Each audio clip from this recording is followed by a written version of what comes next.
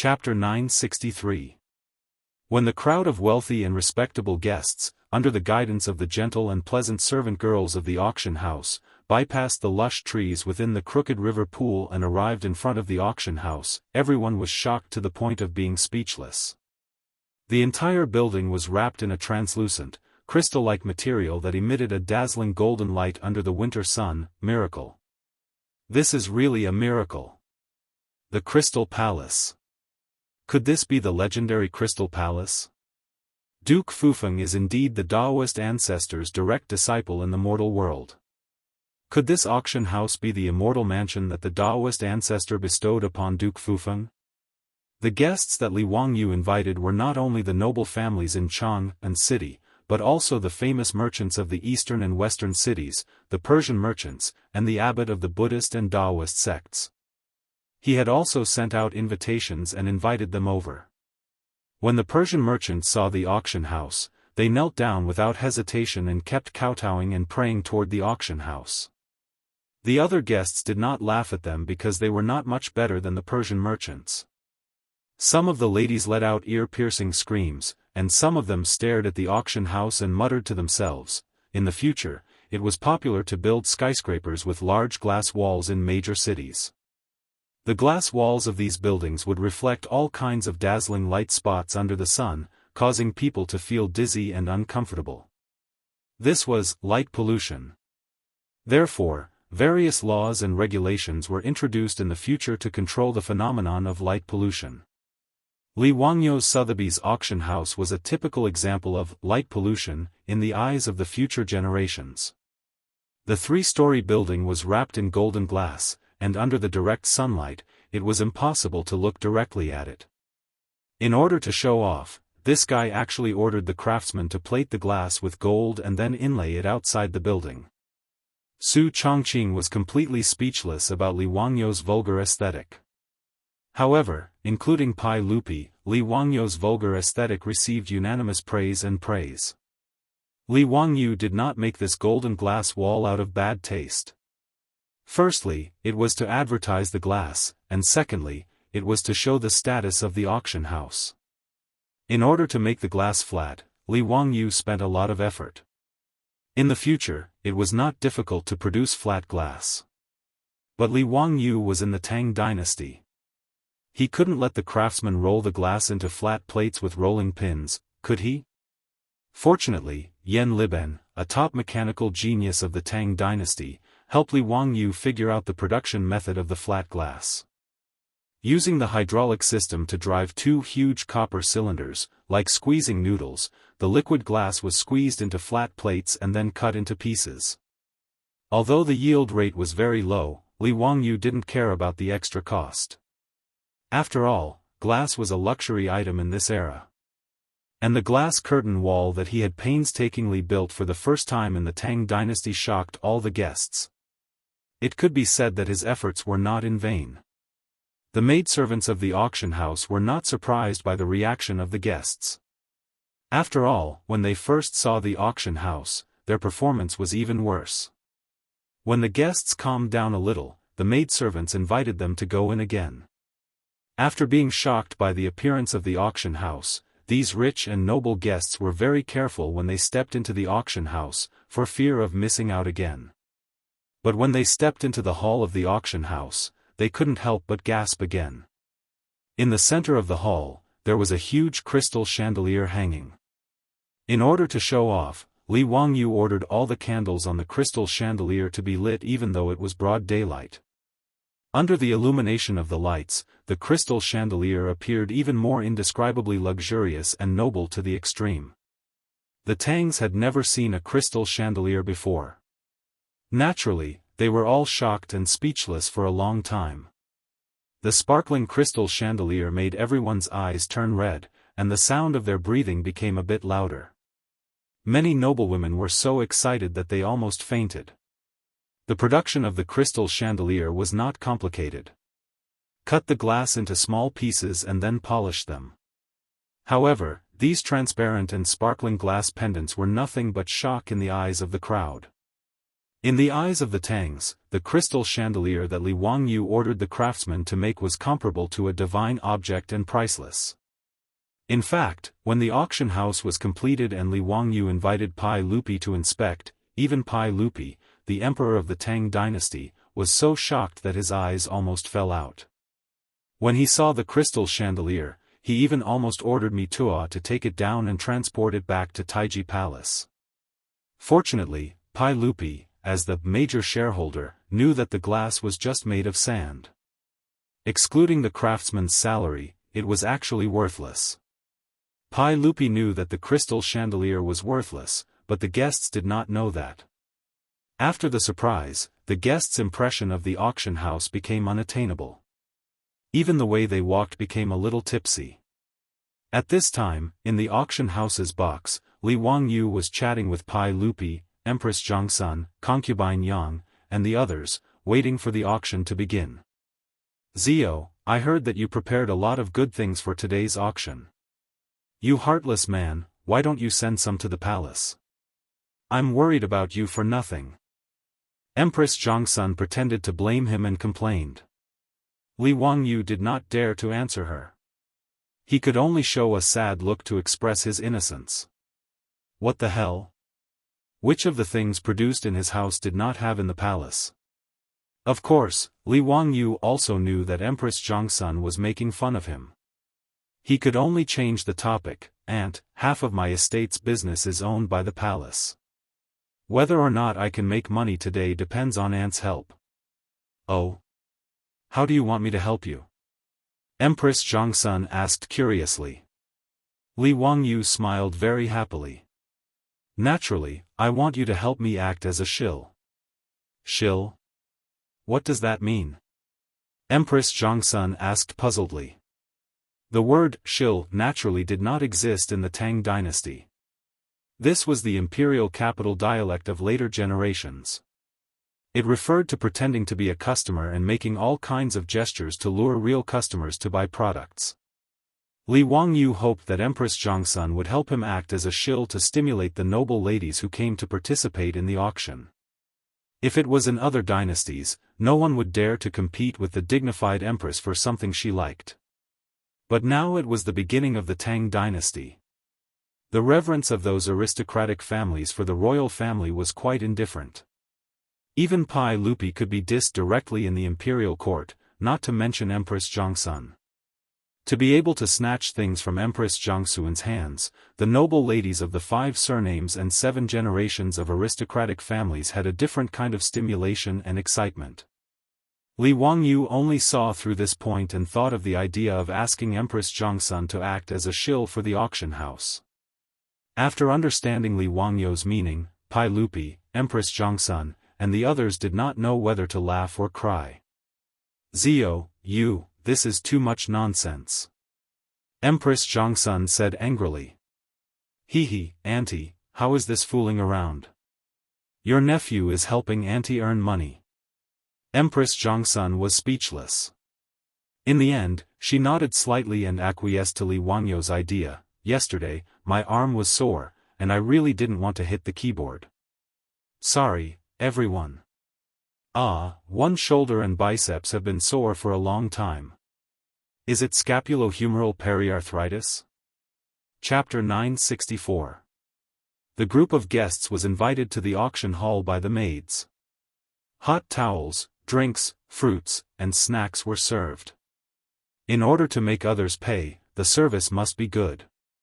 After a while, Li Wangyu saw that most of the guests he invited had arrived, so he ordered someone to pass the message that the auction could start. Cho Kun, who was in a black uniform, walked to the auction stage with a smile on his face and bowed to the guests in the hall. Cho Kun, the fat man, was the auctioneer of today's auction. Li Wangyu originally thought that being an auctioneer was a simple job.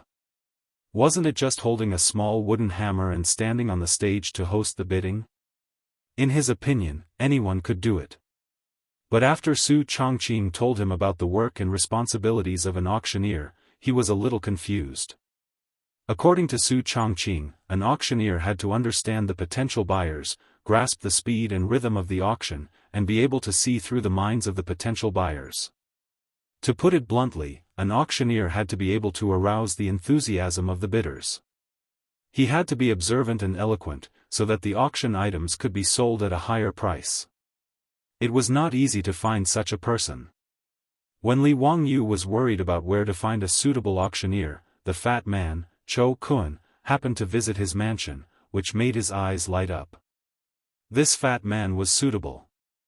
The Chou family in Chang'an and Li Wangyu's mansion had become closer in the past 2 years.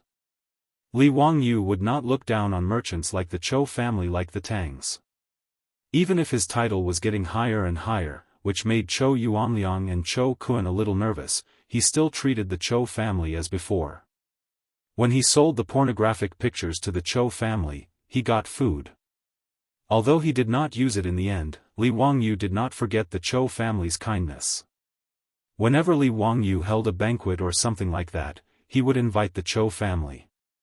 And because of Li Wangyu, the fat man, Chou Kun, often hung out with the top playboys of the Tang dynasty like Qing Chumo. It was also because of the relationship between the Chou family and Commandery Duke Fufeng that the Chou family had a special status in Chang'an city.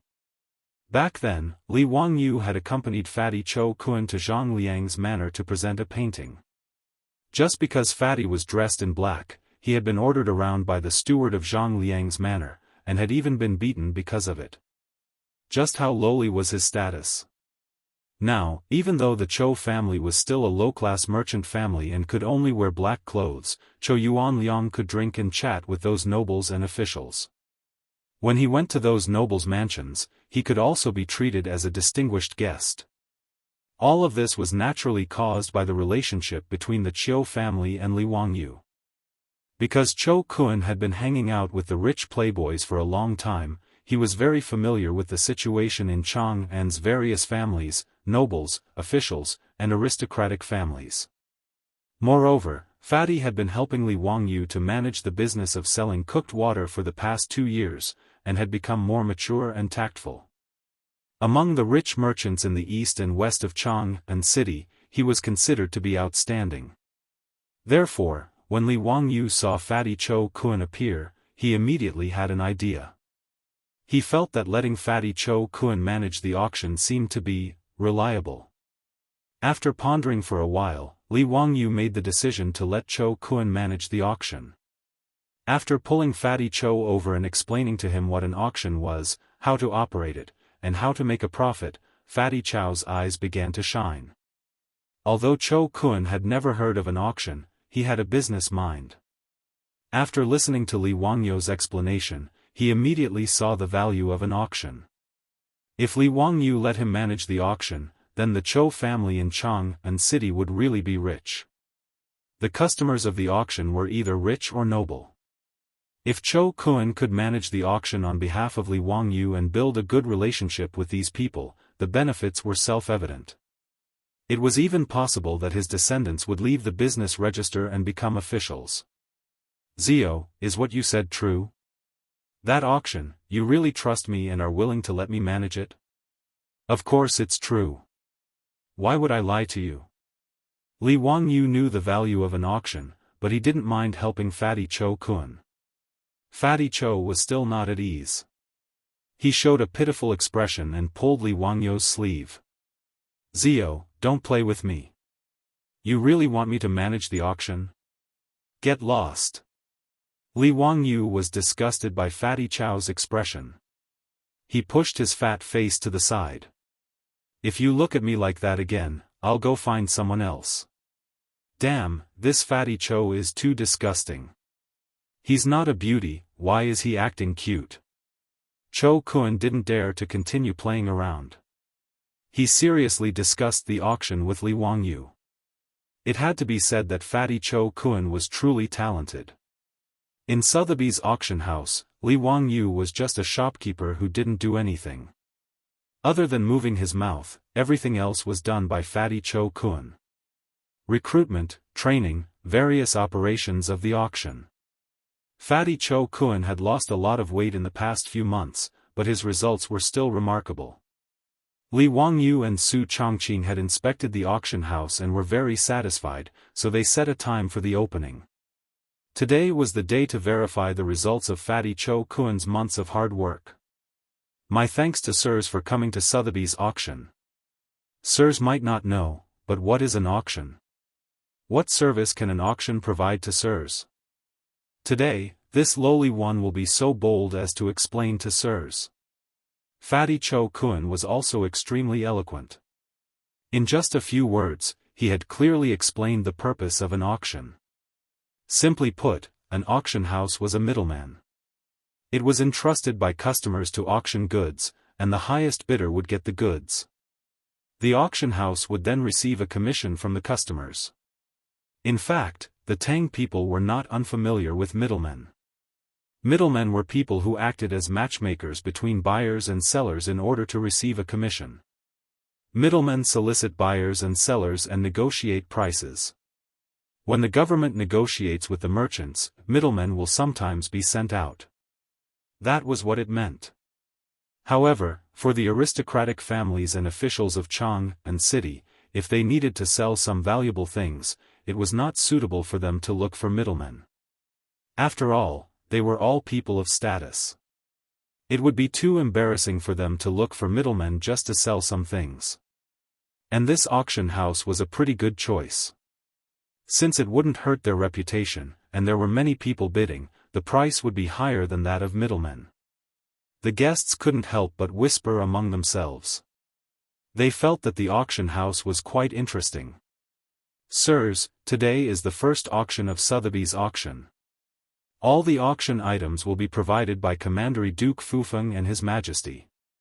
As for the specific items, forgive me for keeping you guessing.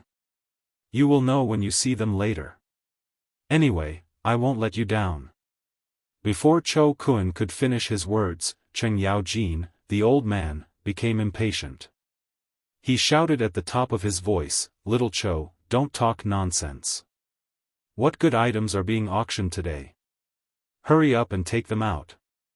Bastard, do you expect me to pay for Zio's things?" Li Wangyu was so angry at the old hooligan's words that he almost ordered someone to throw him out. He was too shameless. Pai Lupi, however, was laughing happily. Li Wangyu wanted to ask Pai Lupi if he had forgotten that he had half of the shares in the auction house. Cho Kun was not angry. He smiled and bowed to Cheng Yaojin. "Since High Duke Lu said so, I will start the auction immediately. The first auction item today is..." Chapter 965. The first item to be auctioned today is a treasure personally crafted by Commandery Duke Fufeng. As for what it is, I don't need to say more. Everyone will know once you see it. Cho Kun kept the crowd in suspense and waved at the maidservants below the stage. A huge object that was as tall as a person was carefully pushed to the front of the stage by a few maidservants. It was covered in red satin. Upon hearing that this object was personally crafted by Li Wangyu, the crowd's curiosity was piqued. Even though the aristocratic families and Li Wangyu had never been on good terms with each other, they were still looking forward to the good things that Li Wangyu had created. They all cast curious gazes toward the auction stage. "Cho Kun, what are you waiting for? Hurry up and take off the red satin.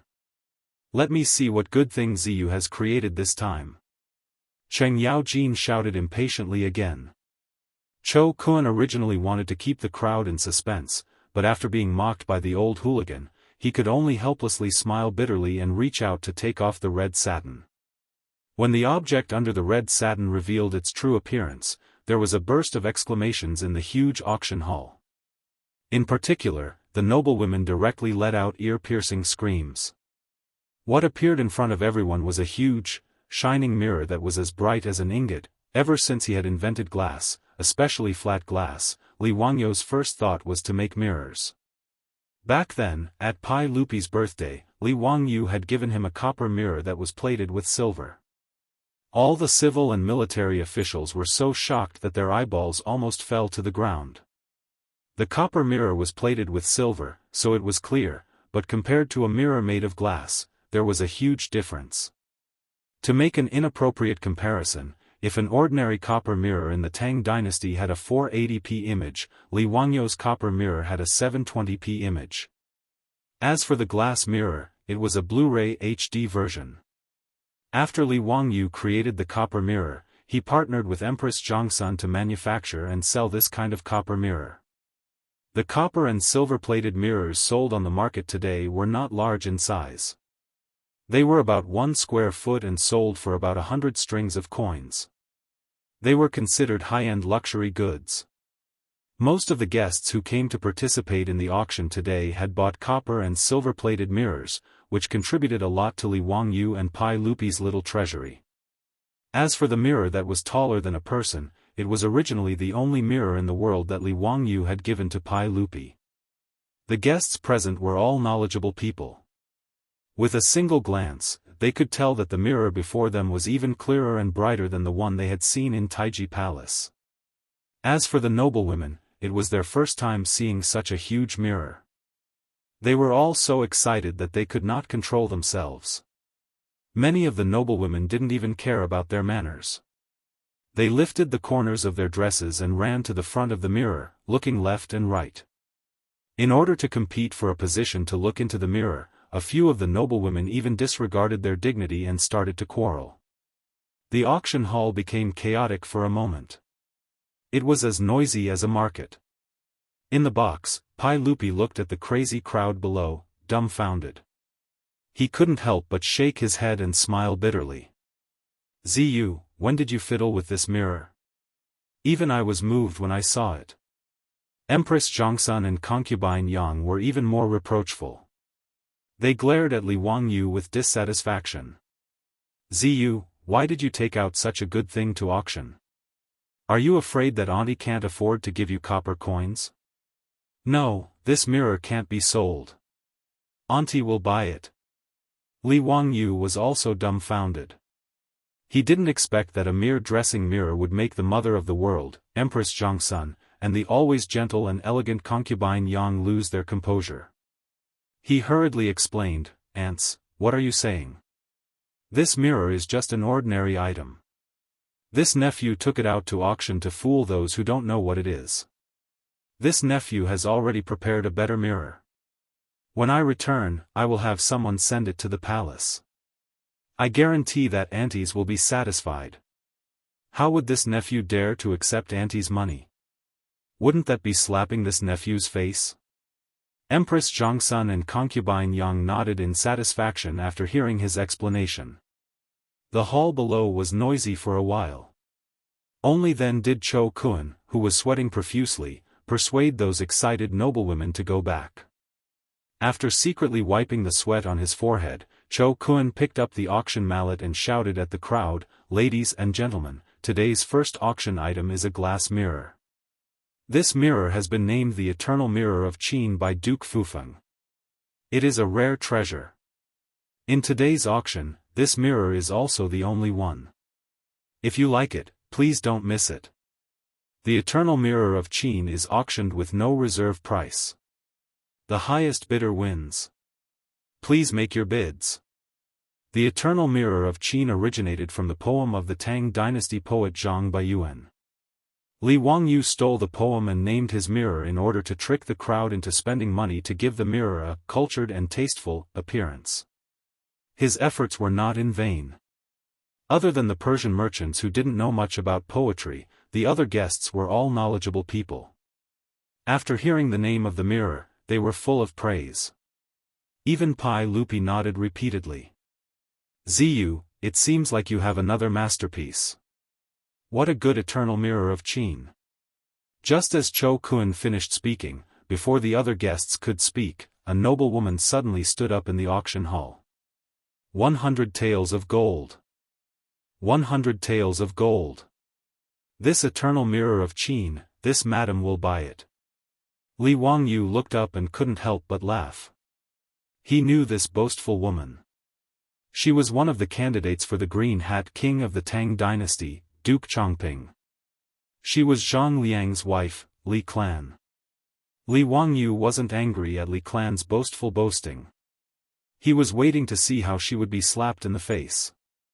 100 taels of gold was naturally an astronomical figure to ordinary people. But to the guests present, what was 100 taels of gold? Sure enough, as soon as Li Shi finished speaking, another upper-class woman stood up. He, Duke Chongping's wife sure is diligent and thrifty. She wants to buy this eternal Qin-era mirror with just 100 taels of gold, but she's thinking too much. This madam will pay 1,000 taels of gold. Seeing this, Li Wangyu laughed so hard that his back teeth were about to show. This was also someone he knew. It was none other than the wife of the old scoundrel, Duke Lu, Lady Cui. Li Wangyu went in and out of Duke Lu's residence as if it was his own residence. Naturally, he was familiar with Lady Cui. When he saw Madame Cui raise the price for him like this, and she'd even raised it by an entire 10 times as soon as she spoke, Li Wangyu couldn't help but wonder if his memory was bad.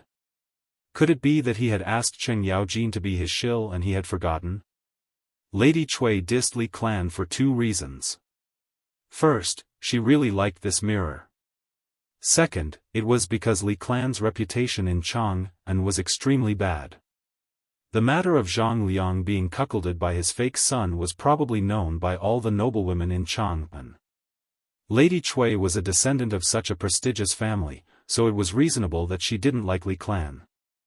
Li Clan also didn't expect that the moment he spoke, he would be ruthlessly slapped in the face. She wanted to retort, but her husband was only the founding duke while Cheng Yaojin was the founding duke. Furthermore, Lady Cui was from the influential Cui family of Qinghe. How could she offend them? Therefore, after being mocked, Li Clan's expression froze. He didn't dare to continue speaking. He could only grit his teeth and silently endure. However, even though Li Clan had shut up, it didn't mean that Lady Cui could buy this mirror for 1,000 taels of gold. I bid 1,500 taels of gold. Lady Cui, I'm sorry, but I also like this ancient Qin-era mirror. How about you give it to me?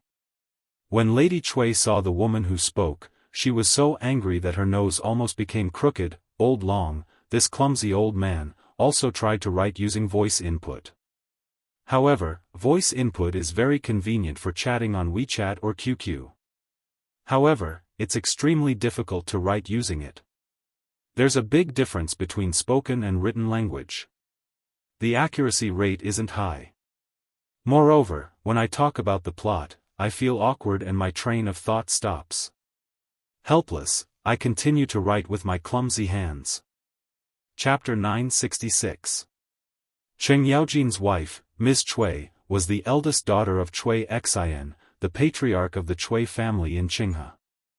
The 5 families and 7 princes were of the same breadth and branch.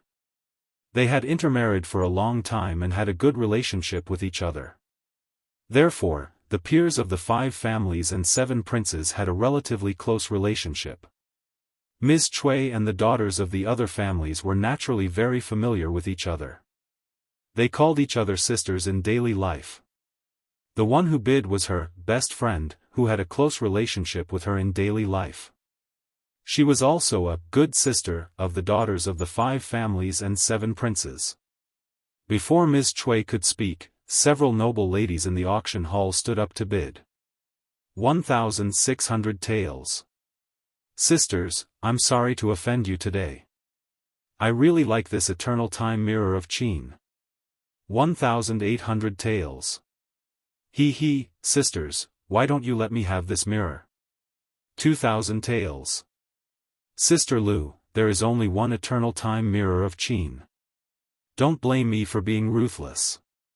A group of good sisters and close friends who were familiar with Ms. Cui and often gathered together in daily life all stood up to bid, which made her so angry that she had nothing to say.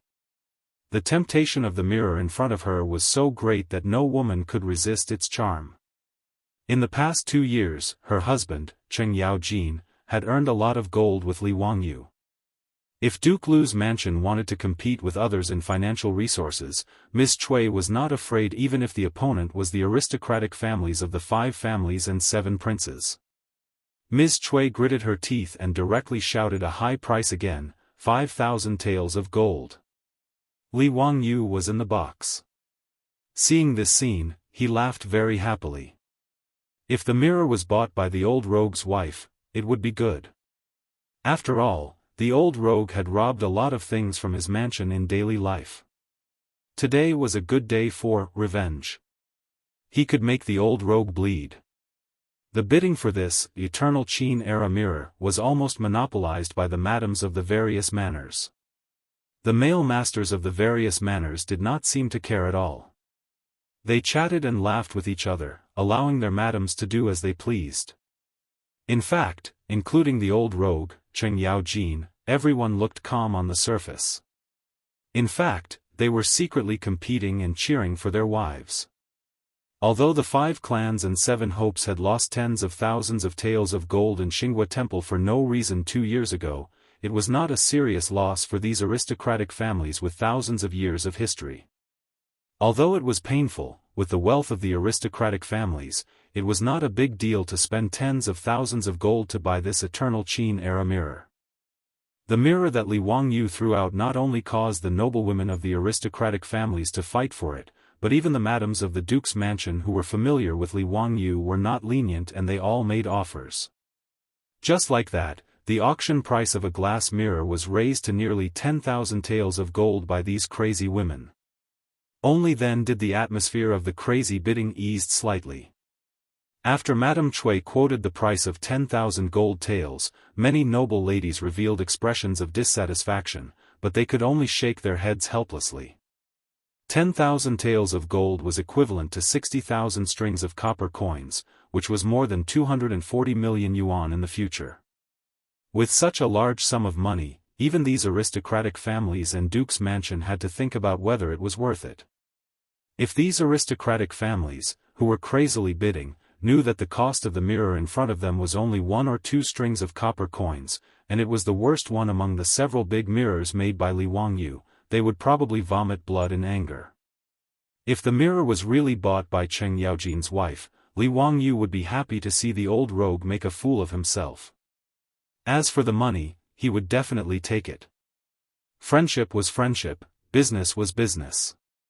The old rogue had swindled so many good things from his mansion in the past 2 years. The 10,000 taels of gold could be regarded as the interest. Li Wangyu snickered in his heart. He estimated that this mirror would probably fall into the hands of the old rogue. When the noble ladies calmed down a little, they heard a slightly stiff Han language in the auction house. I bid 11,000 taels of gold. Hearing this, everyone turned their heads to look for the voice. It was a Persian businessman who stood up and made a bid. The sudden appearance of a troublemaker made these noble ladies a little unhappy, but they could not do anything about it. After all, Cho Kun had already made the auction house's rules very clear. The highest bidder would win. Furthermore, the owner of this auction house was Li Wangyu, the Duke of Fufeng, so they could not mess around. However, if they competed with these Hu merchants in terms of wealth, even the aristocratic families would be wary. Hu merchants were always rich, and this was something that everyone in Chang'an City knew. In the Tang dynasty, there was a saying, poor Persians, sick doctors, thin sumo wrestlers, fat brides. It was a humorous sarcasm, meaning that these things were impossible. Persian merchants were rich, and this was what the Tang people knew. And these Persian merchants were indeed quite rich. In history, after Wu Zetian ascended to the throne, the Persian merchants in Luoyang alone donated 100 trillion taels of gold to repair the Dingding Gate in Luoyang. Of course, the 100 million in the Tang dynasty was not the concept of 100 million, but 100,000. But even so, the amount of copper coins donated by the Hu merchants in Luoyang was 100 billion coins. That was 100 million strings of copper coins, or 16 million taels of gold. One had to know that during the Great Tang Tianbao era, the annual revenue of the Tang dynasty was only 54 million taels of gold. Most of this was income from physical objects, such as corn, silk, and so on. The income from copper coins was only 2 million taels of gold. In other words, the copper coins donated by the Persian merchants in Luoyang to Wuxia to build the Dingding Gate were 2 years of national revenue during the Great Tang Tianbao era. Therefore, it was not an exaggeration to say that the Persian merchants were rich enough to rival a country. Of course, when Li Wangyu read this history, he had some doubts in his heart. He doubted that the Hu merchants in Luoyang could take out so many copper coins, and there was no lack of possibility that the history books had exaggerated it. But no matter what, it was an indisputable fact that the Hu merchants were rich.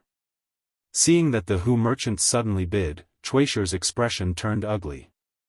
The old hoodlum, Cheng Yaojin, had a ferocious look on his face as he glared at the Hu merchant with his bell-sized eyes. This dramatic turn of events made Li Wangyu laugh even more happily. It was not that the mirror could be auctioned for more gold, but that Cheng Yaojin had been interrupted by someone else. No matter how he looked at it, it was quite amusing. Cheng Yaojin did not wait for his wife to speak and directly slapped the table in front of him and suddenly stood up. This daddy offers 15,000 taels of gold. 16,000 taels. Bastard. This daddy offers 18,000 taels. Cheng Yaojin's eyes were about to spit fire. Although he was rich, using so much gold to buy a mirror was a bit crazy. The barbarian merchant, on the other hand, was completely unperturbed. He smiled and nodded towards Cheng Yaojin as he spat out a few words, 20,000 taels of gold. Cheng Yaojin opened his mouth, but in the end, he angrily sat back down and muttered, "Bastard, you really are a poor Persian. This daddy is not buying any more. When this daddy returns, this daddy will kill my way to ZU's residence. If they don't give me money, I'll just rob them." His words immediately caused the auction hall to erupt into laughter. In the private room, Pai Lupi was rocking back and forth with laughter. Empress Zhongsun and concubine Yang were also laughing with their sleeves covering their faces. Only Li Wangyu, who had been laughing at Cheng Yaojin, had a face as black as the bottom of a pot. Chapter 967. Li Wangyu was too lazy to comment on Cheng Yaojin's shamelessness. It was not worth it to get angry with such a troublemaker. He turned his head away and pretended that he did not hear Cheng Yaojin's shameless words. However, he swore to himself that when he returned to Dingzhou village, he would nail up a sign that read, "Lu Guogong and dogs are not allowed to enter." After Cheng Yaojin's ruckus, the auction for the eternal mirror of Qin was over. The barbarian merchant had bid 20,000 taels of gold. Naturally, no one dared to compete with him. The first item in today's auction had sold for such a high price. This was out of Cho Kuan's expectations. However, Cho Kuan was not happy at all. During the auction, he had not been of any use at all. He did not even need to bluff, much less stir up the crowd's emotions. The price of the eternal mirror of Qin was beyond his imagination.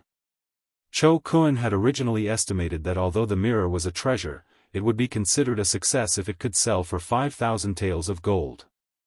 However, he did not expect the final price to increase by 4 times. Cho Kuan raised the hammer in his hand helplessly. According to the rules of the auction house, after asking 3 times, he made the final decision and won the eternal mirror of Qin. After congratulating the barbarian merchant, Cho Kuan ordered someone to push the mirror off the stage. In the auction hall, the bright mirror was sent backstage, accompanied by the heartbroken voices of countless noblewomen. After the auction, these auction items would be delivered to each family's residence by the auction house.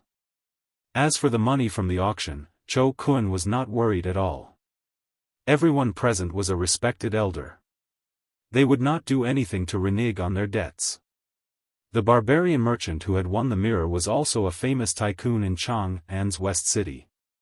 There was no need to worry about him not paying. After the exciting auction battle just now, it had piqued the interest of all the guests. It was the first time they had come into contact with such a method of transaction. It was very novel, especially for the group of noblewomen. Although they had not won the mirror, the bidding just now had made them addicted. When had this group of noblewomen ever enjoyed the pleasure of shopping in the past? In addition to the excitement of the barbarian merchant throwing away 10,000 taels of gold, the rest of the auction proceeded smoothly. Today's auction items were all provided by Li Wangyu and Pai Lupi. Pai Lupi selected a lot of treasures from the royal treasury for the auction. Naturally, the items collected by the imperial family were of high quality. Coupled with the addition of the imperial family's collection, the aristocratic families, nobles, and officials all made a move. Many of the items provided by Pai Lupi were sold at a high price, which made Pai Lupi grin from his private room. He was actually not very interested in these treasures. Instead of guarding these inanimate objects, it would be more practical to turn them into dazzling gold. Moreover, Pai Lupi's wild ambition had been greatly stimulated by Li Wangyu's map. That original map was hung in Li Er's bedroom. Every day, he would look at the map and study it carefully. He hated that he could not bring all the territories on the map under the rule of the Tang dynasty. However, to achieve this goal, in addition to the strategies proposed by Li Wangyu, the more important point was to have money and food. The problem of food, because of the appearance of potatoes, did not worry Pai Lupi too much. However, money was a very practical problem. The Tang dynasty had not been established for long, and the treasury could not be said to be very rich. In fact, not to mention the fourth year of the Kai Zhengguan, even during the Tianbao period, the annual tax income of the Tang dynasty's imperial court was only 2 million strings of copper coins. The copper coins and gold in the Tang dynasty's treasury were not enough to support Pai Lupi's vigorous ambition. Therefore, Pai Lupi also wanted to take out the useless but expensive treasures in the royal treasury to auction.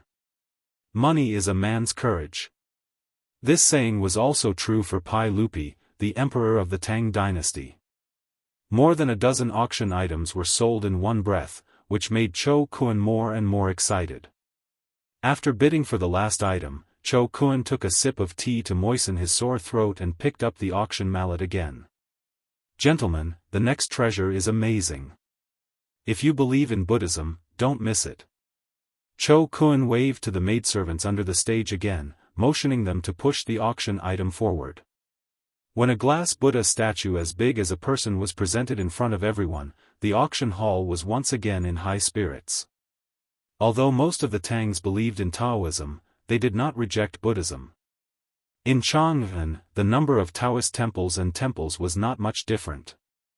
Many people even believed in Taoism and Buddhism, and they would burn incense on both sides. Therefore, in the mansions of these aristocratic families and officials, most of them worshipped the statues of Tao ancestor, as well as Buddha. However, the Buddha statue in front of them was a little too shocking. It was transparent and the size was no different from that of an ordinary person. Who had ever seen such a Buddha statue? The expression of the Buddha statue was quite lifelike and lifelike.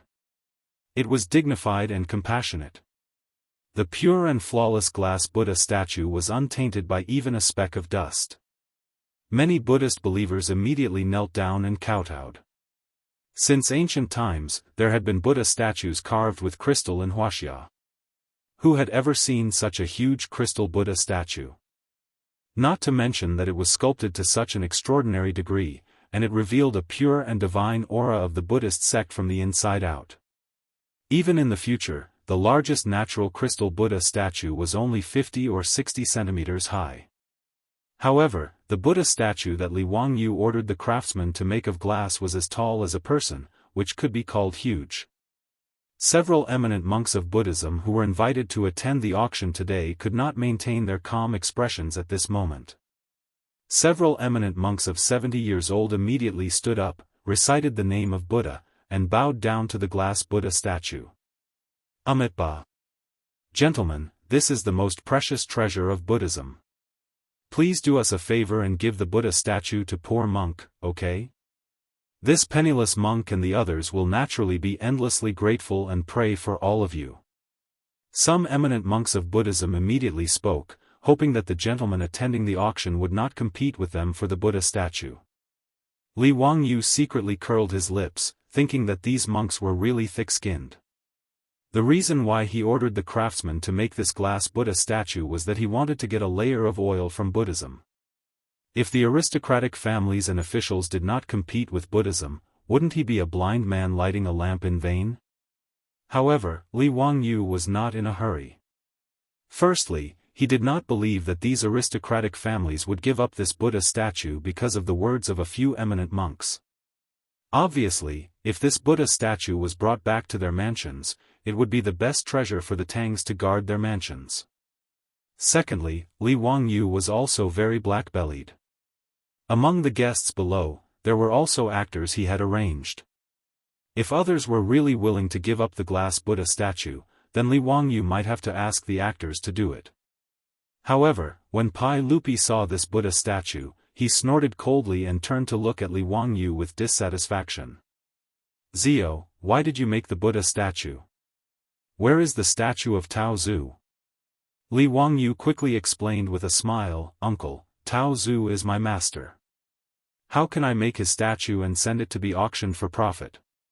Wouldn't my master send down the 9 heavens divine thunder and strike me to death?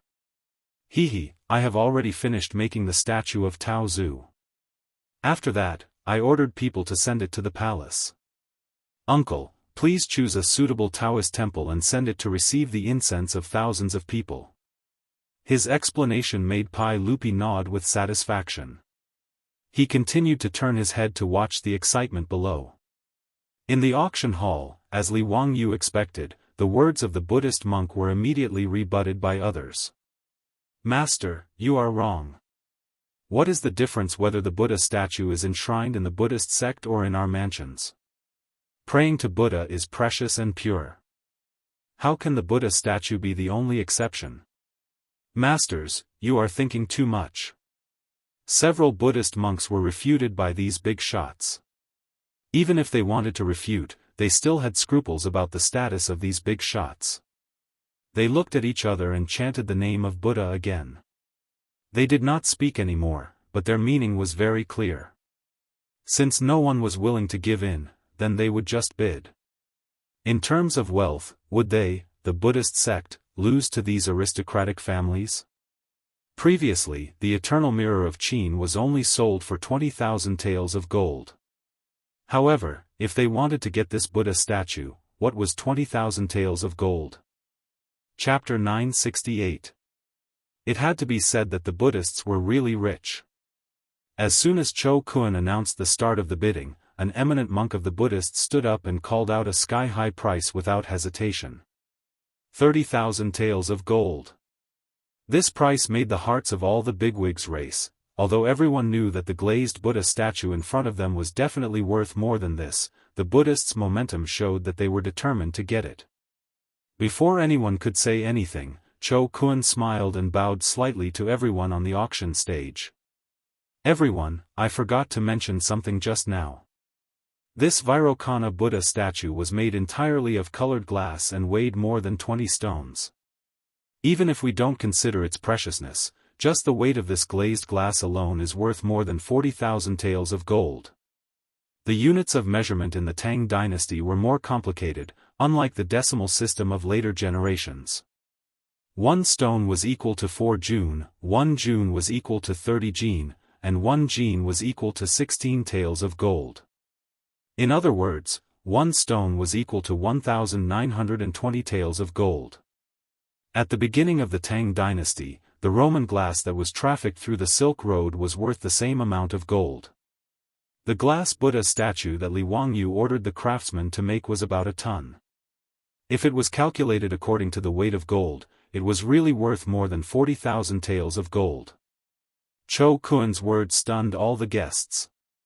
The several eminent monks of the Buddhists also looked at each other and silently calculated in their hearts. They were sure that the price they had just offered was really too low. In fact, the price of glass couldn't be calculated like Cho Kun. The barbarian merchants traveled tens of thousands of miles through the Silk Road to transport fragile glassware to the Tang dynasty. The cost was very high, so the price was set to be the same as the weight of gold. No one would be so foolish as to travel thousands of miles to transport glassware that weighed more than a ton to the east. But no matter what, Cho Kun's words made everyone recalculate in their hearts how much the glazed Buddha statue in front of them was worth. I bid 40,000 taels of gold. Before the eminent monks of the Buddhists finished their discussion, they heard the Persian merchant who had bid for the eternal Qin-era mirror stand up and bid again. The guests were even more dumbfounded. They didn't understand why the Persian merchant suddenly bid. The eminent monks of the Buddhists were even more furious. You barbarian, you're so unreasonable. You're a Zoroastrian, why are you bidding for our Buddhist treasure? What are your intentions? Was he trying to humiliate Buddha? If you can't give us a reason today, our Buddhist sect will definitely not let this matter rest. The barbarian merchant didn't expect that his bid would anger these Buddhist monks, so he hurriedly tried to explain himself. Masters, I have no intention of humiliating Buddha. It's just that I'm familiar with the king of the Gaochang kingdom, who has always been a believer of Buddhism. When His Majesty came to Chang, and this year, he entrusted Ol Wei to find an exquisite Buddha statue in the Tang dynasty and bring it back to Gaochang to worship. In my opinion, this Vairocana Buddha statue should be to the king's liking, which is why I bid for it. The Hu merchant's explanation left the Buddhist monks speechless. Finding the Buddha statue for Gaochang's monarch was a reasonable excuse. The Gaochang nation believed in Buddhism and these eminent Buddhist monks were well aware of this. Gaochang nation was located at the transportation hub of the western regions and was a rare Buddhist nation in the western regions. As the craftsmen of the Central Plains were highly skilled, it was normal for Gaochang's monarch to entrust these Persian merchants to find Buddha statues in the Central Plains. The Tang dynasty had indeed exported many Buddha statues to Gaochang. Be it bronze Buddha statues or jade Buddha statues, they were all very popular in Gaochang. This was why this Hu merchant had bid for the Vairocana Buddha statue after seeing it. Knowing that they had misunderstood this Hu merchant, the eminent monks felt even more stifled. They naturally weren't afraid of competing with the aristocratic families and nobles in terms of wealth. However, competing with these Hu merchants who were so poor that they only had money left, even Buddhists felt a little apprehensive. However, that Hu merchant's words were reasonable. Even if they were displeased, they couldn't stop the Hu merchant from bidding. For a moment, the eminent monks' faces turned even uglier. Not only did the eminent monks' faces turn ugly, but the guests who were interested in bidding for the Buddha statue were also extremely frustrated. With the Hu merchant's wealth, this extremely rare Vairocana Buddha statue would most likely be won by him again. Just as everyone was in a dilemma, they heard Li Wangyu's voice from the box, which attracted everyone's attention. Li Wangyu stood up with a face full of smiles and said loudly to the guests, "Gentlemen, Gaochang's monarch believes in Buddhism and our Tang dynasty has always been on good terms with Gaochang nation. Since Gaochang's monarch wants to find a Buddha statue, how can we let you, Harkok, pay for it? Just now, His Majesty has instructed me to specially make a Vairocana Buddha statue for Gaochang's monarch as a national gift. Therefore, Harkok, you don't have to bid for today's auction." Harkok was the name of that Hu merchant. This person was quite famous in Chang'an's West City, so Li Wangyu also knew him. Hearing Li Wangyu's words, everyone heaved a sigh of relief. As long as the Hu merchant didn't participate in the auction, it was a good thing. Harkok was very regretful, but he had nothing to say. He could only place one hand on his chest and bow to Li Wangyu to express his gratitude. Although Harkok was auctioning this Buddha statue on behalf of Gaochang's monarch, it wasn't for free. If he had won the auction and shipped it to Gaochang nation, Gaochang's monarch would have been willing to pay 100,000 taels of gold or even more. With such a large amount of expected profits flying out of thin air, one could imagine the regret in Harkok's heart. In the box, Pai Lupi was very surprised after hearing Li Wangyu's words. What did he mean by ordering Li Wangyu to specially make a Buddha statue for Gaochang's monarch? How could there be such a thing? Wasn't this a fake imperial edict right in front of his face? However, since Li Wangyu had said so in front of everyone, Pai Lupi knew that his nephew must have his reasons, even though he didn't understand. Therefore, Pai Lupi, who had been called a fake imperial edict, didn't say a word and didn't refute. Instead, he waited for Li Wangyu's explanation. After Li Wangyu spoke up to stop the Hu merchant from continuing to bid, the auction below could continue. He turned his head and bowed slightly to Pai Lupi. After making an apologetic expression, he smiled and said, "Uncle, please forgive me. Just now, this nephew didn't ask for your permission and acted on my own accord. Using your name, I propose to gift Gaochang's monarch a Buddha statue." Sigh. "Don't worry about it. Zio, why don't you tell me why you did this?" Pai Lupi waved his hand. "Hee, uncle, this nephew is making preparations for uncle's conquest of the western regions." "Oh? Tell me about it in detail." Li Er's interest was piqued and he quickly asked. Li Wangyu didn't keep him in suspense and explained, "Uncle, with the military strength of the Tang dynasty, it's easy to destroy the western regions. However, as the saying goes, we don't have a good reason." "Uncle, you must be having a headache. What excuse should we use to conquer the western regions? Especially the wife of Gaochang's monarch, who has just been conferred the title of Princess Chengel by uncle. Without a suitable excuse, the Tang dynasty can't rashly use our weapons. Since ancient times, when Wuxia wanted to launch a crusade, they always needed to find an excuse and a good reason. Whether it was to restore the Han dynasty or to pacify Nandan, there had to be an explanation. Even in the later generations, when the Americans wanted to beat Shah Damu, they had to carry a bag of detergent and say that it was a weapon of mass destruction. In short, there had to be a reason to launch an attack. Otherwise, it would be an unjust army that won't win the hearts of the people. In history, the Tang dynasty had been eyeing the western regions for a long time. However, it wasn't until the 13th year of Zhengguan that the Tang dynasty found an excuse, saying that Gaochang's alliance with the Western Turks had violated the prestige of the Tang dynasty. Thus, they launched an attack. In the 14th year of Zhengguan, Gaochang was destroyed by Hou Junji. Ever since Li Wangyu presented the map and strategic objectives, the Tang dynasty's big shots, including Pai Lupi, had been thinking about what excuse to use to attack Gaochang. Currently, the relationship between the two countries was good. Just before Li Wangyu's suggestion, the monarch of Gaochang, Chu Wentai, came to Chang and with his wife to visit Pai Lupi. Pai Lupi even gave his wife the surname Li and conferred the title of Princess Chengel.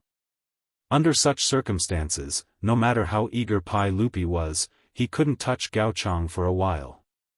When Pai Lupi heard Li Wangyu's words, he naturally knew that his nephew had another idea. He couldn't help but be overjoyed. "Zio, quickly tell me, do you have a plan?"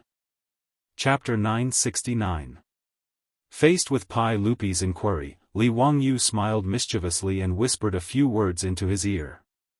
Pai Lupi's face immediately revealed an expression of surprise, joy, and confusion. "Ziyu, is what you said true? But how could this Lioli?" Li Wangyu smiled and said, "Uncle, of course it's true.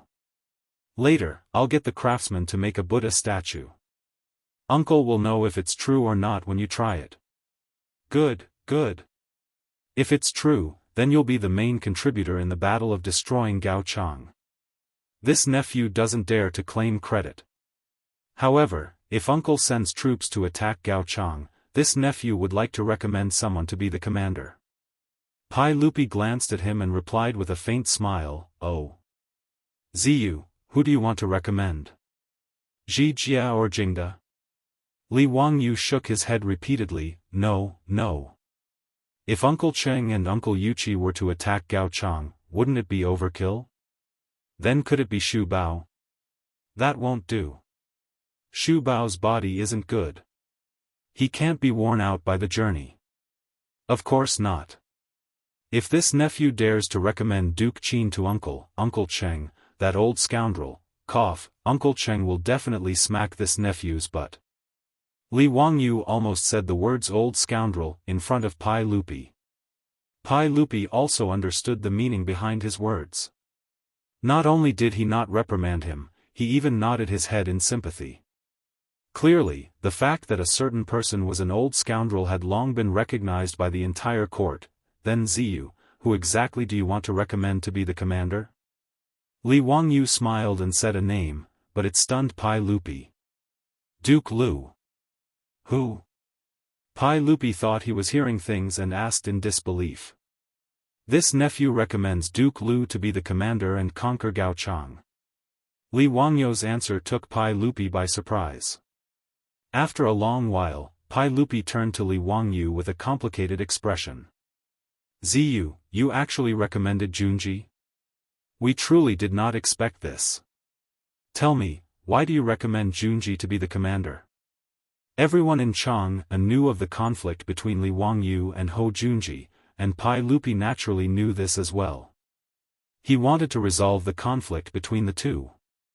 After all, Ho Junji was his beloved general, and Junji was a capable nephew who had given him countless pleasant surprises. Pai Lupi naturally didn't want to see Junji's relationship with Ho Junji's opinion. And Junji's grandfather. Pai Lupi had always doted on Ho Junji. In history, not only had Pai Lupi sent Ho Junji to lead armies, he had also promoted him to Minister of Imperial Revenue, promoted him to Minister of Personnel, and even listed him as one of the 24 meritorious officials of Lingyan Pavilion. Even though Ho Junji had rebelled, Pai Lupi had still wanted to pardon him before his execution. From this, one could see just how much Pai Lupi loved Ho Junji. Li Wangyu naturally understood this, so in the face of Pai Lupi's question, he casually shrugged. This nephew truly doesn't like Duke Lu's character, but I do acknowledge his abilities. Thus, this nephew's recommendation of Duke Lu is merely a matter of fact. Duke Lu is the most suitable commander for conquering Gaochang. Pai Lupi thought for a few moments before nodding. We understand. We will consider this matter. Li Wangyu felt that he had achieved his goal, so he said no more and continued to watch the auction. The reason he had suddenly recommended Ho Junji to Pai Lupi was to ensure that when the Tang army conquered Gaochang, it would still be Ho Junji leading the army. In truth, even if Li Wangyu hadn't mentioned this matter to Pai Lupi, there was still a very high chance that Pai Lupi would have chosen Ho Junji to lead the army. In history, it was Ho Junji who had led the army to destroy Gaochang. Although that was 13 years after Zhengguan's death, it was now 8 years ahead of schedule, but that didn't necessarily change. Li Wangyu had suggested this to Pai Lupi in order to add another layer of insurance. As for why he insisted on having Ho Junji lead the army to conquer Gaochang, he naturally had his reasons. After the Hu merchant withdrew from the bidding, the eminent monks of the Buddhist sect engaged in a heated battle with the other guests. In the end, the Buddhist sect won, bidding 68,000 taels of gold to buy the Vairocana Buddha. Li Wangyu was naturally satisfied with this result. Only a fool would be dissatisfied. After all, the cost of a ton of glass, including the wages of the craftsmen, only amounted to a few hundred strings of coins. Half a month of baking time had been exchanged for 68,000 taels of gold. Even robbing people wouldn't be able to do this. But not even Li Wangyu had expected that the most profitable item in today's auction would not be the Buddha, but the perfume. Speaking of which, these perfume were not being managed by Li Wangyu, but by his beautiful superior and her army of women. Su Chongqing had collected 12 different kinds of flowers and made 12 different types of perfume. Moreover, the perfume's manufacturing process had been improved by the army of women, making the perfume even stronger and last longer. It was very close to the perfumes of the modern era. The rather business-minded Su Chongqing had ordered the craftsmen to meticulously carve and blow the perfume bottles into 12 different shapes, naming them the 12 flower deities. Because Su Chongqing, an elite woman in the modern era, was used to using Dior's perfume, she actually did the same as Li Wangyu and unceremoniously named their perfume the Dior's 12 flower deities perfume. His beautiful superior, who had always criticized Li Wangyu for plagiarism, didn't hold back at all when plagiarizing, even copying the Dior perfume's advertising slogan. When Li Wangyu heard Fatty Cho Kun recite with deep affection, "At this time, gold seems cold, jewelry lacks vitality, and colored glass is not attractive enough. Don't pretend, feel the real luxury, and only the Dior 12-flower goddess perfume. After hearing this advertising slogan, he almost spat out the wine in his mouth onto Li Er's face. When Cho Kun showed these fragrant and enchanting perfume to the group of noblewomen, the entire auction hall fell into a frenzy. The fragrant fragrance, the glittering glass perfume bottles. At this moment, in the eyes of the top noblewomen of the Tang dynasty, they were simply emitting a dazzling light. Even the stingiest man, in the face of his wife's murderous gaze, could only reluctantly pay for it. Su Chongqing had prepared a total of 10 sets of 12 bottles of perfume for the auction. As a result, even Empress Zhongsun, this shill, was useless. The price of each set of perfume was raised to about 30,000 taels of gold by these crazy noblewomen. Just the perfume alone was sold for more than 300,000 taels of gold, making Li Wangyu speechless. Pai Lupi was even more dumbfounded. As for Empress Zhongsun and concubine Yang, the way they looked at Li Wangyu made him shudder, as if he was being stared at by two ferocious beasts. Fortunately, Li Wangyu was sensible and immediately patted his chest as a guarantee. He turned around and ordered people to send the perfume to the palace. Only then did he avoid the fate of being stabbed to death by Pai Lupi's wife's gaze. Li Wangyu could only shake his head speechlessly. Sure enough, no matter what era it was, women's money was the easiest to earn. The auction, which opened the eyes of the country bumpkins of the Tang dynasty, made Li Wangyu and Pai Lupi a lot of money. In fact, the amount of money they earned didn't have any special meaning to Li Wangyu. No matter how much money they had, it was just a number. What he enjoyed was the pleasure of easily making money from the country bumpkins of the Tang dynasty. To borrow a famous saying from Father Ma, I'm really not interested in money, but I'm interested in spending money. Chapter 970. In the 6th month of the 5th year of Zhenguan's reign, Gaochang city was bustling with activity. Countless people poured out of the city gates, singing and dancing as they welcomed the diplomatic group from the Tang dynasty. The king of Gaochang, Chu Wentai, led a group of civil and military officials 30 miles out of the city to welcome the Tang dynasty's diplomatic group.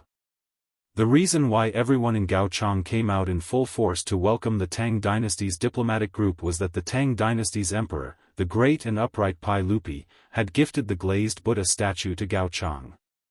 It would arrive with the diplomatic group today. Gaochang City, the capital of Gaochang, was located in Turpan City in the future. It was more than 5,000 miles away from Chang'an City. With the current traffic situation of the Tang dynasty, it would take more than a month to complete the 5,000 miles journey on horseback. If it were a caravan transporting goods, it would take at least 3 months to complete the journey. It was not easy to transport a glass Buddha statue that weighed more than a ton and traveled more than 5,000 miles. The Tang dynasty spent a lot of effort to transport this Buddha statue. First, it was transported to Dunhuang County by 4-wheeled carriages, and then to Gaochang by camel caravans. However, no camel could carry a 1-ton Buddha statue. Therefore, a specialized craftsman made a kind of bracket to connect the 4 camels. The Buddha statue was placed on the bracket and carried by the 4 camels. Under the careful care of countless people, it took more than a month to cross the Gobi Desert and transport the Buddha statue from Dunhuang County to Gaochang City through Hami. As a Buddhist country, all the civil and military officials, including Chu Wentai, and the people of Gaochang were extremely excited when they learned that the Tang dynasty had gifted them this national gift. What kind of treasure was a glass Buddha statue that weighed more than a ton? Even though Gaochang City was far from Chang'an City, there were still caravans coming in and out every day, bringing all kinds of news from Chang'an City. Half a year ago, the shocking auction in Chang'an City was the most talked about event of these caravans. Half a year ago, a similar Vairocana Buddha statue was bought by a Buddhist sect in Chang'an for 68,000 taels of gold. The Buddha statue was bought by the Buddhist sect, but it became a problem as to which temple would worship this glass Buddha statue. Several eminent monks of the Buddhist sect argued and finally decided that the 10 temples in Jianghu city would take turns to worship the statue. Each temple would worship the statue for 3 months. The Great Mercy Temple was the luckiest and got the first chance to worship the Buddha statue. In order to show this glass Buddha statue to its believers, the Great Buddha statue was placed on the square in front of the Great Hall. The base of the Buddha statue was built with white marble, and the colorful glazed Buddha statue was placed on top of it. Because it was an open-air environment, the glass Buddha statue emitted a dazzling radiance under the sunlight every day. It was exceptionally sacred. Because of the statue was the Buddha statue was the Buddha statue was the Buddha statue of the great Buddhist sect. Countless believers flocked to the Great Mercy Temple just to see the Buddha statue. There were even all kinds of miracles and rumors. Some said that the Buddha statue showed up and healed the sick after praying. Some said that the Buddha statue shone colorful light and bathed the believers in the Buddha's light. In short, all kinds of rumors about the glass Buddha statue in Jianghu city had been the talk of the town for the past half a year. It made the people of Gaochangguo restless. After several months of travel, the Vairocana Buddha statue that the great Tang Emperor had given to Gaochang as a national gift was finally going to arrive in Gaochang City. How could the entire court of Gaochang not be excited? Therefore, the king of Gaochangguo, Chu Wentai, had already led the civil and military officials 30 miles out of the city to wait for the arrival of the Buddha statue. When the figures of the great Tang diplomatic mission finally appeared on the official road under the expectant gazes of the people of Gaochang, the surrounding citizens couldn't help but burst into cheers. The musicians played cheerful music and the dancers started singing and dancing. It was a scene of jubilation. It was even livelier than the biggest festival in Gaochangguo. The Buddha statue that was firmly fixed on the back of a hunchback was wrapped in thick straw and other things. The king of Gaochangguo, Chu Wentai, and the others who came to greet them felt a little regretful. After a series of complicated ceremonies, the Tang dynasty delegation and the emperor of Gaochangguo set off for Gaochangguo city again. After learning from the successful experience of the Great Mercy Temple, the ruler of Gaochang, Chu Wentai, didn't hesitate. He ordered people to build an open-air Buddha platform in the largest temple in the city, preparing to use it to consecrate the Buddha statue. In order to show his sincerity, the king of Gaochangguo, Chu Wentai, even ordered people to make the Buddha platform out of pure gold. Just the gold alone cost nearly 20 tons, which was about 800,000 taels of gold. Gaochangguo was located in the center of the Silk Road in the western region. It was an indispensable transportation hub and a commercial hub for the east-west traffic. Therefore, it was very rich. Even though the Tang dynasty delegation was well aware of this, they were still shocked speechless when they saw the Buddha platform made of gold. After arriving at the temple, the Vairocana Buddha statue was slowly and carefully lifted up by a group of craftsmen and placed firmly on the golden Buddha platform. When the Buddha statue was placed properly and the straw and other things that were used to protect it were removed, its true appearance was revealed. Everyone present was immediately stunned. Under the dazzling sunlight, the sparkling and translucent Buddha statue and the dazzling golden Buddha platform complemented each other. It was so solemn and compassionate that it was almost impossible to look directly at it. The abbot of the temple immediately chanted the name of Buddha silently and led all the monks in the temple to kneel down. He loudly recited the profound scriptures. The solemn atmosphere of Buddhism made everyone present immediately kneel down and kowtow to the Buddha statue and pray. The Buddha statue that Pai Lupi had gifted to Gaochangguo was immediately declared as the national treasure of Gaochangguo by the king of Gaochangguo, Chu Wentai. The temple where this Vairocana Buddha statue was enshrined was not only strictly guarded by the king of Gaochangguo, but all the men and women who came to offer incense were also not allowed to come within 30 meters of the Vairocana Buddha statue. Apart from the monks, anyone who dared to come close to the Vairocana Buddha statue would be killed without mercy. Chu Wentai was even more pious and would go to the temple to offer incense and pray every day. As for the Tang dynasty delegation, they temporarily stayed in Gaochangguo to witness the friendship between the two countries. The Turpan Basin where Gao Changhua was located was extremely dry and had very little rain. However, during the Tang dynasty, the Turpan Basin was an important place to farm. Although it was still considered a region with little rain compared to the Central Plains, it was still considered abundant compared to other places in the western region. However, after summer this year, there was no rain in Gao Changhua and the land was dry. Everyone in Gao Changhua was worried about this.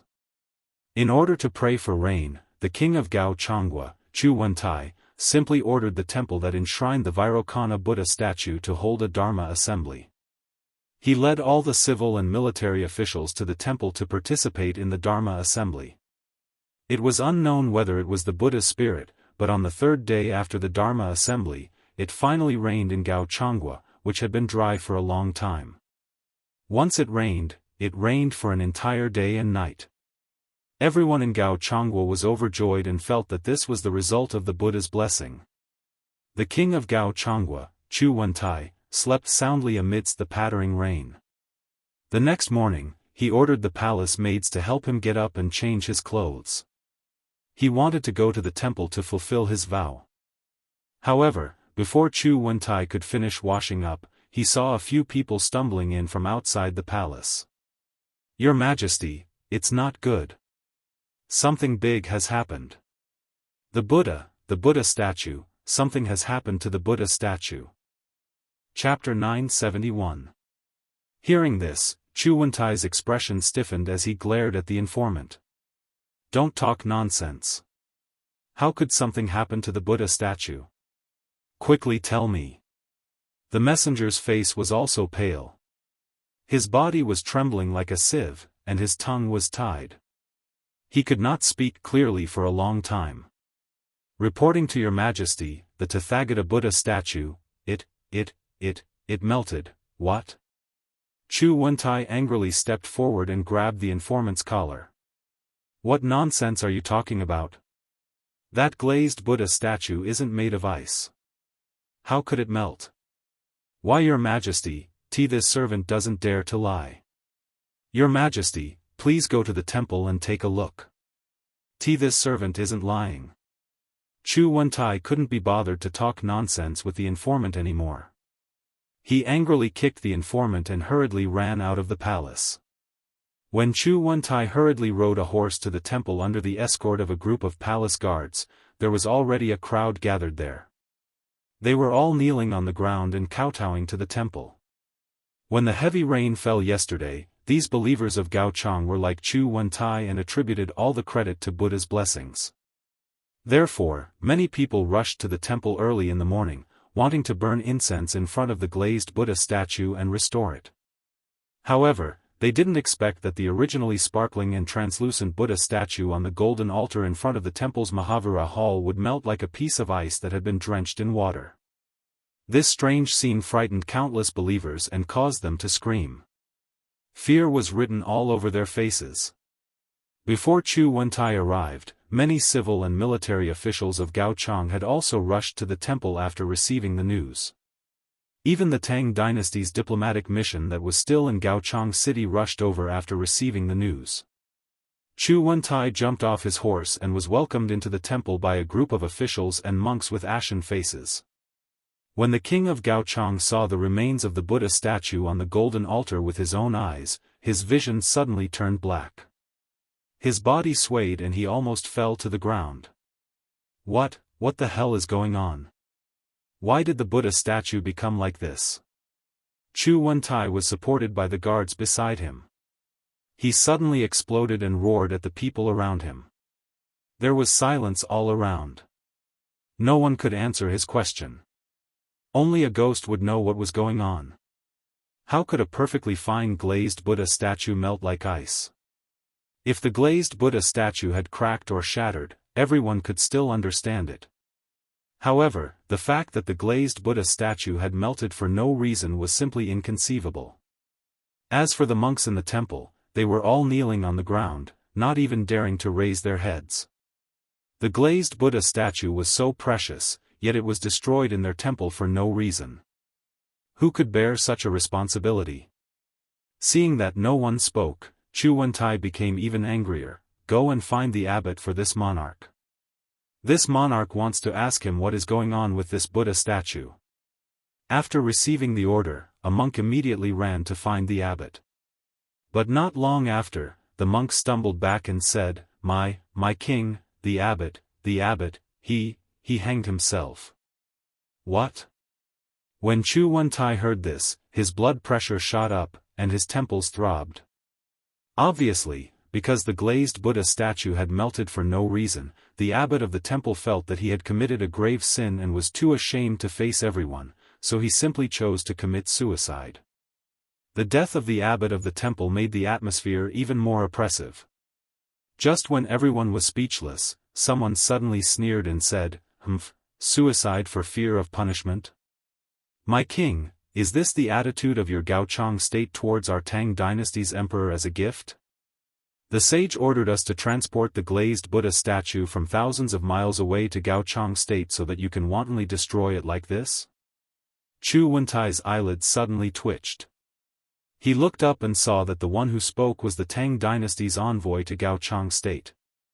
Only then did he realize that compared to the destruction of the Buddha statue, this Buddha statue was a gift from the Tang dynasty to Gaochang state. Now that the Buddha statue had been destroyed for no reason, this matter was serious. To put it lightly, it was Gaochang state's improper safekeeping; to put it seriously, it was damaging the prestige of the Tang dynasty and disgracing the face of the Tang dynasty's emperor, Lord Tang. It's a misunderstanding, a misunderstanding. How would I dare to destroy the Buddha statue? This Buddha statue, it. Chu Wentai couldn't finish his words. What exactly happened to the Buddha statue? He was still in a state of confusion. The Lord Tang that Chu Wentai mentioned was Tang Jian's eldest son, Tang Songling. Tang Jian was promoted to the Minister of Civil Affairs by Pai Lupi because he said that he would surrender to the Turks and cooperate with General Li Jing's army to capture Xie Khan alive. However, his eldest son, Tang Songling, had inherited Tang Jian's legacy of being a diplomat and was now an assistant minister in the Ministry of Rights. He was the envoy to Gaochang state this time. Tang Songling snorted and said, Misunderstanding? Then I'd like to ask my king, why did the glazed Buddha statue become like this? This, maybe the weather is hot. Chu Wentai couldn't finish his words. How would he know why the Buddha statue became like this? No matter how hot the weather was, the glazed Buddha statue wouldn't melt. Even if it was caused by the heat, the glazed Buddha statue had been exposed to the sun every day and hadn't melted. Moreover, it had rained for an entire day and night yesterday. It was even less likely that it had melted because of the heat. Thinking of the rain, Chu Wentai couldn't help but look up at the Buddha statue that was already in a terrible state. He couldn't help but have an absurd thought. Could it have been melted by the rain? Immediately, Chu Wentai denied this conjecture in his heart. The Buddha statue was made of glazed glaze. There was no mistake about that. Including him, all the civil and military officials of Gaochang state had seen this Buddha statue with their own eyes and had even carefully examined it. As the transportation hub that connected the east and west, glassware shipped from the west was not rare at all. Even Pai Lupi's Taiji Palace didn't have as many glassware as Chu Wentai's palace. Chu Wentai and the Gaochang officials were all too familiar with glass, which was also known as glazed glaze. Therefore, they didn't have the slightest doubt about the material of the glazed Buddha statue. Glazed glaze was naturally not afraid of water. This was something that everyone knew. If he were to tell Tang Songling that the Buddha statue had been melted by the rain, it would be an insult to Tang Songling's intelligence. For a moment, Chu Wentai was at a loss for words. Seeing that Chu Wentai was at a loss for words, Tang Songling sneered again. Good. Since Gaochang state treats my Tang dynasty like this, then I won't keep you company. Men, take down the Buddha statue and take it away. The diplomatic mission will depart today and return to Chang'an. My Tang dynasty won't let this matter rest. If Gaochang state can't give me an explanation, then don't blame my Tang dynasty. Don't say that I didn't warn you. Farewell, Your Majesty. After Tang Songling finished speaking, he turned around and left, not giving Gao Chang any chance to explain.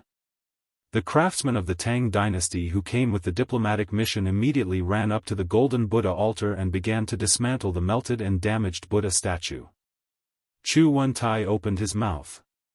He wanted to stop them, but he couldn't say a word. The glazed Buddha statue had been damaged in the temple of Gaochang State, so it was reasonable for the Tang dynasty's diplomatic mission to be furious. What reason did he have to stop them? Chu Wentai let out a long sigh, shook his head, and summoned the officials back to the palace. Today's matter would obviously cause a lot of trouble in the future. He needed to have a good discussion with the civil and military officials on how to calm the anger of the Tang dynasty. However, Chu Wentai would never have thought that his preposterous guess was actually the truth. Chapter 972. Half a year ago, Li Wangyu moved closer to Pai Lupi's ear in the private room of Sotheby Chu River Lake and whispered, "Uncle, I just thought that since the Tang dynasty lacks an excuse to attack Gaochang, this Buddha statue in front of us is an opportunity. The reason why I asked Uncle to gift Gaochang a glazed Buddha statue as a national gift is because I want to do something about it. After the Buddha statue is sent to Gaochang, I have a way to make the glazed Buddha statue dissolve on its own. At that time, the Tang dynasty can use Gaochang as an excuse for destroying the national gift and insulting the prestige of the Tang dynasty to send troops to attack Gaochang. Moreover, Gaochang is a Buddhist country. If the glazed Buddha statue melts for no reason, it will be a great blow to Gaochang. This will be more beneficial for the Tang army to quickly attack Gaochang." Pai Lupi was surprised and happy. "Zio, are you serious? But how can this glazed Buddha statue dissolve on its own?" Li Wangyu shrugged his shoulders casually to express his affirmation. Glass was difficult to fire in ancient times mainly because the melting point of sand was too high. It was too difficult to reach the melting point of 1600 degrees Celsius. After all, the melting point of copper was only about 1000 degrees Celsius. Therefore, when firing glass, it was necessary to add baking soda, which was also alkali, into the quartz sand. In this way, the melting point could be lowered to more than 800 degrees Celsius. However, there was a disadvantage to firing glass in this way, which was that the glass would dissolve with water. Therefore, when firing glass, it was necessary to add lime and use the reaction between limestone and silicic acid to obtain calcium silicate. In fact, Li Wangyu had already forgotten all of this high school chemistry knowledge and had returned it all to his teacher. He only had a vague impression that he seemed to have read a similar article somewhere. However, this was indeed the case. When Li Wangyu ordered the craftsman to fire the glass used for the experiment and continuously sprinkle it with water, the glass really began to melt like ice cubes. After confirming that Li Wangyu's plan was indeed feasible, Pai Lupi was naturally overjoyed. He immediately followed Li Wangyu's plan and began a series of plans. The glazed Buddha statue that was painstakingly transported to Gaochang was a Buddha statue that was afraid of water. Gaochang's climate was dry, so it was naturally fine without rain. No one could see any flaws. However, once it was drenched by rain, it would slowly melt like ice. In order to trick Gao Changhua, Pai Lupi and Li Wangyu deliberately built the open-air Buddha platform in Chang'an, including the Great Mercy Temple, and the enshrining of the Buddha statue. They wanted to give Gao Changhua a psychological hint. Moreover, the glass-fired Buddha statue emitted all kinds of light under the sunlight in an open-air environment. It was indeed quite eye-catching. Therefore, Gaochang's king, Chu Wentai, jumped into the trap without realizing it. After being drenched by rain for a day and a night, the open-air Buddha statue silently melted and was destroyed. From the moment Chu Wentai followed the trend and built the open-air Buddha platform, Gaochang was destined to be destroyed by the Tang dynasty. In fact, whether or not he built the open-air Buddha platform did not make much of a difference to Gao Changhua's fate. Even if he did not put the glazed Buddha statue out in the open and carefully enshrined it in the main hall, Pai Lupi would not be able to catch Gao Chang's weakness. At most, it would be delayed by a few years. In the 13th year of Zhengguan, Gao Chang would still seek death by forming an alliance with the Western Turks. At that time, the destruction of the country would still be inevitable. As for Assistant Minister of Rights Tang Songling's reaction, it was naturally premeditated.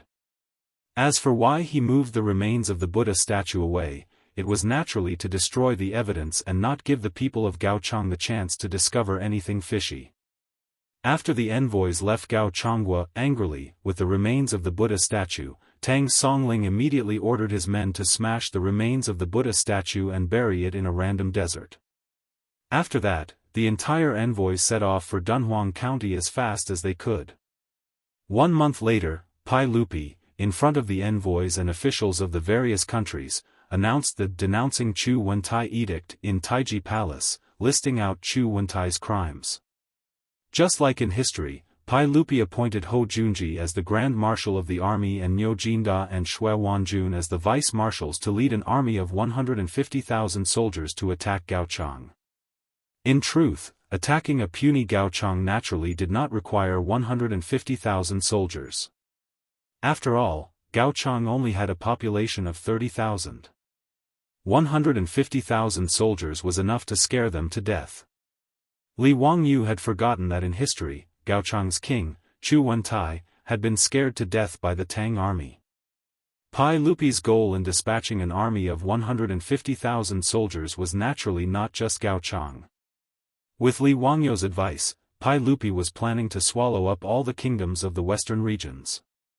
Lulan, Yuqiang, Qiuzi, Xie, Wusun, and Yutian were all treated by Pai Lupi as meat on the chopping board.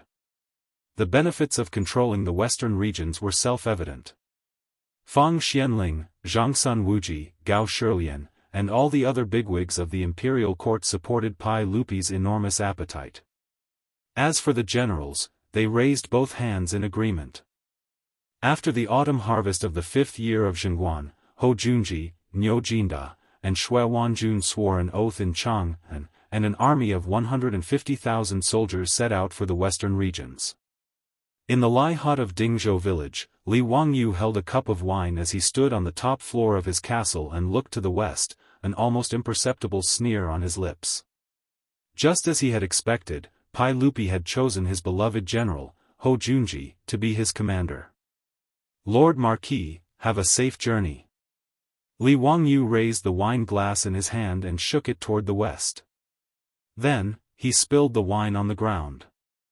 If Ho Junji had seen this, he would probably have fought Li Wangyu to the death. But for Li Wangyu, Ho Junji's expedition to Gaochang was the end of the road. In truth, Li Wangyu didn't have much of a bad impression of Ho Junji at the start. Although Ho Junji had been known to be arrogant and greedy, what did that have to do with him? As for Ho Junji's rebellion, it had even less to do with him. He was not Pai Lupi, and it was not his place to worry about such trifling matters. But ever since Ho Junji coveted his estate and forced Niu Wu and Niu Yong into a life-and-death battle with his troops, the cynical man had blacklisted Ho Junji. They were absolutely irreconcilable. As a result, Li Wangyu was getting bolder and bolder, no longer the cautious white-collar worker he had once been. He even wanted to kill Ho Junji. But Ho Junji was Pai Lupi's beloved general and a major figure of the imperial court. No matter how much Li Wangyu hated him, he couldn't just assassinate him like he had done with Yun Geisaman. Pai Lupi's 100 Horsemen division wasn't incompetent, and there was no guarantee that they wouldn't reveal some clues. If Pai Lupi learned that he, Li Wangyu, had assassinated a duke of the court for a personal grudge, no matter how much Pai Lupi trusted and doted on him, Li Wangyu would have a hard time. Thus, even though Li Wangyu hated Ho Junji to the core, there was nothing he could do. But Li Wangyu had suddenly taken action and added fuel to the fire from behind the scenes because he had coincidentally discovered a few things. Thus, he had hidden this matter from Pai Lupi. This matter had to be recounted from his encounter with Luo Hui at Fenglingdu with those wastrels. It's normal to complain about this old dragon's slow, bad, and sloppy writing. This old dragon welcomes all sorts of complaints. But what's with cursing this old dragon for being slow? Did this old man eat your rice? Chapter 973. Back at Fenglingdu, when Li Wangyu and the other wastrels discovered Luo Hui's whereabouts, he had left behind a few capable soldiers in the residence and ordered them to monitor Luo Hui's every move. However, Li Wangyu had rushed to Shuzhou for disaster relief, and for the matter of Su Chongqing's knighthood, he had run away. After spending several months away, he had completely forgotten about Luo Hui. When he returned to Chang'an and took care of Du Ruhui's funeral, Niuwu had reported this matter to him, and only then did Li Wangyu remember. "Niuwu, is Luo Hui still at Fenglingdu?" Li Wangyu asked curiously. When Niuwu reported this matter to him, more than half a year had passed since he had met Luo Hui at Fenglingdu. Niuwu smiled. "Lang Jun, the soldiers in the residence have sent back several messages, but Lang Jun was already in Shu at that time, so you naturally don't know that he has already left Fenglingdu." "Lang Jun, guess where Luo Hui has run off to?" How could Li Wangyu guess? Naturally, he could only shake his head.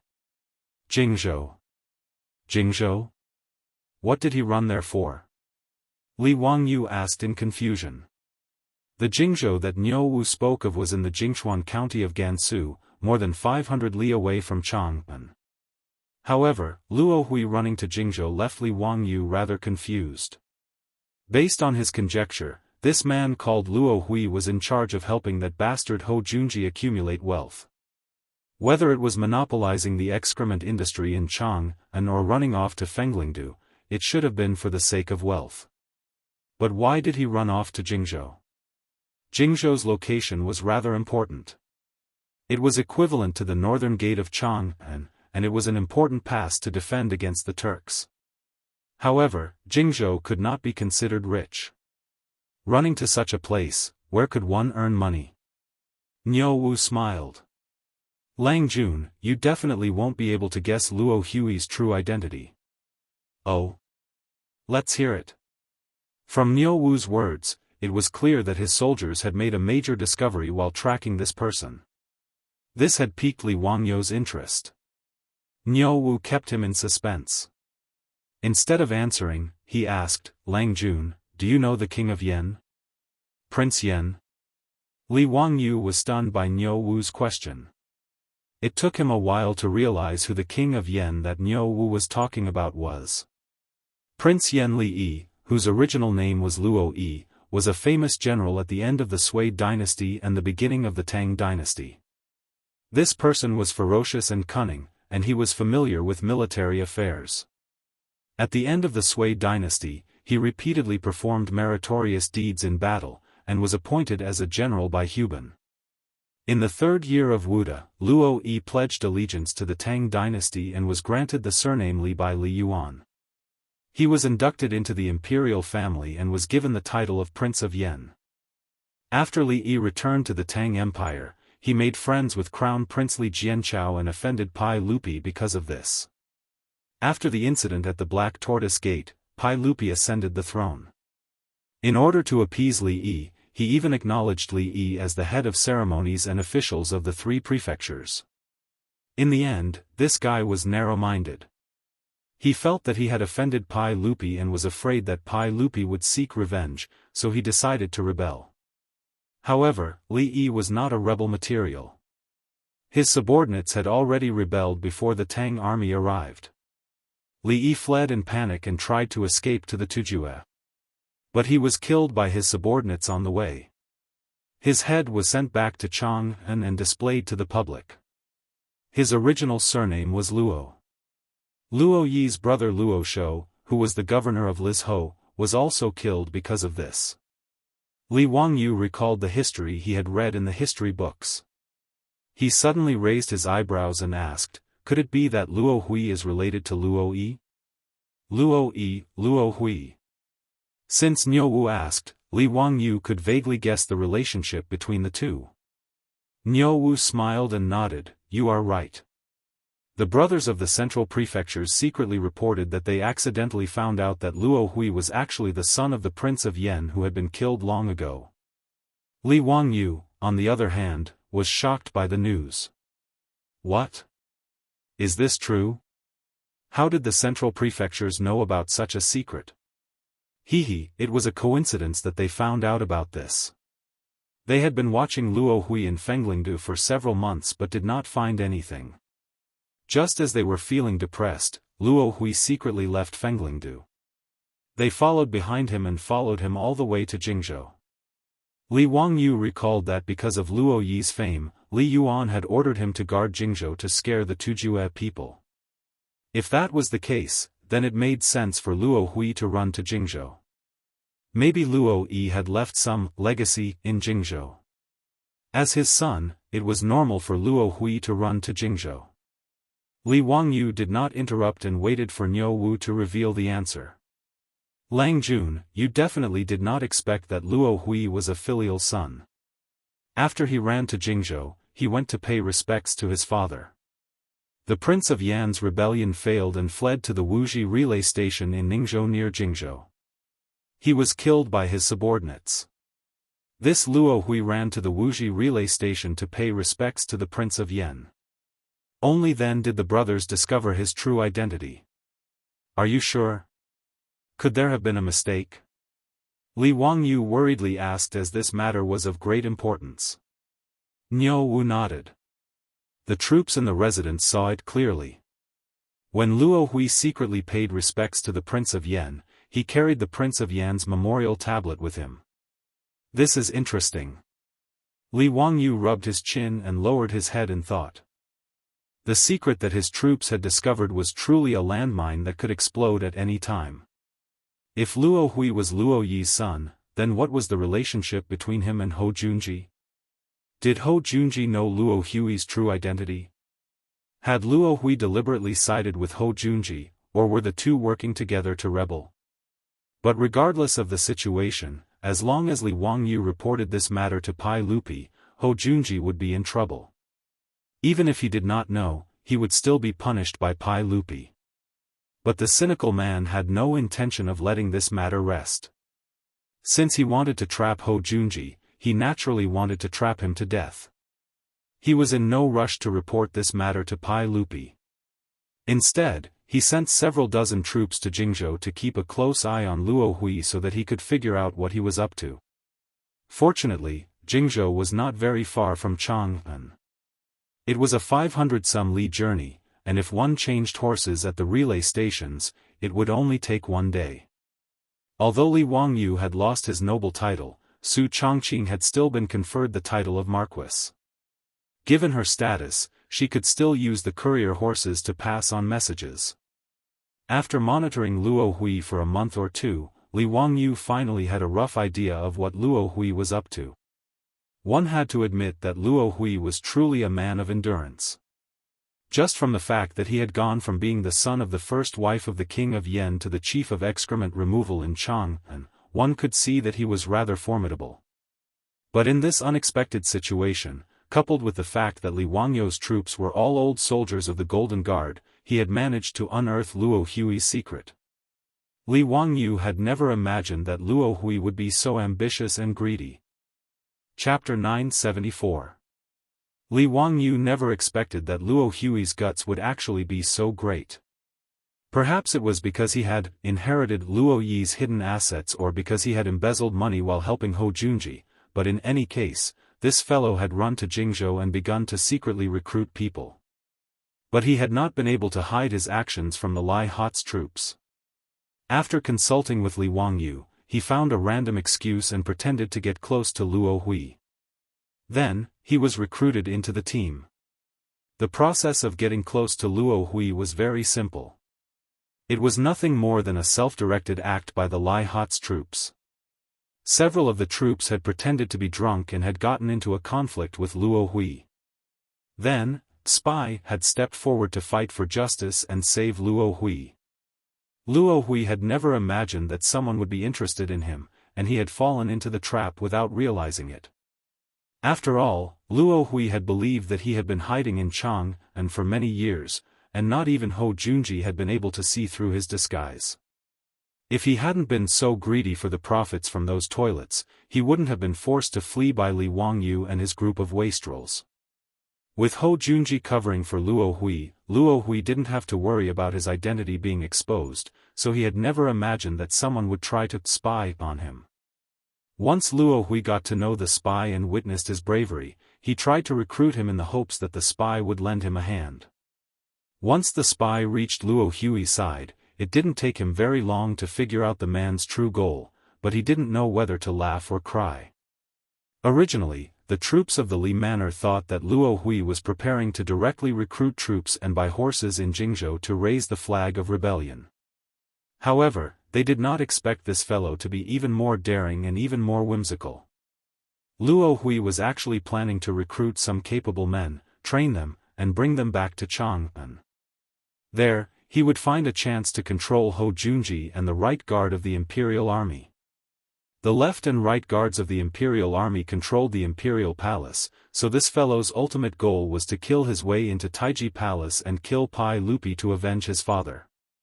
When the Lai Hot's troops discovered this absurd plan, even Li Wangyu was dumbfounded. This absurd plan made even Li Wangyu wonder if Luo Hui's head had been kicked in the head by a donkey. Luo Hui was the legitimate son of Li Yi, Prince of Yan, and had been doing business in Chang'an for many years. He could be regarded as a local tyrant in Chang'an. How could he have such a childish idea? Forget whether he could control over Hou Junji, even if he could, how could he use Junji's name to order the right guard to rebel? Not even Hou Junji himself could do such a thing. Otherwise, Hou Junji and Li Qingxian's rebellion wouldn't have failed while still in the planning stage. The coup of the Xuanwu Gate simply could not be replicated. In truth, Li Wangyu had misunderstood Luo Hui. Although he was the legitimate son of Li Yi, he did not understand the workings of the imperial court.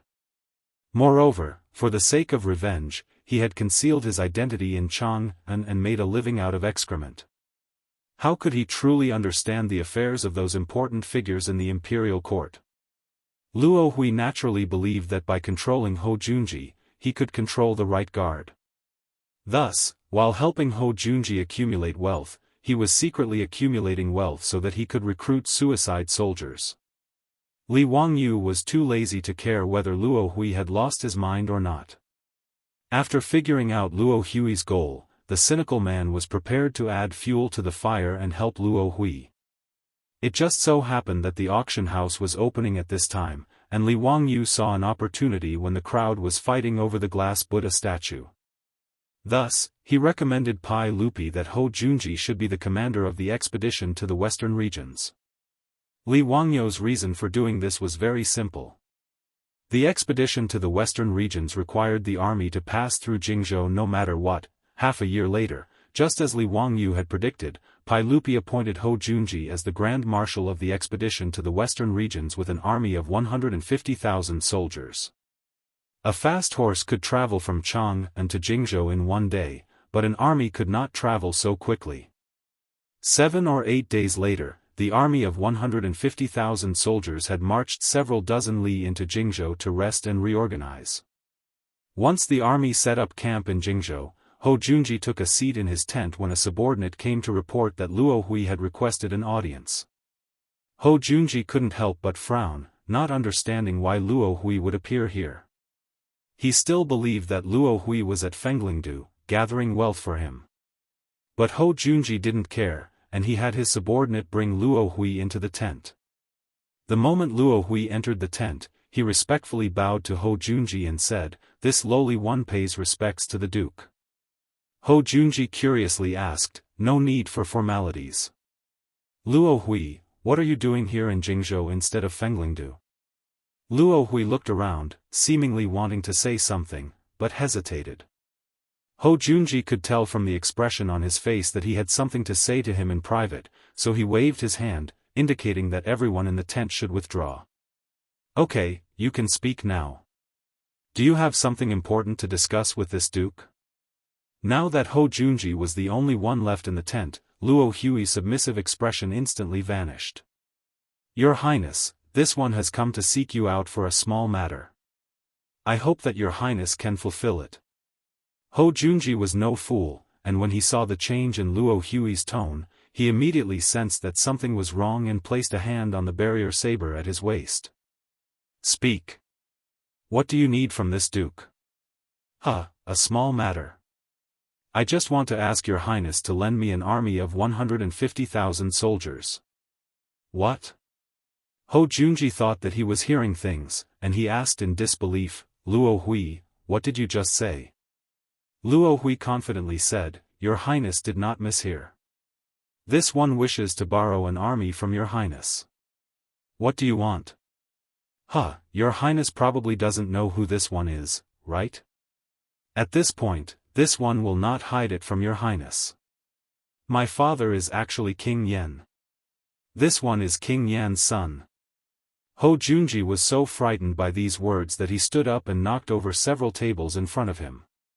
"What? You're actually that traitor's son?" When Hou Junji thought about how the traitor Luo Yi's son had actually been taken under his wing to amass wealth, he couldn't help but break out in cold sweat. If this matter was known by others, it would be a terrible matter. At the very least, this was an oversight, but at the very least, it was an act of treason. Hou Junji had no thoughts of rebellion, so when he learned of Luo Hui's true identity, his first thought was to kill Luo Hui to silence him. But before Hou Junji could take out his saber, Luo Hui threw his head back and laughed. Your highness wants to silence this one? Your highness, why don't you think about it? Since I dared to come here today, how could I not have a backup plan? As he spoke, he took out several fist-sized black porcelain bottles from his belt. Your highness presumably doesn't recognize these things in this one's hands. They're not simple. They're called Fire Phoenix Heavenly Flames. Once they explode, everything in a radius of 1 zhang will be burned to ash. Moreover, not even water can extinguish this fire. Even the slightest contact with it can burn a person to ash. If you force me into a corner, then be careful that I don't fight to the death and perish together with you." Hou Junji's hand paused as he prepared to take out his saber. He stared in disbelief at Luo Hui, thinking that his words were complete nonsense. Chapter 975. What Fire Phoenix Flame? Hou Junji had served in the army for many years, but he had never heard of such a thing as Luo Hui, so he didn't really believe him. But Luo Hui's confident appearance made Hou Junji rather hesitant. What if Luo Hui was telling the truth? Luo Hui raised his head and laughed. Your highness presumably doesn't believe this one's words, but that's understandable. This one will show it to your highness and you'll know if it's real or fake. But your highness must not act recklessly, or else this one's hand might slip. Hou Junji gave a slight nod in agreement. The two of them walked out of Hou Junji's tent, 2 steps apart. Your highness, let's find an open area so that this one can demonstrate the power of this Fire Phoenix flame. But have your soldiers keep their distance. This one fears that they might be impulsive and end up taking your highness's life, Luo Hui cautiously said, his hand tightly gripping the bottle for fear that Hou Junji would suddenly attack. Hou Junji did not object, indicating that there was no need for his soldiers to follow him. He led Luo Hui to an open area in the camp and then had the Imperial Army soldiers disperse. Luo Hui took out a black bottle and waved it at Hou Junji. Your highness, watch carefully. This Fire Phoenix flame is a rare killing weapon. After Luo Hui finished speaking, she waved her hand and threw the porcelain bottle toward the center of the open space. Boom! An explosion sound was heard. The porcelain bottle exploded the moment it landed on the ground. Countless black viscous liquid splashed out. Soon after, it started to burn violently. The flames burned with such ferocity that even Hou Junji and the others couldn't help but take a few steps back. His brow creased as he ordered the Imperial Army soldiers to extinguish the flames. In ancient times, the first thing an army needed to guard against when setting up camp was fire, so the camp was filled with wooden buckets and bags of water.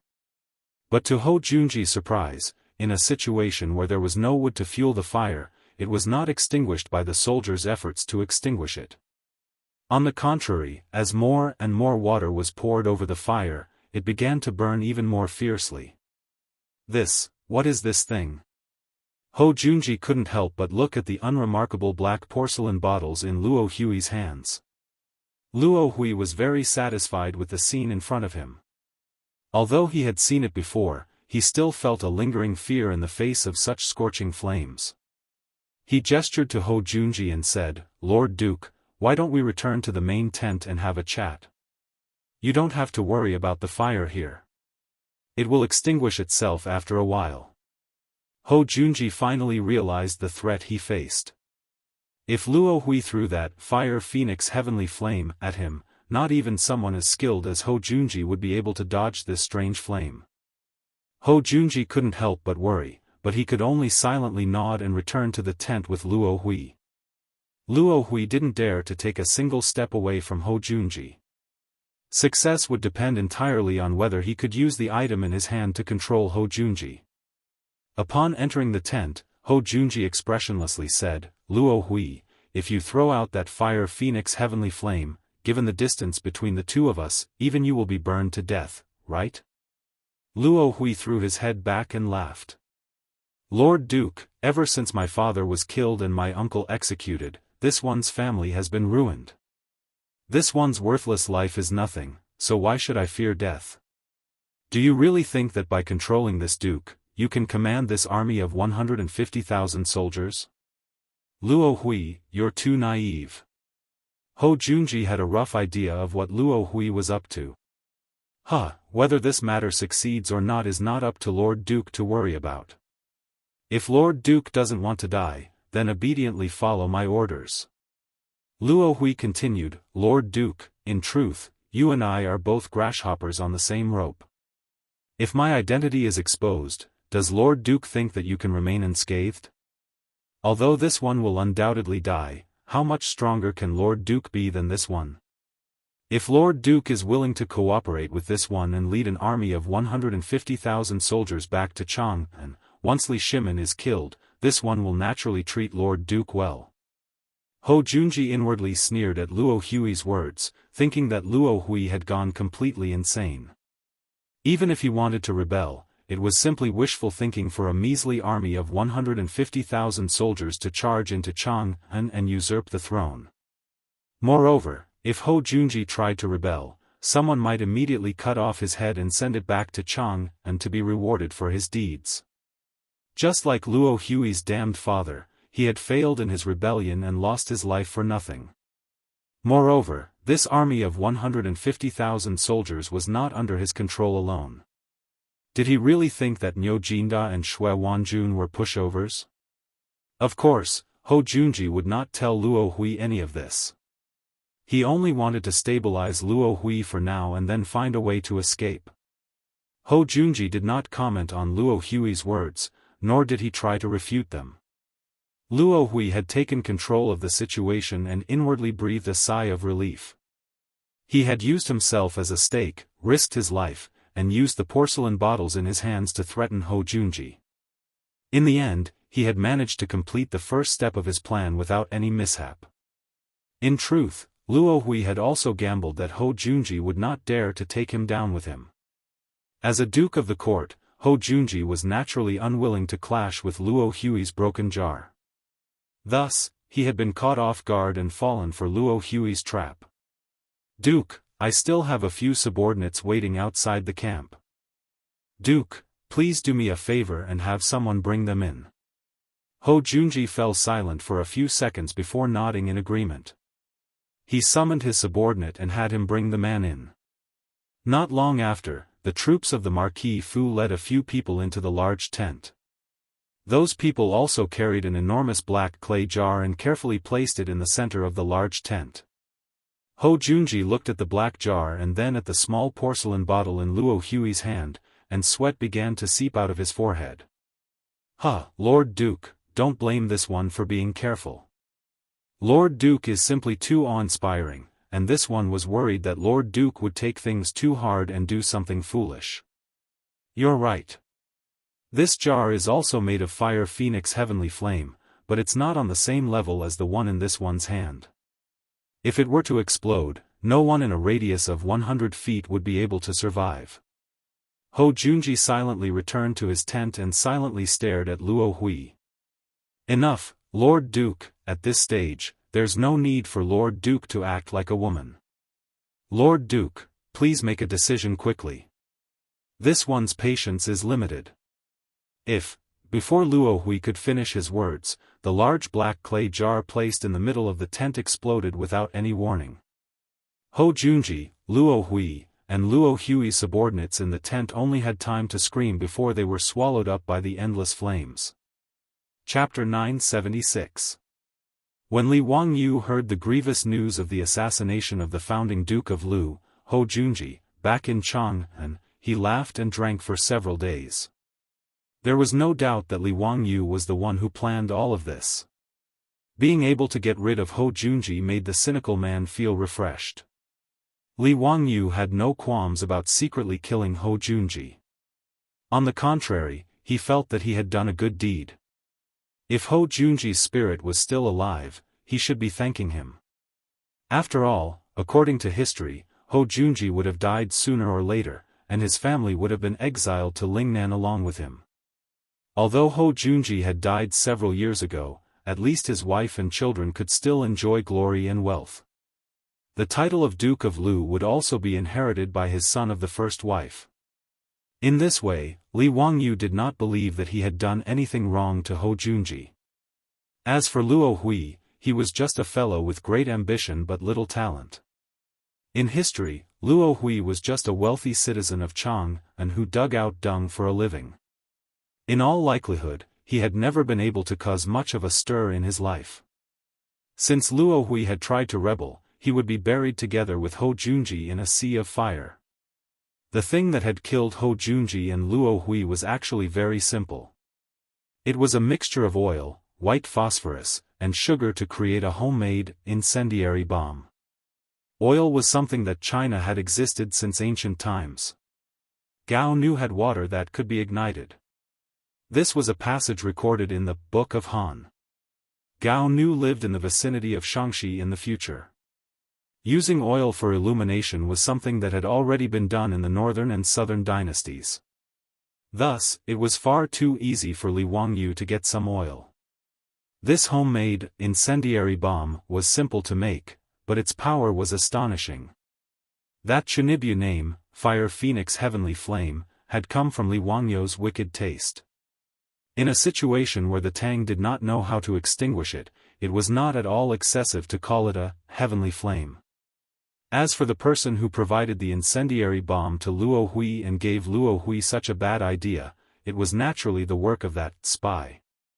When Li Wangyu learned of Luo Hui's goal, he took advantage of the situation and secretly helped him kidnap Hou Junji, allowing the wicked Son of Heaven to control the 150,000 soldiers on the western expedition.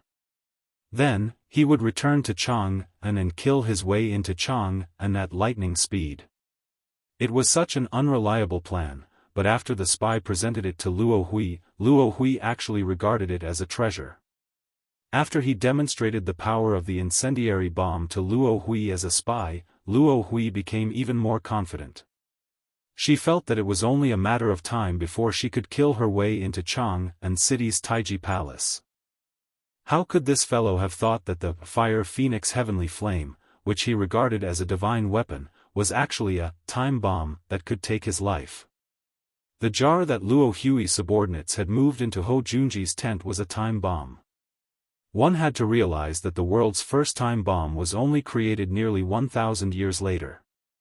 In 1584 AD, the Spanish weapon designer Jambeli, in order to take revenge on the Spaniards, placed explosives on 2 siege ships and set them to explode at a time, thus creating the first time bomb. Luo Hui could never have imagined that his capable and loyal subordinate would give him such a pleasant surprise. Thus, before the tragic Luo Hui could continue his beautiful dream, he was sent to the Western Paradise by that massive incendiary bomb and reunited with his father, Luo Yi. As for Hou Junji, this famous figure of Zhongguan and one of the 24 meritorious officials of Lingyan Pavilion, he also set the end of his life in the autumn of the 5th year of Zhongguan. The spy in Lai Hot and the other subordinates who had cooperated with him were each rewarded with 1,000 taels of gold by Li Wangyu. These old veterans naturally understood the stakes involved. They and Li Wangyu were bound together for good or ill. No matter what, it was impossible for them to betray their master.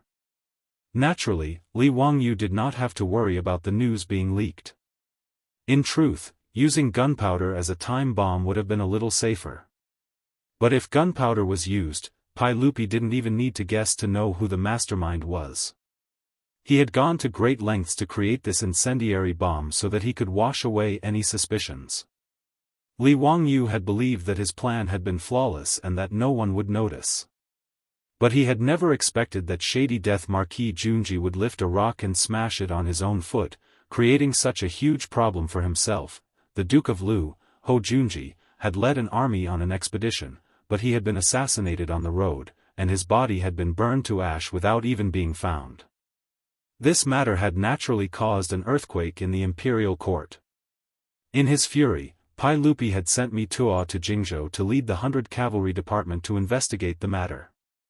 Putting aside how Mi Tuo had led the 100 Cavalry Division to investigate, the 150,000 soldiers of the Western Expedition had been forced to remain in Jingzhou because of Ho Junji's death.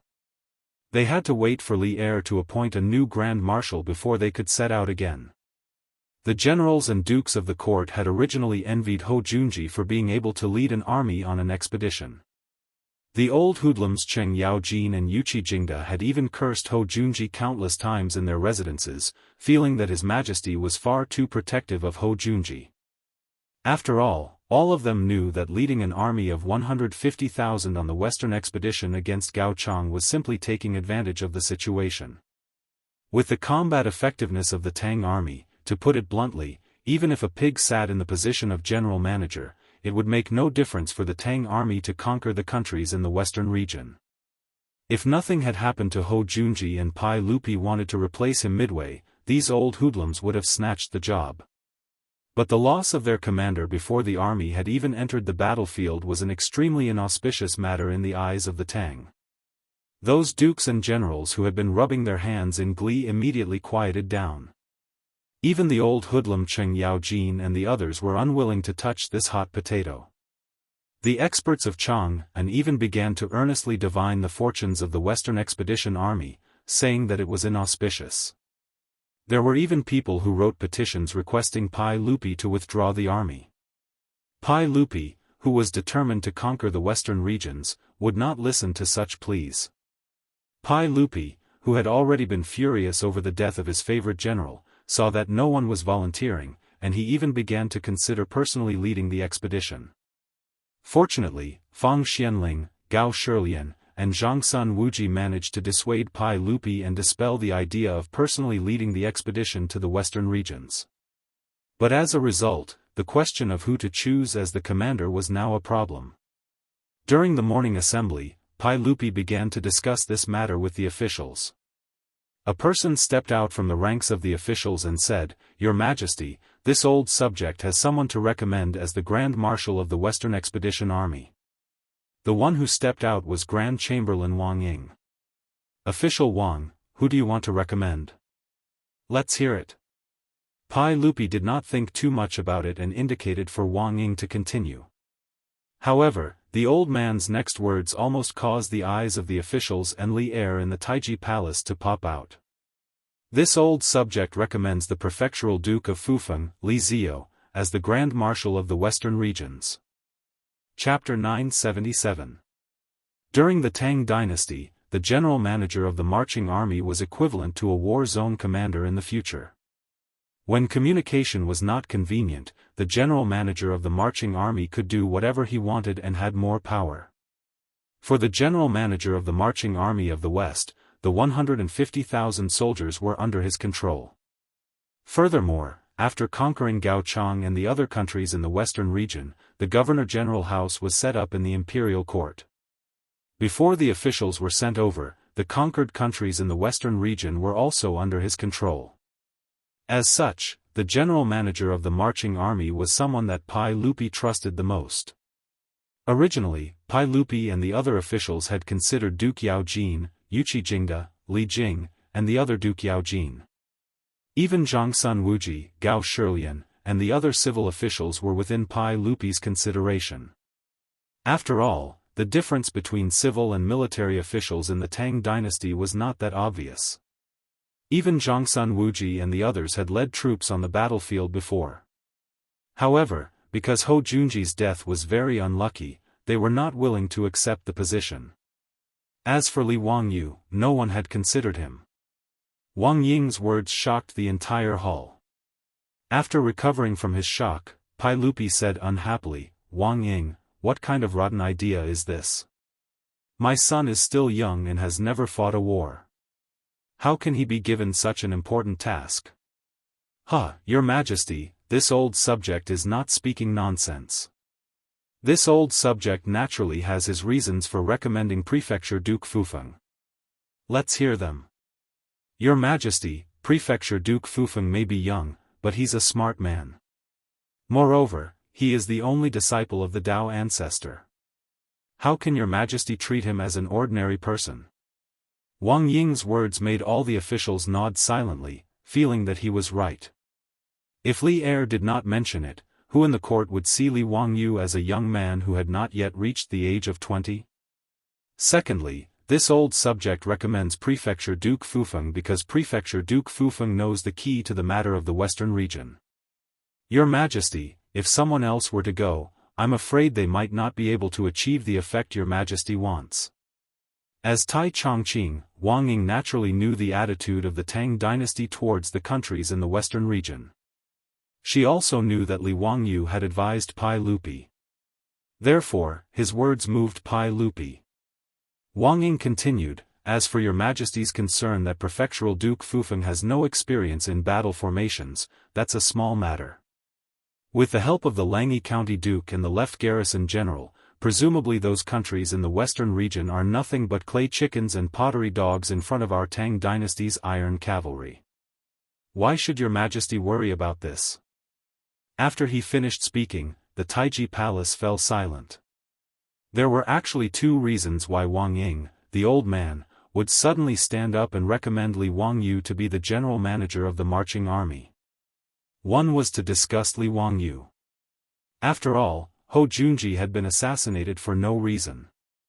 In the eyes of the Tang, this matter was extremely unlucky and inauspicious. Letting Li Wangyu do something that no one else was willing to do was naturally not a bad thing for the great clans.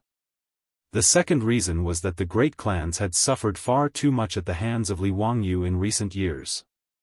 If they could send him to the western region and let him stay there for a few years, the great clans would feel much more relaxed. This was why Wang Ying had suddenly stood up and recommended Li Wangyu today. But although Wang Ying had his own selfish motives, his words were not without reason. Pai Lupi, Fang Xianling, Zhangsun Wuji, and the others exchanged glances. They could all see the agreement in each other's eyes. In terms of understanding of the situation in the western region, who could compare to Li Wangyu? Conquering the western region was easy, but making the western region continuously provide blood to the Tang dynasty required a great deal of effort. In history, although the Tang dynasty had destroyed the kingdoms of the western regions and brought them under the jurisdiction of the Anxi Protectorate, it had not obtained many tangible benefits. On the other hand, because the western regions were too remote and covered in deserts, when the Enlushan rebellion began, the western regions were immediately cut off from Chang'an. The lonely Anxi army of the western regions had held out for 53 years, but it was still abandoned by Chang'an. Protector General Guo Xian had led a group of white-haired soldiers to fight to the last soldier in the western regions. The entire army had died heroically for the country. Pai Lupi and the others naturally did not know of this tragic scene in history, but they were well aware that governing the western regions was not easy. At the very least, the officials of the imperial court were not confident that they could turn the western regions into the back garden of the Tang dynasty, as Li Wangyu had described. But although Pai Lupi was tempted, he did not immediately make up his mind. We understand what beloved official Wang is thinking. We will discuss this matter with Zio and see what he thinks. Today's matter will end here. Court dismissed. Pai Lupi was not in the mood to continue with the court session. After hastily announcing the dismissal of the court session, he immediately ordered an eunuch to rush to Dingzhou village and summon Li Wangyu into the Taiji palace. Li Wangyu was completely confused. When he was brought into the Suite Du hall, he still did not understand what was going on. He felt a little guilty, afraid that the Pai Lupi had found out about what he had done in Jingzhou and wanted to settle the score with him today. But when he entered the Sweet Nectar hall, he snuck a glance and saw that although Pai Lupi's face was dark and his mood was not good, he did not seem to be furious.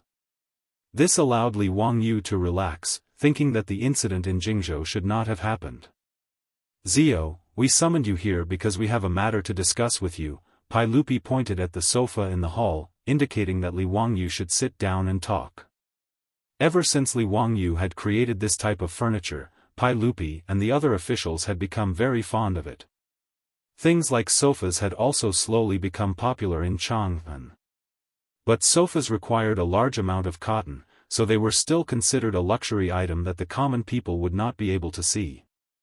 Li Wangyu was rather confused as he waited for Pai Lupi to continue. After a moment of silence, Pai Lupi awkwardly said, "Zio, I presume that you also know about Junji's death. In the last few days, the officials of the imperial court have been discussing who should take over Junji's post as Grand Marshal of the army."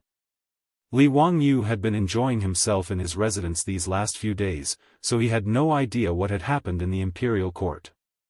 He had never expected that his bombing of Ho Junji would bring trouble upon himself, nor had he expected that Wang clan of Taiyuan would recommend him for the post of Grand Marshal of the army. Thus, Li Wangyu didn't care about Pai Lupi's words. He simply took them that Pai Lupi was in a bad mood and had come to complain to him. He lazily leaned back on the sofa, pretending to be listening attentively, but in reality, he wasn't paying attention to Pai Lupi's words. Li Wangyu was still pondering in his heart whether or not he should look for those silk pants to have some fun after leaving the Taiji palace. We were also having a headache over this matter, but in today's court session, official Wang recommended a person that moved us. Therefore, we ordered someone to summon Zio into the palace to ask for your opinion. Me? Li Wangyu was truly rather absent-minded, so he was rather taken aback by Pai Lupi's words. He didn't understand why Pai Lupi was asking for his opinion on this matter in the imperial court. "Uncle, this little nephew doesn't understand what you mean." In today's court session, official Wang recommended you to us for the post of Grand Marshal of the Western Expedition Army." Clang! The teacup in Li Wangyu's hand fell to the ground and shattered. He no longer cared about the expensive imperial teacup as he stared in shock at Pai Lupi. Was it because he hadn't slept well last night that he was hallucinating, or was Pai Lupi joking with him? Oh my god! Had they all gone crazy? Recommending him as Grand Marshal of the army? What the hell was going on? Chapter 978. Li Wangyu didn't care about being the general manager of the army, and he didn't want to go to the western region to eat sand. He was so tired that it was crazy to ask him to abandon his beautiful wife and concubines at home and run thousands of miles away to suffer. Li Wangyu immediately shook his head like a rattle drum. "Uncle, please don't joke with me. I can't carry anything on my shoulders, lift anything with my hands, and I can't even tell the difference between food and water. How can I be the general manager of an army and shoulder the safety of 150,000 soldiers? This is not appropriate. You really don't want to go? Uncle, I'm really not cut out for this. Uncle, don't force me." "Oh right, I heard that Uncle Cheng and Uncle Yuchi were complaining that they were bored in Chang'an and that their bones were about to rust. Uncle, why don't you send them to the western region? With Uncle Cheng and Uncle Yuchi's abilities, the Gaochang king would be scared to death before the army even arrives." Li Wangyu sold out Cheng Yaojin and Yuchi Jingda without hesitation. Pai Lupi glanced at him with a faint smile. He wasn't in a hurry to speak and just ordered his servants to send over a few rolls of yellow paper. Today at the Taiji Palace, Pai Lupi only felt that Wang Ying's words were absurd when he heard them. But after thinking about it carefully, he had to admit that Wang Ying's words made sense. Even if he sent Cheng Yaojin and Yuqi Jingde to attack the western region, would they be able to achieve the strategic goal that everyone had discussed before? Pai Lupi wasn't just satisfied with the western region becoming part of the Tang dynasty's territory. Ever since Li Wangyu gave him the map, he had been carefully studying the various powers every day. The more he studied, the more Pai Lupi felt that the western region was very important and must be completely included under his rule. Li Wangyu only thought that the cotton produced in the western region could be used to make cotton-padded clothes for the Tang dynasty's soldiers. But what kind of person was Pai Lupi? As an emperor of ancient times and an emperor on horseback with illustrious military achievements, after Pai Lupi studied the map, he immediately realized that whether it was attacking Tibet or resisting the Turks in the north, the location of the western regions was extremely important. Moreover, the western regions was a place one had to pass through on the Silk Road, and the wealth it contained was self-evident. How could Pai Lupi not be tempted? After the meeting, Pai Lupi thought about it carefully and felt that Wang Ying's bad idea was actually very appropriate. Based on his nephew Li Wangyu's shrewdness, sending him to the western regions would be a brilliant move. The situation in the western regions was complicated. Various ethnic groups, religions, and countries intertwined. In order to integrate the western regions into one, they needed a capable person like Li Wangyu, who did not play by the rules. The officials of the imperial court had been unable to find an excuse to send troops to Gaochang, but Li Wangyu had managed to settle the matter with a single Buddha statue. From this, one could see how extraordinary he was. Moreover, Li Wangyu, who had never been an official and had never interacted with government affairs, had been able to take up the post of commissioner of the Hunan circuit. Not only had he handled the flood in Shuzhou beautifully, he had even been able to control and cure the big head plague that made people pale at the mere mention of it. From this, one could see that Li Wangyu's ability in government affairs was extraordinary. He was capable and also his most trusted nephew. Pai Lupi even felt that Li Wangyu was more suited than Ho Junji to be the chief steward of the western expedition. But Pai Lupi also understood his nephew's personality. If he wanted this fellow to willingly go to the western regions to eat sand, he would have to use some tricks. Pai Lupi had naturally expected Li Wangyu's refusal, and he had already made preparations. He was not afraid that Li Wangyu would refuse. Pai Lupi took the yellow scroll from the eunuch and handed it to Li Wangyu. "Zio, since you're not willing to go, then forget it. We naturally won't force you. Right, take a look at this imperial edict. We have just finished drafting it and have yet to give it to the palace secretariat and the palace secretariat for their seal. I wonder if this imperial edict is to your liking?"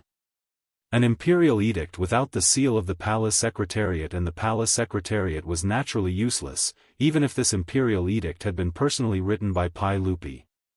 Li Wangyu suspiciously took the imperial edict, but when he opened it, he was pleasantly surprised.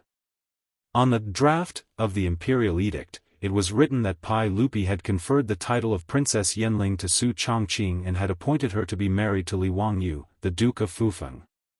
The marriage between Li Wangyu and Su Chongqing had almost become his sore point. Although with the feelings between the two of them, there was not much difference whether they were married or not. But they were now living in the Tang dynasty and not the modern era. It was hard to say whether a man and a woman living together without knowing what was going on. Even the foppish young masters and those old ruffians would often tease Li Wangyu about the relationship between Su Chongqing and Li Wangyu, making him feel very awkward. However, it was not that Li Wangyu was unwilling to marry Su Chongqing, but it was because the two in-laws, Pai Lupi and Empress Zhongsun, stood between the two of them. In this regard, Li Wangyu was full of resentment. He did not understand why he could not make the decision about his own marriage. Now it was the 5th year of Zhengguan.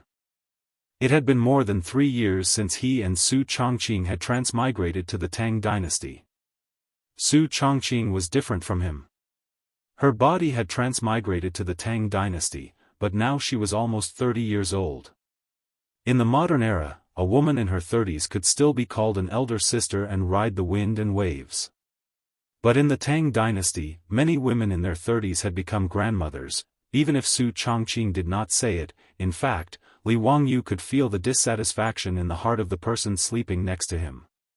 Because of this, Li Wangyu secretly pondered. If Pai Lupi and Empress Zhongsun did not relent in the next 1 or 2 years, perhaps he and Su Chongqing would have to elope. Now, the draft of the imperial edict in his hand clearly stated that Pai Lupi had conferred Su Chongqing the title of princess and had also granted her marriage to Li Wangyu. How could he not be overjoyed? "Uncle, is this true? Don't deceive your nephew." Li Wangyu's hand, which was holding the imperial edict, was trembling slightly. Pai Lupi nodded and then shook his head. He replied noncommittally, "Ai, it's just that I have no time to take care of this matter right now.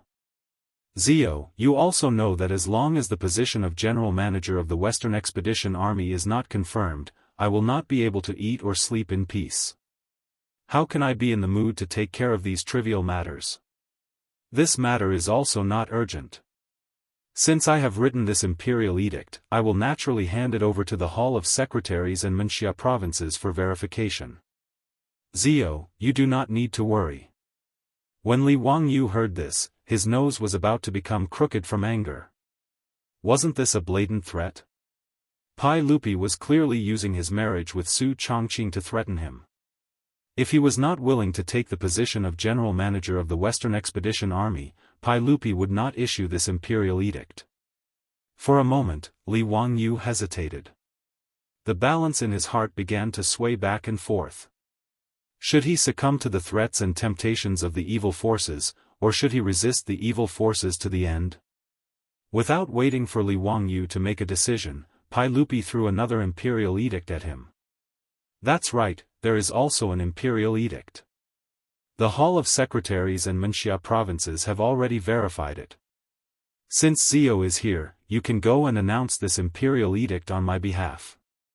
Li Wangyu received the imperial edict and opened it to read. He was so angry that he almost threw the imperial edict back at Pai Lupi's face. As the emperor of the Tang dynasty, could he not have a bit of face? Chapter 979. The second imperial edict that Pai Lupi gave to Li Wangyu was an imperial edict to promote him. Logically speaking, this should be a good thing, but the key point was that the names on the imperial edict made Li Wangyu immediately understand Pai Lupi's purpose. Cheng Chumo, rank 4 General of Loyal Marshal, transferred to the Western Expedition Army. Cheng Chuliang, rank 4 General of Iwei, transferred to the Western Expedition Army. Cheng Chubi, rank 4 General of Mingwei, transferred to the Western Expedition Army. Du He, rank 4 Official Physician, transferred to the Western Expedition Army. Wei Shuyu, Yuchi Baolin, Yuchi Baochi, Chai Lingwu, none of the playboys ran away, all of them were on this imperial edict. Except for Du Mo, who was the eldest son of Du Ruhui, who was conferred the title of Duke of Lai by Pai Lupi, and Niu Jingping, who was unable to go to war because of his foot injury. Li Wangyu's playboy brothers were all stuffed into the Western Expedition Army by Pai Lupi. After Li Wangyu finished reading the imperial edict, he was dumbfounded. There were only 2 words in his mind. Total annihilation. Pai Lupi's move was too vicious. Stuffing all of Li Wangyu's playboys into the Western Expedition Army, how could Li Wangyu not go? This was simply a kidnapping. And the hostages were this group of playboys from the Tang dynasty. Thinking of this, Li Wangyu glared at Pai Lupi angrily. He really wanted to ask him, how did he come up with such a wicked idea? Pai Lupi was very satisfied with Li Wangyu's reaction and couldn't help but smile. Fortunately, Li Wangyu didn't copy Journey to the West. Otherwise, Pai Lupi would definitely sigh and say, no matter how capable you are, you can't escape from my grasp. Stuffing this group of playboys into the Western Expedition Army, Pai Lupi had already communicated with Fang Xianling, Cheng Yaojin, and the others, and obtained the unanimous agreement of all the big shots. Li Wangyu didn't want to go to the western regions to eat sand, but it didn't mean that these big shots thought the same. His legitimate son would follow the Western Punitive Expedition Army to hone himself and gild himself. Fang Xianling, Cheng Yaojin, and the others had long been annoyed by the fact that these second-generation officials of the Tang Empire were now hiding in Chang'an and waiting for death. Now that Li Er had actually proposed to send them to the western regions, how could Cheng Yaojin and the rest still be unwilling? Each and every one of them was smiling so widely that their teeth were almost showing. The only ones who were kept in the dark were Li Wangyu and those foppish young masters. Li Lupi could resist Li Lupi's Tang dynasty. Pai Lupi gave the order and their lord nodded. In any case, they couldn't avoid going to the western regions to eat sand.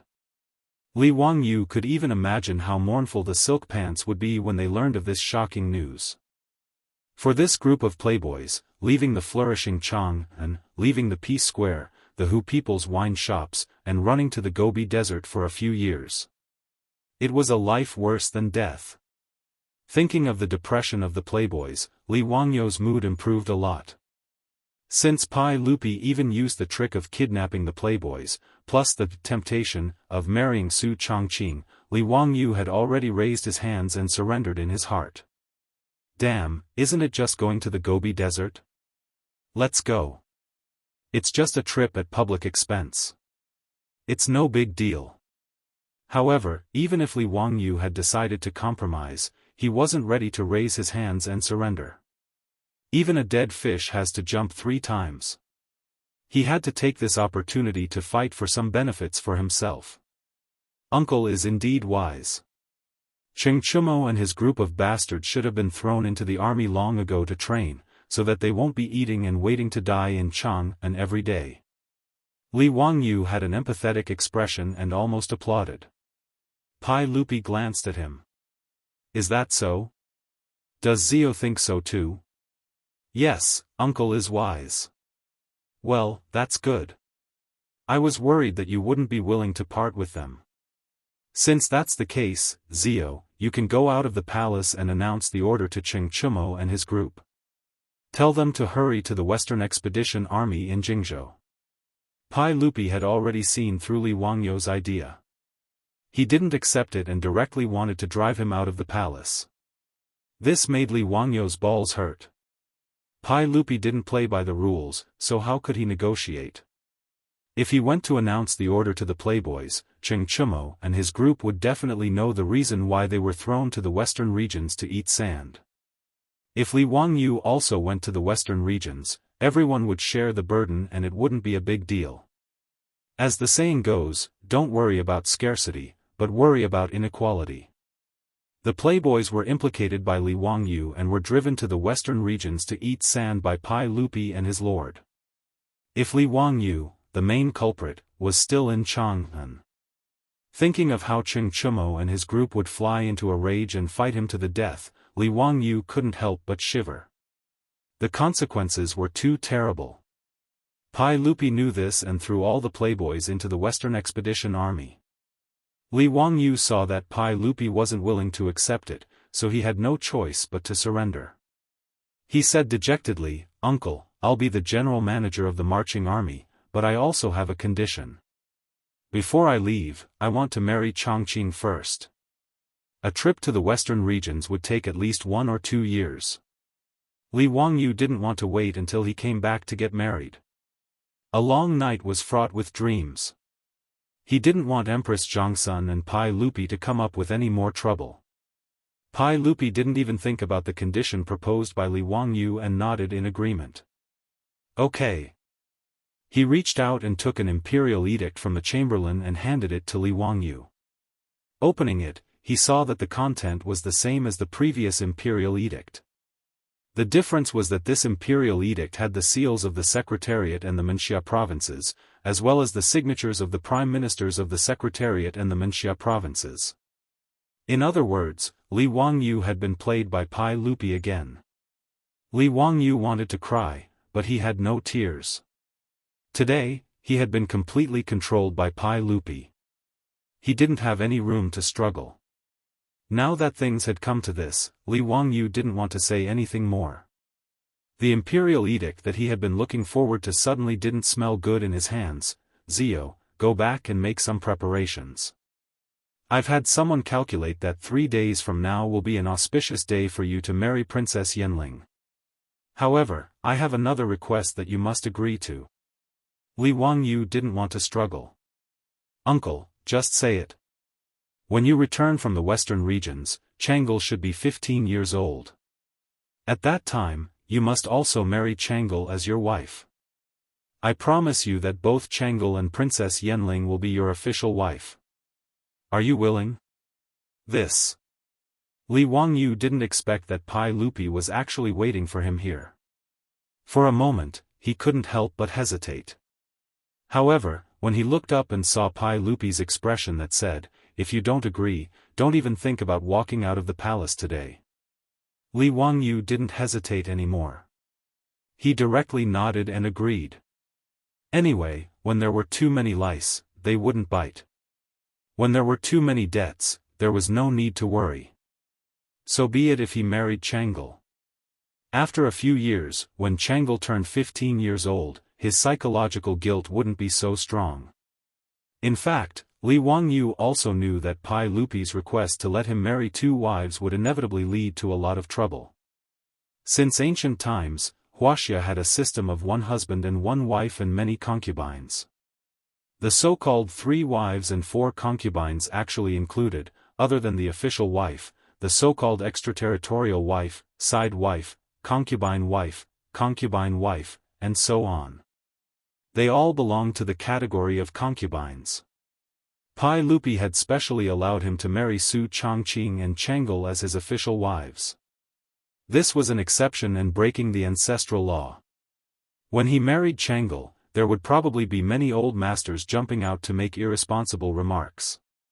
In any case, that was a matter of a few years later. Li Wangyu couldn't be bothered to worry about it now. Seeing Li Wangyu happily nod and agree, Pai Lupi couldn't help but stroke his beard and laugh.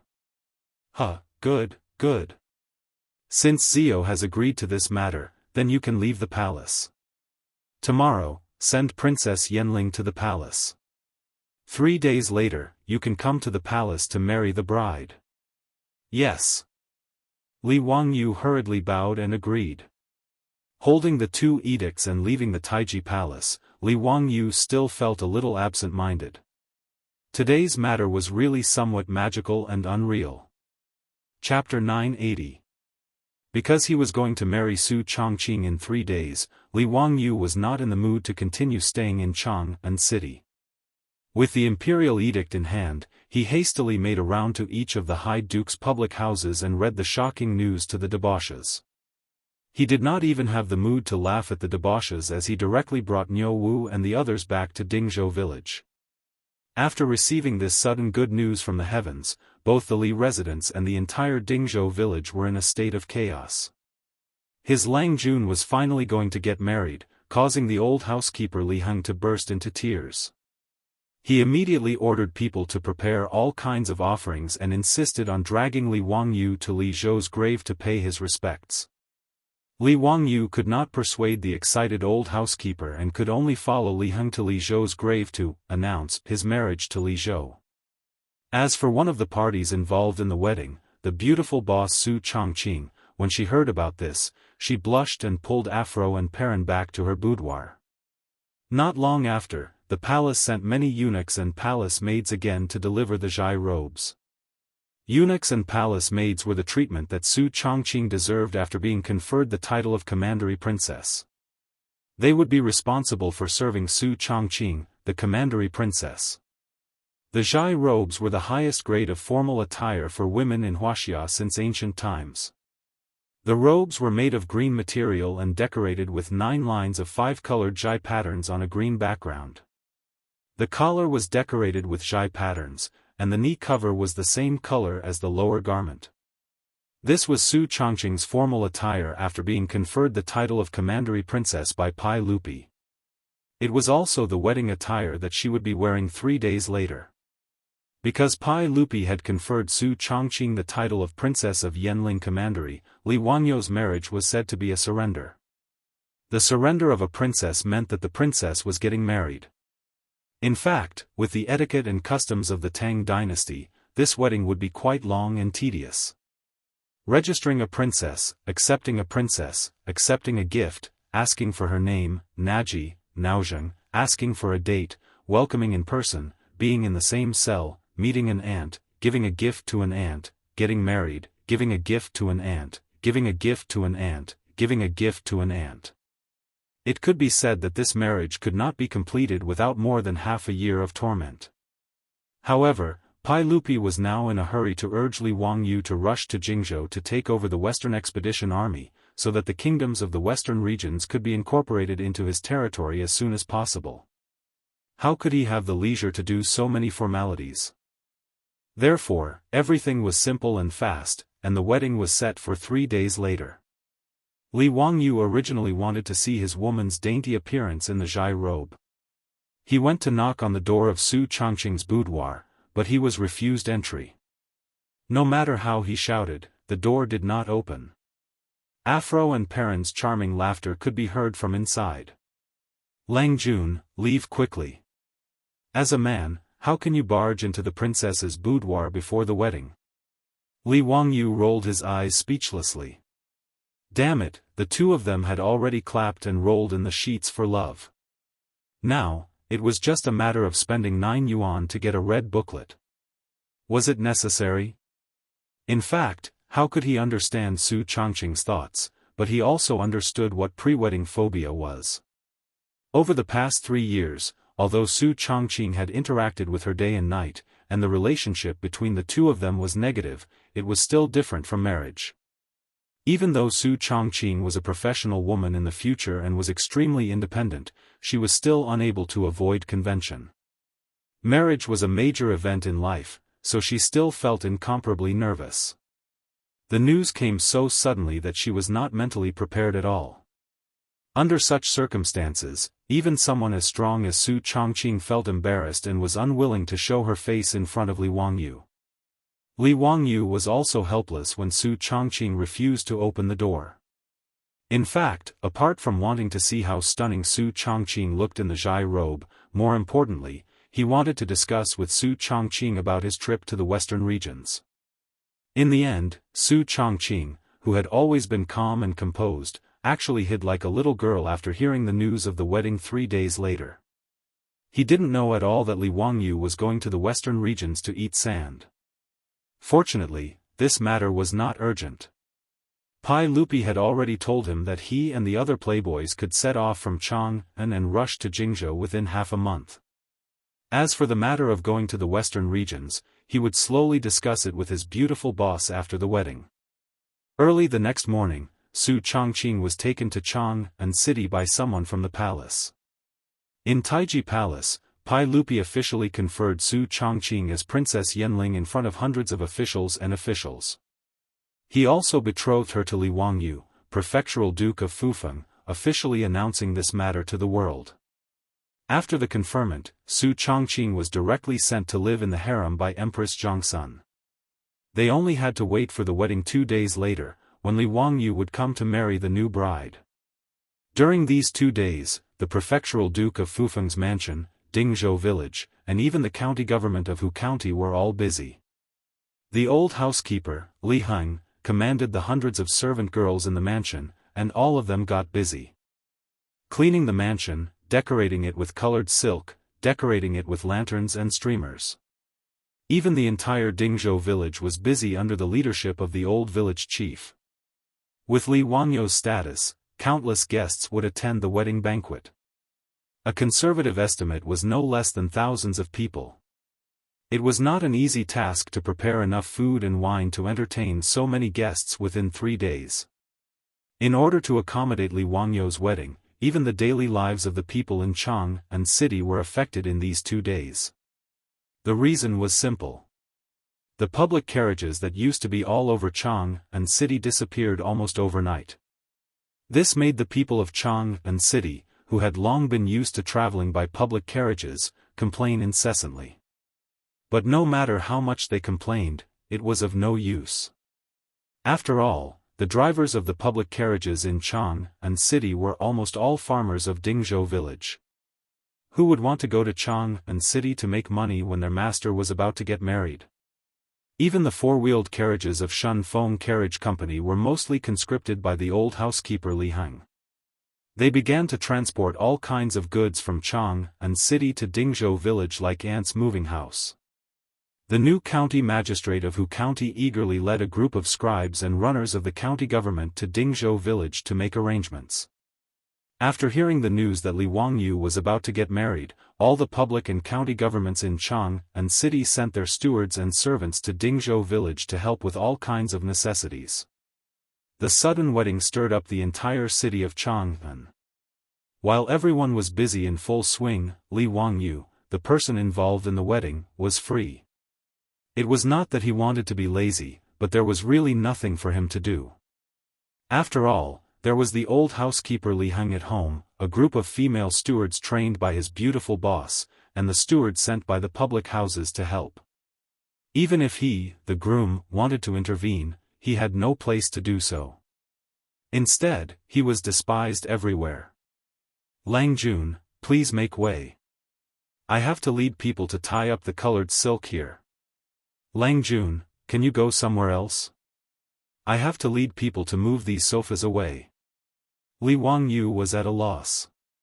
He was chased away by a group of female soldiers and had nowhere to go. He could not stay in this house any longer. Just as he was feeling depressed, he heard Li Heng's voice again. Lang Jun, Li Heng. You want to chase me away too? Li Wangyu could not afford to offend this group of female soldiers. Seeing that Li Heng was also dissing him, he was furious. However, Li Heng stood behind him with a smile. Lang Jun, the old slave is here to remind you that you have not found a bridegroom for your wedding. Li Wangyu could not help but feel embarrassed, but he also felt relieved. Oh, right, I will go to Chang and city to find Cheng Chumo and the others. After he finished speaking, he hurriedly ran out without looking back. This house was too scary. It was better to go to Chang and city to drink and chat with the rich playboys. Another chapter of Water, awesome. Chapter 981.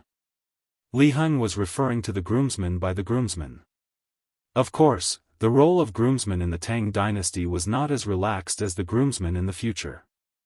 Not only did they have to accompany the groom to pick up the bride, but they also had to compose poems and take beatings. Li Wangyu was going to get married, so there was no need to talk about his groomsmen. Other than Cheng Chumo and the other fops, there was no other suitable candidate. In fact, he had no other choice. After all, with his current status, the only young people who were of similar age and status were the fops. It was not that there were no other nobles in Chang'an, but Li Wangyu was not familiar with them. He couldn't possibly let the troops or disciples in the mansion be his bridesmaids. That wouldn't be proper. Therefore, when the old housekeeper Li Heng mentioned the groomsmen, he knew that it was time for him to find the fops.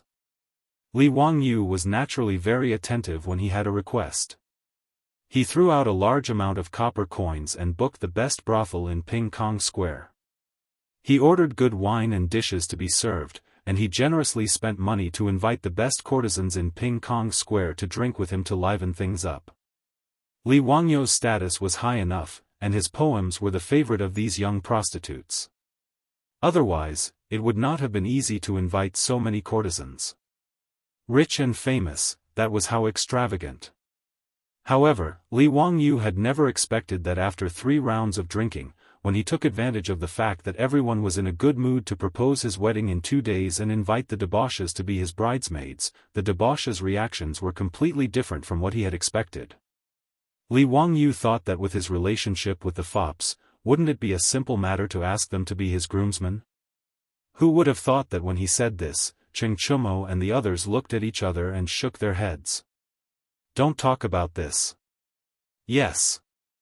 Ziyu, don't even think about asking your brothers to be your groomsmen. Don't even think about it. I won't go. Brother has no time. Li Wangyu was dumbfounded.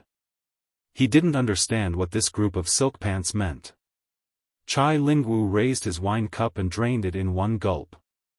Humph, Zio, it's all your fault that all of us have to go to the western regions with you to eat sand. You still want us to be your bridesmaids? In your dreams. Yes. It's this bastard brat. Just talking about it makes me angry. Brothers, today, we will avenge our grievances. If that bastard Ziyu walks out of Peace Square, I'll take it as my loss. Drink this bastard to death. As the group of silk pants said this, they raised their wine glasses and rushed towards Li Wangyu with ill intentions. This scene scared Li Wangyu so much that he immediately hid behind those girls. Damn it, if these bastards really forced him to drink, he would die. Brothers, let's talk nicely. Let's talk nicely.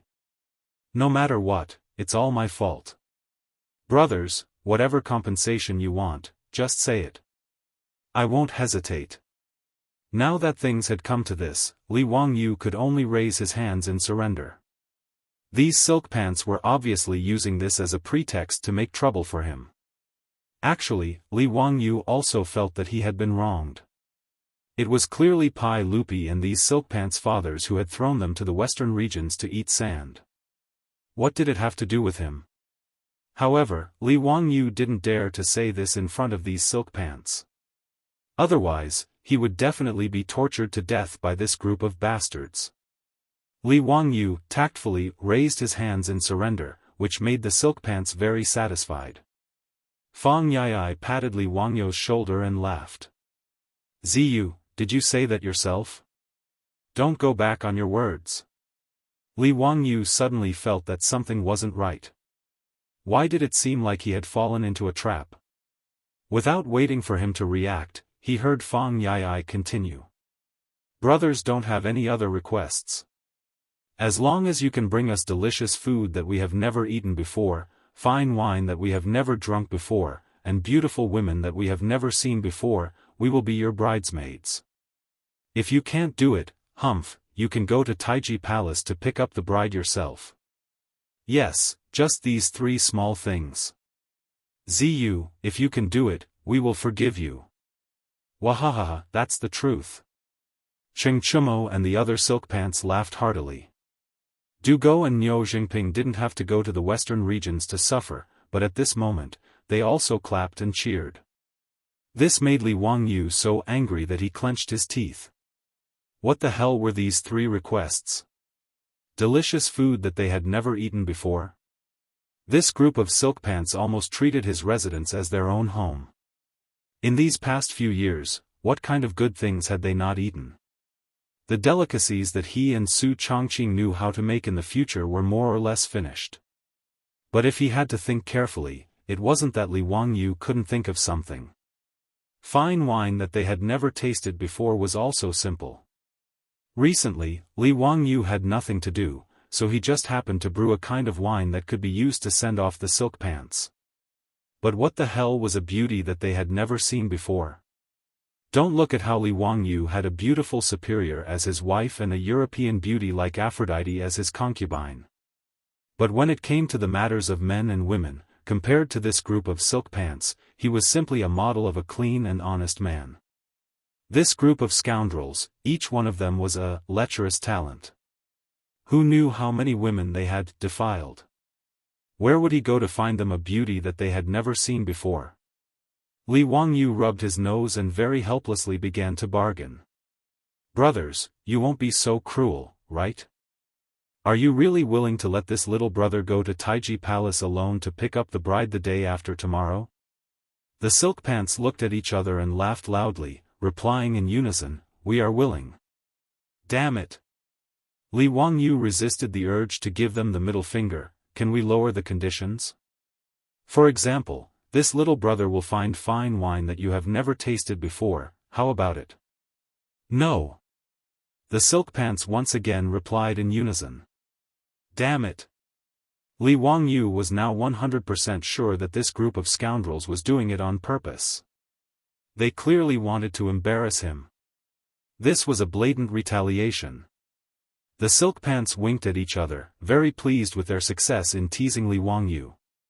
Even the courtesans in the surroundings were covering their mouths and secretly laughing.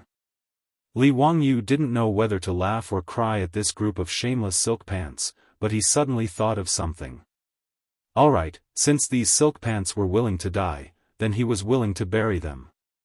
He couldn't help but roll his eyes. Brothers, you have to keep your word. If this little brother can do these 3 things, when this little brother gets married the day after tomorrow, you will have to be this little brother's bridesmaids, and you can't be sneaky, you have to fulfill your duties as bridesmaids. Li Wangyou's sudden words made the silk pants suspicious. The tragic experience of making a bet with him was still vivid in their minds. Who knew what kind of trouble this little brat would come up with? If they failed to take revenge and were instead played by Li Wangyou, that would be too shameful. Chai Lingwu chuckled and whispered into everyone's ears, just agree with him. When we finish eating and drinking, we can just say that we have eaten and drunk this thing, right? Besides, even if we haven't eaten and drunk it, where would he find a beauty that he hasn't seen before? If we say that we have seen it, what can he do to us? Brother Lingwu's words are reasonable. The silk pants laughed and nodded, agreeing one after another. Cheng Chumo laughed heartily and said, Ziyu, we've already discussed it and we'll do as you say. If you can do these 3 things, when you get married the day after tomorrow, we will be at your beck and call, with no complaints. Good, then let's high-five as an oath. Li Wangyou didn't hesitate, stood up, and high-fived the silk pants. Brothers, please come to my residence tomorrow evening. I'll show you the delicious food you've never eaten before, the fine wine you've never drunk before, and the beauties you've never seen before. What do you think? Good. Yesterday, I shamelessly stopped updating because something happened that made me unable to write. It's a long story. Today, I accompanied a brother to deal with a traffic accident, and only had time to write at night. It's now 10:30, and I just finished writing and uploaded it for review. Everyone, please don't blame me, even if you blame me, it's useless, I'm just this arrogant. Chapter 982. The next day, when the sun was setting in the west, a group of playboys happily rushed to the Lai hut of Dingzhou village, ready to eat and drink to their heart's content and teach Li Wangyou a lesson while they were at it. The few of them had already come to an agreement. Eating and drinking did not matter. If Li Wangyou really came up with something new, they would just admit it openly. The only thing they had not seen before was beauties. No matter what kind of stunning beauty Li Wangyou brought, they would not admit it. Cheng Chumo and the others had a good plan, but how could Li Wangyou not know what they were thinking? Naturally, he was prepared. In the end, who would be tricking who today, they would have to wait and see. Ziyu, your brothers are here. If there's anything we haven't seen before, just bring it up. Yes, our brothers came with empty stomachs. Don't try to fool us. Li Wangyou smiled and said, Brothers, don't worry. Today's delicious food, wine, and beauties are all things you haven't seen before. That's good. Then order someone to bring it up. Cheng Chumo and the group of playboys spoke as they prepared to walk into Li Wangyou's castle. They were more familiar with the Lai hut than their own residence, so they naturally knew where the dining hall was. They did not need anyone to lead the way. Li Wangyou called out to everyone, Brothers, you've gone the wrong way. We won't be eating in the dining hall today. Oh? Then where are we going? Ziyu, what are you planning to do this time? Fang Yi asked curiously. Li Wangyou smiled and did not answer. I promise I won't let you down. Everyone, please follow me. After he finished speaking, he led the group of playboys to the balcony on the top floor of his castle. At this time, on the balcony, a cool breeze blew, making people feel very comfortable. Li Wangyou's castle was originally built on a hillside, and the castle was built very high. Standing on the balcony, the view was very wide, and it was like looking at Chu Tianshu from afar. Looking down at Dingzhou village from afar, under the setting sun, faint smoke rose from kitchen chimneys, creating a beautiful rural scene. Chai Lingwu clapped his hands and cheered, Wonderful, wonderful.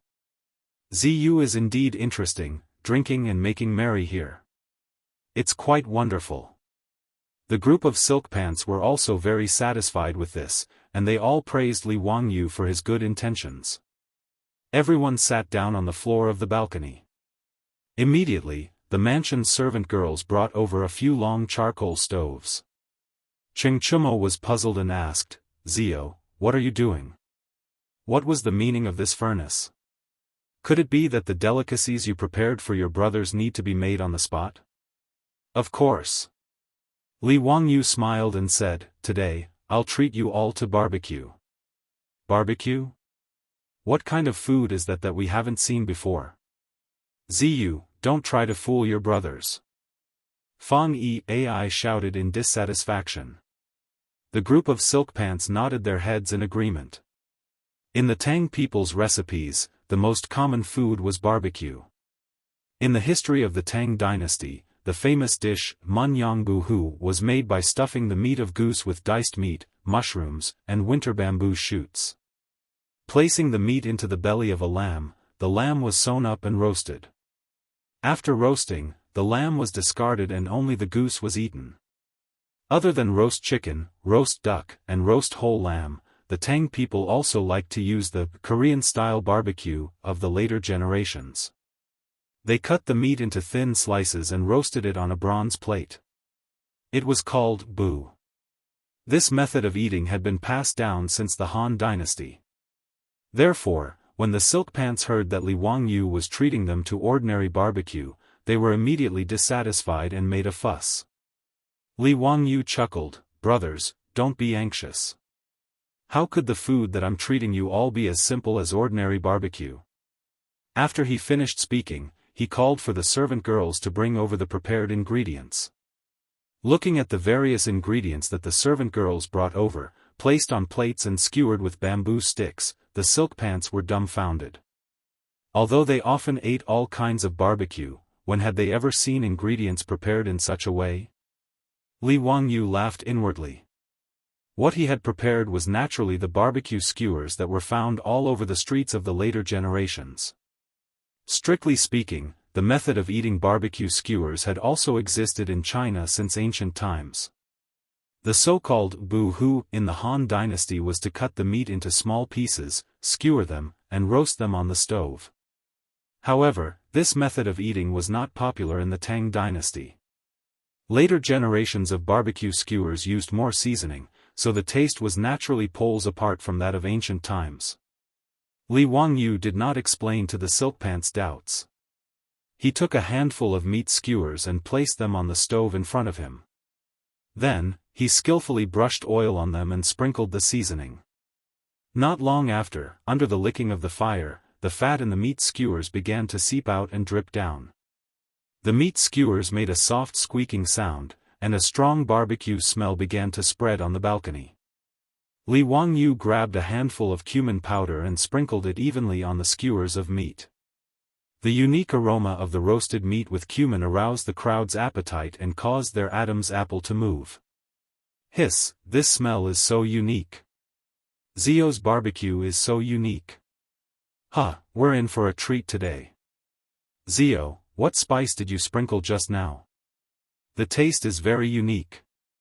Fang Yai was the most gluttonous, and his saliva was about to overflow.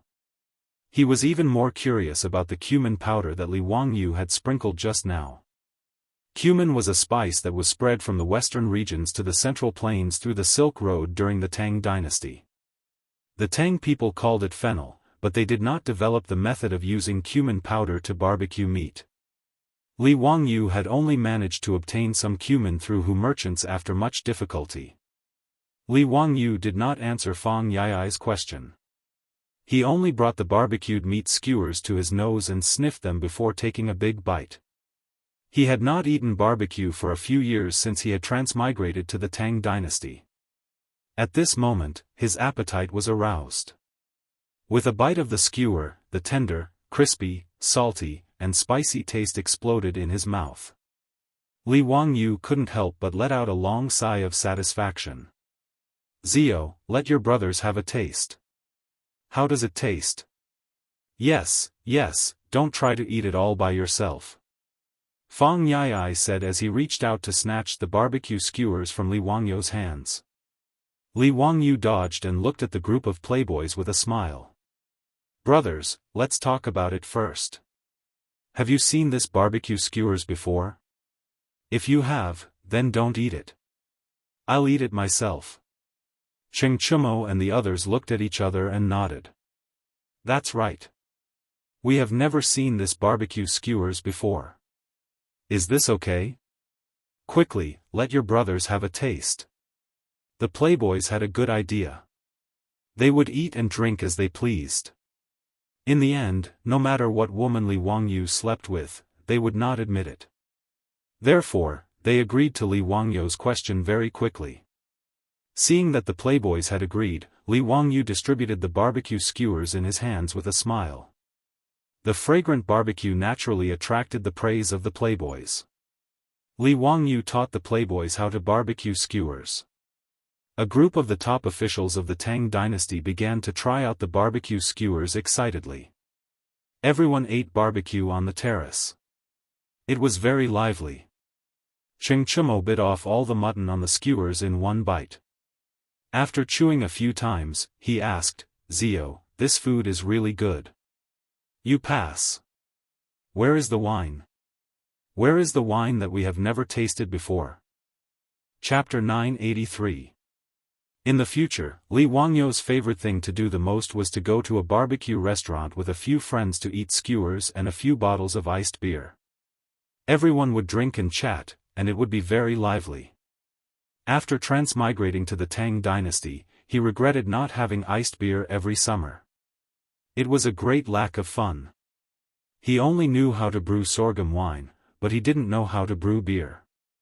During the autumn harvest of the third year of Zhengguan, the farmers harvested a lot of edamame, so they sent some to Li Wangyu's residence for him to try.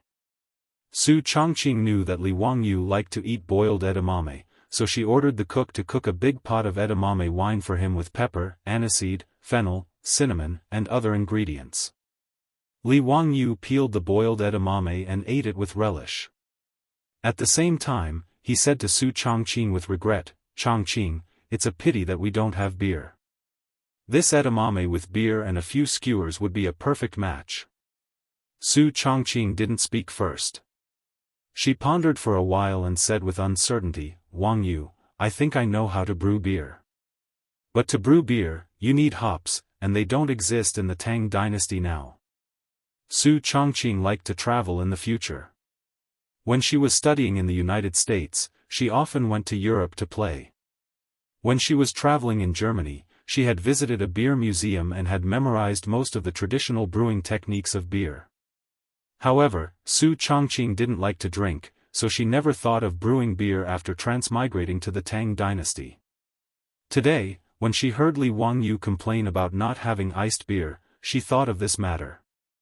However, brewing beer required hops, and hops were introduced to China around the Ming dynasty. Li Wangyu was stunned when he heard this. Then he slammed the table and stood up. "Chongqing, you really know how to brew beer?" "I know about hops. They don't exist in the Tang dynasty, but they do in Europe. As long as we ask those Persian merchants for help, we won't have to worry about not being able to get the hops back." Thus, in order to drink cold beer, Li Wangyu specially went to Jianghu city and found several merchants who traveled the Silk Road. He spent a lot of money and asked them to buy hops from Europe for him. Beer was introduced to China at the beginning of the 20th century, but the origin of beer was very ancient. In the 3rd century BC, the Sumerians of Babylon had already brewed beer, and by the 4th century AD, beer had already spread throughout Europe. Therefore, Li Wangyu asking the Persian merchant to help him find hops was not a troublesome matter. However, it was a long journey. It was not until 2 years later that Li Wangyu finally got the hops that he had been longing for from the Persian merchant. With hops, brewing beer wasn't difficult. Hops, wheat, yeast, and water were fermented for more than 10 days before the beer was ready. Originally, Li Wangyu wanted to invite those silk pants to drink cold beer. But now, it was just the right time to satisfy those silk pants' request. When Cheng Chumo asked for the beer, Li Wangyu immediately ordered someone to bring over a large barrel of beer. Self-made beer wasn't like liquor or wine. It wasn't suitable for long-term storage. It needed to be refrigerated and consumed as soon as possible. The fresher the beer, the more refreshing it would be. This was also one of the reasons why there were no merchants who used the Silk Road to transport beer to China. In order to preserve the beer that Li Wangyu brewed, he stored it in the cellar with ice cubes. When the barrel was brought out, it was still emitting cold air. "Ziyu, your beer has been chilled?" Cheng Chumo asked curiously as he reached out to touch the cold beer barrel. "That's right. This beer is called beer, and it's best to drink it chilled." Li Wangyu didn't forget to say a few words. Then, he picked up a huge beer glass, put in ice, and poured a full glass of beer. In order to drink the beer, Li Wangyu ordered the craftsman to make a batch of beer by blowing glass according to the appearance of beer cups in the future. When the beer was poured into the cup, the light golden liquid and the thick layer of white foam on the rim of the cup immediately attracted the attention of the group of silk pants. During the brewing process, malt, hops, yeast and other beer ingredients would produce a special protein which would dissolve in the beer. During the fermentation process, a large amount of carbon dioxide would be produced. Thus, when the beer was poured out, it would produce white foam. Naturally, those silk pants had never seen beer before, so they found it novel. "Zio, what kind of beer is this? It's so unique. Give me a cup to try." "TSK, TSK. This beer is actually light golden. Why are there so many bubbles?" Li Wangyu ignored them and picked up the glass of beer in his hand, tilting his head back to take a sip. That familiar cool and refreshing taste caused Li Wangyu to burp in satisfaction after gulping down half a cup of beer. Only then did he turn his head and smile at the other rich kids. "Brothers, the taste of this beer is smooth, sweet, and has a rich aftertaste. It's completely different from the alcohol that you've drunk on a daily basis." The silk pants were already envious of the beer. Hearing Li Wangyu's words, they naturally did not hesitate and rushed forward to grab the glass of beer. They poured the beer out of the barrel and impatiently drank it in big gulps. Li Wangyu did not expect that the silk pants would have such a different reaction when they drank the beer that he thought was refreshing. After Cheng Chumo and the others drank it, they immediately spat it out. They jumped and scolded, "Zio, are you kidding us? You dare to say that such a disgusting beer is delicious?" "Yes. It's so bitter. Are you sure it's not horse urine?" "Zio, what kind of beer is this? It's so bland and tasteless." Cheng Chumo and the others were used to drinking strong alcohol. Now that they suddenly tasted beer, they did not realize the benefits of the beer and were all disgusted. As for Fang Yai, Chai Lingwu and the others, after drinking it in big gulps, they were like Li Wangyu and comfortably burped, "Comfortable. This beer is so refreshing. Good beer. Comfortable." After they finished speaking, they could not help but look at each other with disdain in their eyes. Obviously, they all felt that the other party's taste was too bad. Thus, a civil war over whether the beer tasted good or not immediately broke out. Cheng Chumo and Fang Yai and the others spat at each other, looking like they wanted to wash each other's faces with their own saliva. Li Wangyu was too lazy to participate in the silkpants' internal conflict. He minded his own business and drank his beer and ate his skewers, feeling very comfortable. Niu Xingping sat next to him and unceremoniously reached out to grab the skewers that Li Wangyu had just barbecued and ate with the beer. Li Wangyu curiously asked, "Brother Xingping, why don't you argue with Brother Chumo and the others?" Niu Xingping took a bite of the mutton skewer in his hand and laughed, "I'm not as stupid as them. What's there to argue about? With good food and good beer in front of us, what's the point of talking nonsense? Zio, don't just watch from the sidelines. Let me ask you, now that there's good beer and good food, where's the beauty? Quickly call her over and let me see her." Li Wangyu silently gave Niu Xingping the middle finger. It seemed that this guy was not arguing because he was thinking about the beauty. "I'll take another day off tomorrow because I have something to do." I'll praise myself while I'm at it. I wrote another chapter. Awesome. If it's not hydrology, where did the 2 million+ words come from? The introduction can be finished with 200 words. Wahahaha. Hydrology is good for a while, hydrology is good for a while. The ancients did not lie to me. Chapter 984. In fact, Li Wangyu had been waiting for them to ask about the beauty. Ever since the debauches had made these 3 requests in order to play with him yesterday, he had been busy the entire day waiting to watch a good show. After Niu Jingping asked the question about the beauty, those who were still quarreling stopped quarreling as they all turned their heads and stared at Li Wangyu with burning eyes. Yes, Ziyu, where is the beauty? Li Wangyu was not in a hurry. He smiled at Cheng Chumo and said, Brother Chumo, you haven't said whether my beer passed the test yet. Cheng Chumo hesitated for a moment, then took a big gulp of beer. He had been arguing with Fang Yai and the others just now, so he was a little thirsty.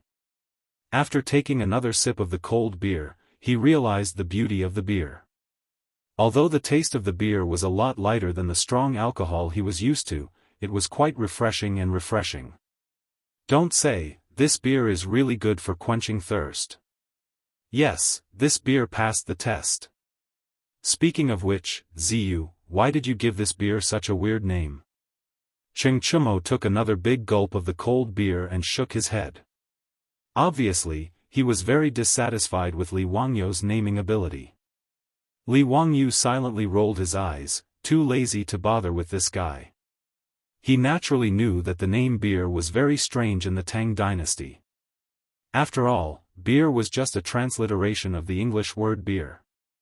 It did not have any meaning. Even the word beer did not appear in the Tang dynasty. It was a word invented by the people of Qingdao in the future. Cheng Chumo and the others had always thought that the beer Li Wangyu was talking about was spleen wine or skin wine. Logically speaking, beer should be called wheat wine, just like sorghum wine and rice wine. It should be named after the ingredients used to brew it, or it should be given another elegant name. However, Li Wangyu was too lazy to think of a new name. Moreover, he was already used to calling it beer. If he changed the name, he would not be used to it. Therefore, Li Wangyu did not care whether the Tang people could accept it or not. He stubbornly used the name beer. After the silk pants got used to the taste of beer, they all accepted this kind of alcohol. After all, beer and barbecue were a perfect match. Naturally, they could taste the beauty of it. Alright, Zio, your brothers admit that today's food and wine are pretty good. You can summon that beauty now. That's right. Let us brothers see what kind of beauty we have never seen before. Huh. If you want to fool us, you can go to the Taiji Palace yourself tomorrow. Wahahaha. Cheng Chumo and the others laughed very happily. They were waiting to make fun of Li Wangyu later. How could Li Wangyu not understand what these bastards were thinking? However, he was already prepared. He only laughed in his heart. It was still unknown who would emerge victorious in the end. And, brothers, don't be anxious. I've already sent someone to inform them. Those beauties will be here soon. Come, brothers, have some barbecue. This barbecued lamb kidney is good stuff. Not only is it chewy, it's also a rare tonic. It's best for men's vitality. Brothers, hee, you know. As Li Wangyu spoke, he winked at the silk pants. It wasn't easy for me to find these beauties for you brothers. Brothers, you can all get close to them today. There's no need to be polite. The silk pants were slightly stunned. Then, they came to a sudden realization, and strange smiles appeared on their faces. Hee, Zio's words are reasonable. As the saying goes, what you eat is what you nourish. This lamb kidney is very nutritious. Give me 10 skewers, no, 20 skewers. Get lost. You bastard, aren't you afraid of dying? Wahahaha, dying under a peony skirt, I'll still be a romantic ghost. Hee, Brother Ling Wu's words are reasonable. Give me more lamb kidneys too. The silk pants were hinted at by Li Wangyu's words. They all snatched up the oily lamb kidneys and ate with their mouths full of oil. Everyone chatted as they ate the barbecue and drank beer. The cool breeze blew gently, making them feel very comfortable. Li Wangyu and the others were almost done eating and drinking. He gave Niu Wu a look, indicating that he could go and bring the people over. Niu Wu also revealed a strange smile and immediately left to carry out the order. Not long after, 10 beautiful women, under Niu Wu's lead, swayed their slender waists and smiled sweetly as they arrived at the castle's balcony. When Ching Chumo, Fang Yai, and the others saw so many beautiful women, their eyes immediately widened. Their vulgar gazes wantonly swept over the beauties. Even with the picky eyes of the silk pants, the 10 beautiful women in front of them were of the highest quality. Even in the Peace Square where beauties were as common as clouds, they were at the level of courtesans. However, the silk pants were curious. There were tens of thousands of courtesans in the Peace Square, but there were only about 100 courtesans at the level of courtesans. Which one had they not seen before? The 10 beauties in front of them were the most beautiful women they had never seen before. They couldn't help but be curious as to where Li Wangyu had found these beauties. The silk pants did not stand on ceremony. They directly went forward and each picked a beauty that was pleasing to the eye and pulled them to their side. Since Li Wangyu had already said that these beauties could be intimate, that meant that they would serve them in bed. Naturally, they would not stand on ceremony. What was even more infuriating was that this group of silk pants hugged these beauties and teased them while not forgetting to provoke Li Wangyu with words. Ziyu, although these beauties are beautiful, there is nothing special about them. How can you say that we have not seen them before? You can't fool us like this. Yes, that's the reason. Tomorrow is the Taiji Palace to pick up the bride. Ziyu, you can go by yourself. Forgive us for not accompanying you. Wahahaha, Ziyu, you can't blame us for this. Li Wangyu smiled strangely at the side and continued to drink his beer. Brothers, don't be impatient. This little brother promises that you have definitely not seen these beauties before. Cheng Chumo curled his lips in disdain. Ziyu, don't talk nonsense. They all have the same nose and mouth. What's so special about them? You dare to boast shamelessly that we have never seen such beauties before? Li Wangyu smiled. Brothers, as long as these beauties open their mouths, you will know what's so special about them. When the silk pants heard him say this, they realized in hindsight that these beauties had been here for so long and none of them had opened their mouths to speak. Previously, no matter how they teased them, these beauties only covered their mouths and giggled. They never opened their mouths to speak, as if they were mutes. This made the silk pants all puzzled. They did not understand what this meant. Could it be that Li Wangyu had found them a group of deaf and mute women? Or was there something special about these beauties' voices? Cheng Chumo casually hugged a beauty and asked, Ziyu, don't try to be mysterious. Quickly tell us, what's so special about these little ladies? Li Wangyu asked curiously, what little ladies? Brothers, you asked this little brother to find them. But you have never seen beauties before, so you didn't say anything about little ladies.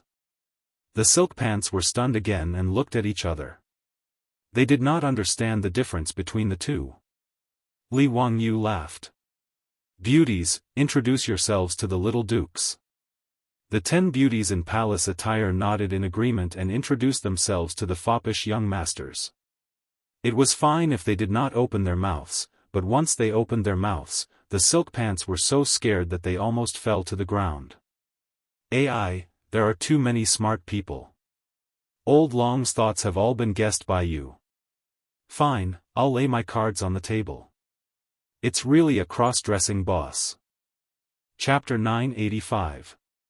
In the future, there was a group of dangerous creatures that made all straight men's hair stand on end. They were known as cross-dressing bosses. On Baidu Baiki, the term cross-dressing boss was explained like this: popular online term, pronounced in Japanese as cross-dressing man, which is a man who wears women's clothes. When this term appeared in the 2D world, it referred to a man who was skilled in cross-dressing. The 10 beauties Li Wangyu called over were not women at all. They were male prostitutes that he spent money to find in Chang'an City's beehive. The so-called beehive was another name for the brothel where the male prostitutes worked. Male prostitutes had existed in Wuxia since ancient times. They had always been despised by the mainstream of society, but were not banned. During the Tang and Song dynasties, due to the open culture, they flourished. After all, it was common for the noblewomen of Tang dynasty to find gigolos.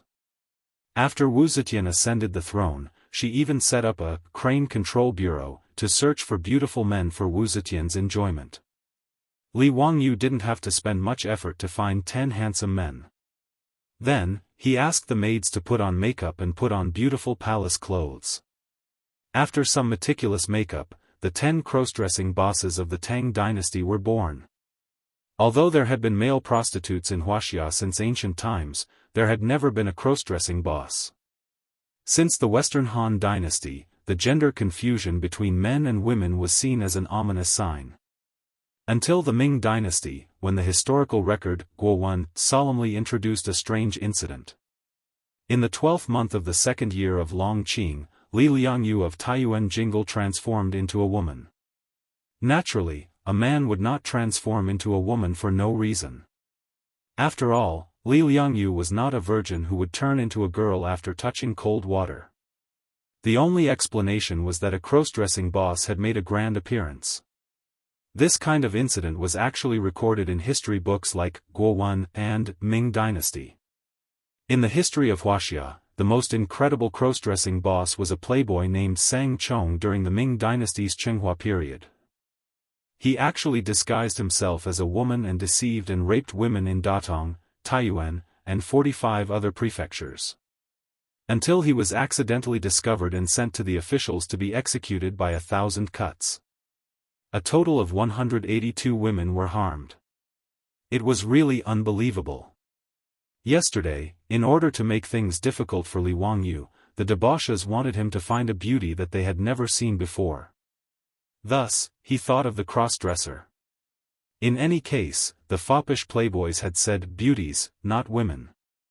The silk pants wanted to tease him, so Li Wangyu came up with this despicable move, planning to disgust this group of bastards. The reason why he came up with such a trick to make fun of the playboys was because Li Wangyu's young heart had suffered a great blow because of the cross-dressing boss. In his previous life, Li Wangyu met a long-haired beauty when he went to a nightclub to drink and dance with his friends. Therefore, Li Wangyu mustered up the courage to strike up a conversation. As a result, when the beauty opened her mouth to speak, Li Wangyu was so scared that he almost fell off the stool. She had an extremely beautiful face, but when she opened her mouth, it was a hoarse and rough male voice. This kind of extreme contrast was unbearable for any man. Li Wangyu ran away from the nightclub. Since then, he had been traumatized by the cross-dressing boss, therefore, when the foppish playboys wanted to make things difficult for him, he immediately thought of a way to counterattack. At this moment, on the balcony, the foppish playboys were shocked when they heard the little ladies in their arms speak. It was no less shocking than the shock that Li Wangyu had received in the nightclub. Replying to the young duke, this servant is called. Before the cross-dressing boss in Cheng Chumo's arms could finish introducing himself, Cheng Chumo threw him out as if he had been electrocuted. The group of foppish playboys were all shocked by the rough male voice. They were all dumbstruck, their faces full of horror. Zio, she, why are they talking like that? Like a man's voice? Fang Yai's tongue was tied, and he couldn't speak clearly for a long time. Li Wangyu chuckled, Yai Xiong, what are you saying? They are men, so of course they speak with a male voice. What's so strange about that? Men. The foppish playboys were all petrified. Li Wangyu nodded with certainty, of course they are men. Hee, My brothers asked me to find beauties, not little ladies. Why, aren't the beauties that I found beautiful? Chai Lingwu, who had just been holding the cross-dressing boss, suddenly retched. He turned his head and held the spittoon to vomit violently. The others weren't any better than Chai Lingwu. Their faces were all green, and they looked disgusted as if they had eaten a fly. Li Wangyu understood this group of foppish playboys. He knew that they were all steely straight men. They had absolutely no interest in adding men on top of men. It was because of this understanding that he deliberately played tricks on the foppish playboys like this. Including letting the foppish playboys eat roasted kidneys, it was all for the sake of mocking them. Li Wangyu was very satisfied with the foppish playboys' reactions. He asked with a cheeky smile, "My brothers, are you satisfied with the beauties that I have prepared for you? Have you not seen any of them before?" The foppish playboys looked at each other. Chai Lingwu, who had already vomited all the beer and barbecue he had eaten, raised his head and wiped the stain on the corner of his mouth. He raised his head and glared at Li Wangyu. "Beat him up." Chai Lingwu screamed and charged straight at Li Wangyu. Ching Chumo, Fang Yai and the rest didn't hesitate. They all rolled up their sleeves and followed Chai Lingwu. Li Wangyu saw that the situation wasn't good. He turned and wanted to run, but how could he run? He was grabbed by Fang Yai and pressed down by the group of foppish playboys. Including the lame Niu Zhengping, the 10 foppish playboys all piled on top of Li Wangyu in a human pyramid. They let him see what was really called adding men on top of men. The 3 Qing brothers, Fang Yi Ai, and the Yuqi twins, were all burly men.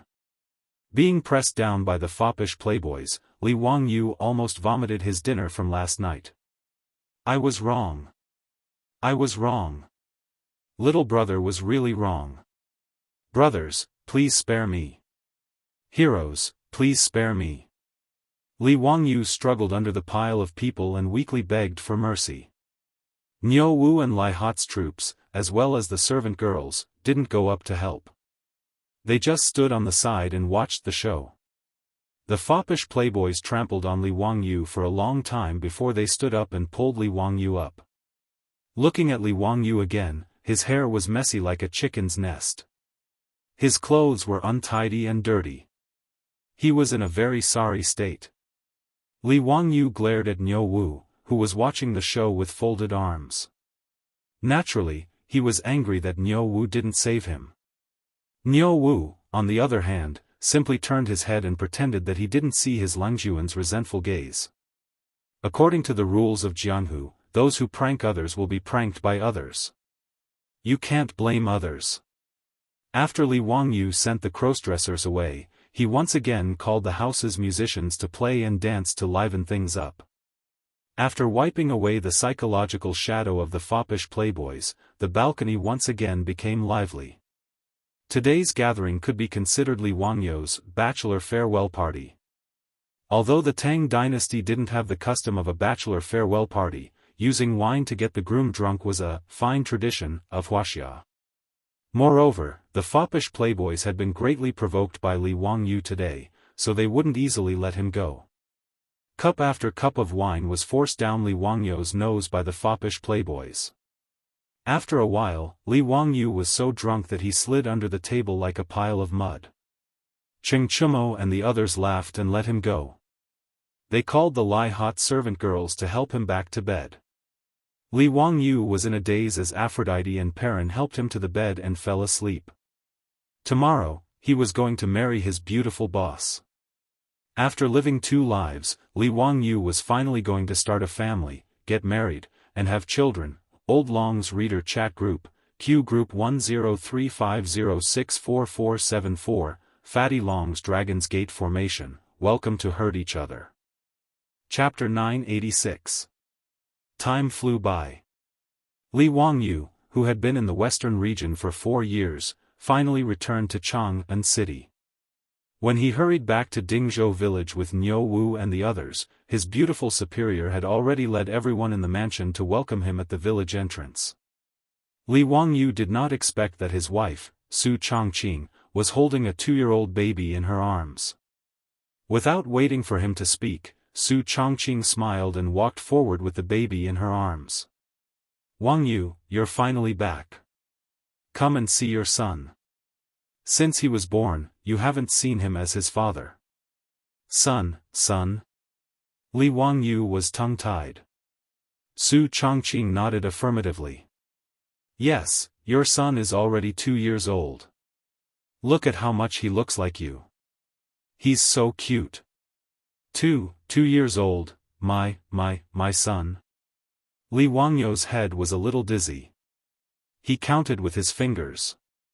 He had been in charge of the Western expedition for 4 years. Since he went to the Western region, he had not returned to Chang'an, nor had he seen his wife. But the child in front of him was already 2 years old. Li Wangyu unconsciously thought of an anecdote in The Legacy of the Heavenly Treasure of the First Yuan Dynasty. Yang Guozhong was sent to Jianghu. His wife missed him so much that she fell ill. She suddenly became pregnant with Yang Guozhong in her dream and gave birth to a boy named Yang Guozhong. When Yang Guozhong returned, his wife recounted what happened in her dream. Yang Guozhong said, "This husband and wife miss each other so much." Everyone laughed at that time. Yang Guifei's elder brother, Yang Guozhong, had been an official for many years. His wife, Pei Rou, gave birth to a son for him. She even said that she missed Yang Guozhong too much. In her dream, she had sex with Yang Guozhong and got pregnant. Yang Guozhong actually believed his wife's words and treated the baby as his own flesh and blood. He even named him Yang Guozhong. It was needless to say how Yang Guozhong was mocked by the common people. Li Wangyu was not Yang Guozhong. After he figured out the meaning of this matter, he could not help but break out in a cold sweat. But before he could say anything, a series of shouts sounded in his ears, and his body began to shake violently. Lang Jun, wake up. Don't sleep anymore. If you continue sleeping, you'll miss the time. Li Wangyu suddenly woke up and opened his eyes. Only then did he realize that he had been dreaming. 4 years later, he would return home and have a son. That was just a ridiculous dream. Li Wangyu exhaled deeply and wiped the sweat from his forehead, allowing Aphrodite and Perrin to help him up from the bed. How could he have such a horrible dream? Li Wangyu couldn't help but shiver when he recalled the events in his dream. Dreams are all opposite, all opposite. He kept comforting himself in his heart. To say that Su Chongqing would make him a cuckold, even if he transmigrated again, Li Wangyu wouldn't believe it. But why would he have such a ridiculous dream on the night before the wedding? Li Wangyu couldn't figure it out. Before he could figure out the meaning of his ridiculous dream, Aphrodite and Perrin had already led a group of maidservants to help him wash up and dress up. Perrin was busy wiping Li Wangyu's face with a hot towel while scolding her. Lang Jun, Sister Aphrodite and I have been calling you for a long time before you woke up. Today is your big day with Sister Chongqing. Lang Jun, how could you drink so much last night? Fortunately, you didn't pick up the bride until evening, otherwise you would have missed the time. Li Wangyu had indeed been heavily drunk by Cheng Chumo and his group of playboys last night. Now that he was woken up, he still felt his mouth dry and his temples throbbing. After secretly cursing Cheng Chumo and his group of bastards, Li Wangyu asked, "Perrin, what time is it?" "It's almost noon." "It's already 9:15. Li Wangyu almost wanted to go back to sleep when he heard that it wasn't even 11:00 yet. In the Tang dynasty, picking up the bride didn't require one to leave early in the morning. Picking up the bride at dusk was the custom of the Tang dynasty. It wasn't even 11:00 yet. Obviously, Li Wangyu still had a lot of time. Perrin hurriedly grabbed Li Wangyu and said, "Lang Jun, hurry up. The old housekeeper is already very anxious. He's waiting for you to worship the ancestors." Li Wangyu was speechless.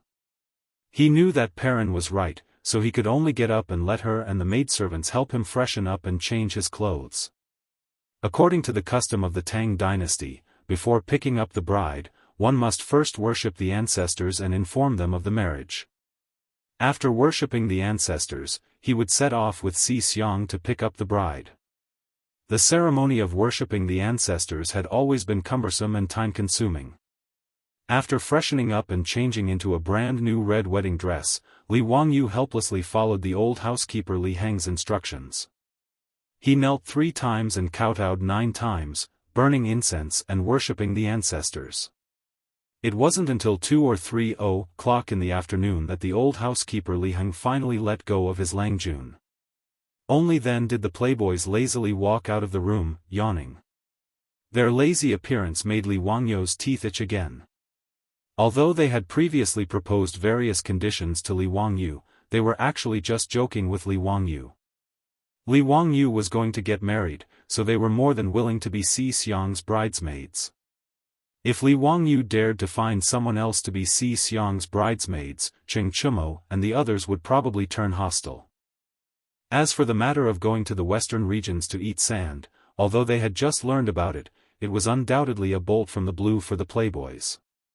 But after careful consideration, the hedonistic sons became eager to give it a try. Chang'an was admittedly a land of warmth and gentleness, but the playboys were not people who would just eat and wait for death. The Tangs were obsessed with killing the enemy, serving the country, and building their career. This could be seen from the more than 2,000 frontier poems in the complete Tang poem. Therefore, the playboys like Cheng Chumo felt their blood boil when they thought of leading an army and trampling the enemy. The bright moon of the Qin and Han dynasties, the long march of thousands of miles has not ended. But with General Long Chengfei here, he will not let the horse pass the Yin Mountains. Li Wangyu copied Wang Changling's Leaving the Frontier poem, which had been silently recited by the playboys countless times. How could they, the sons of dukes, not be eager to build their career? Inheriting their father's title was just sitting and eating.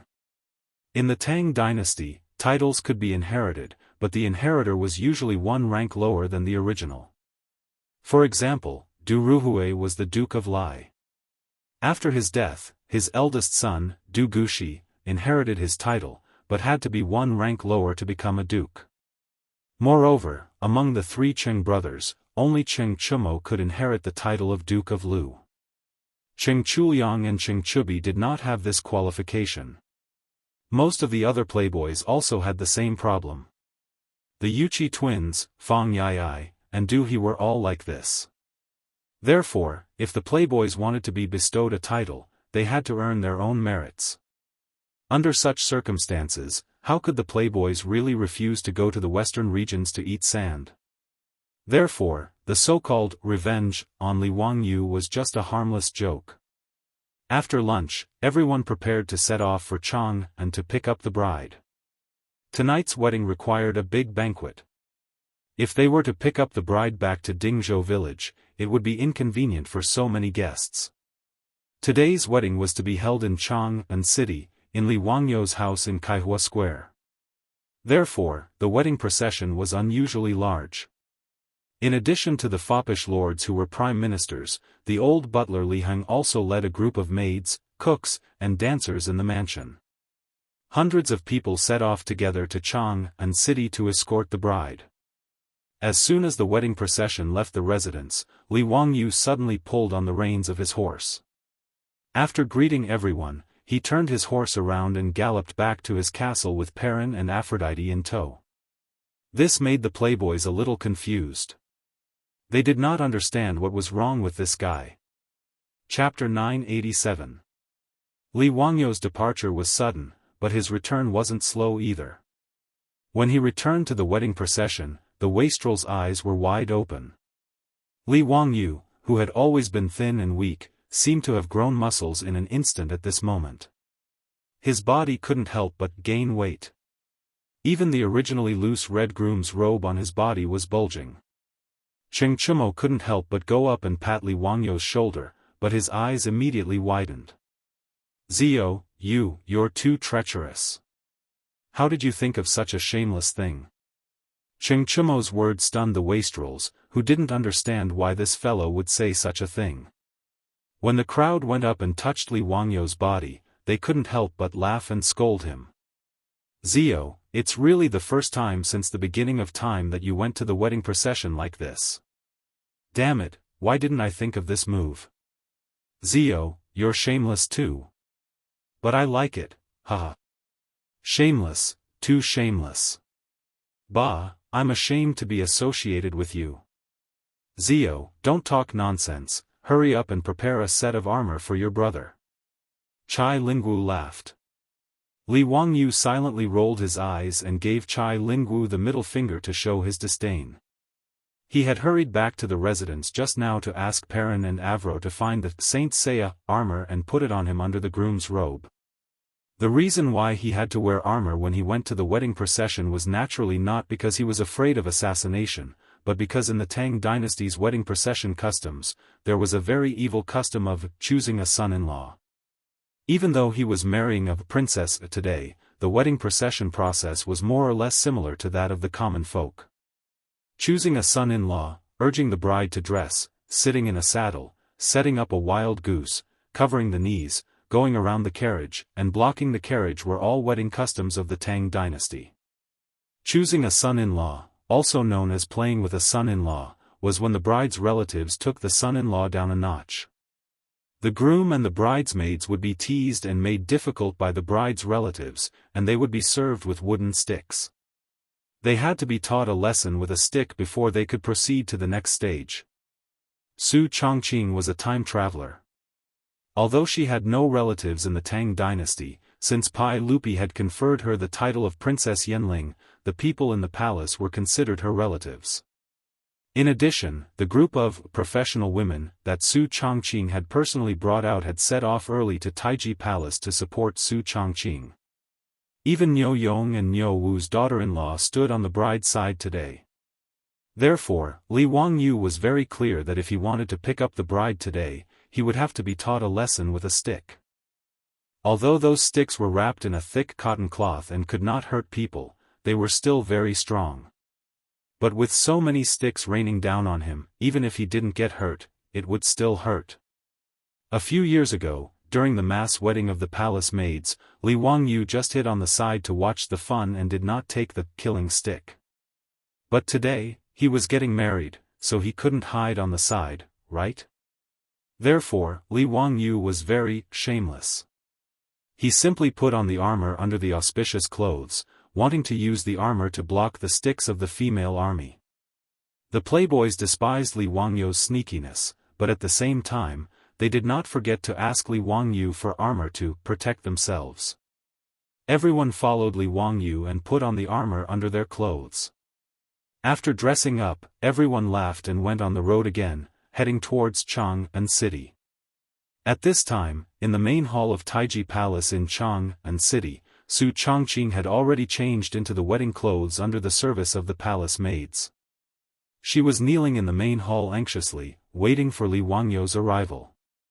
Empress Zhongsun led a 2- or 3-year-old boy into the main hall and sat opposite Su Chongqing with a smile. Qing Ke greets Masteress. The child said in a childish voice and bowed to Su Chongqing. He was Pai Lupi's last eldest son, the future third emperor of the Tang dynasty, Emperor Gaozong of Tang, Li Ji. Li Ji was now 3 years old.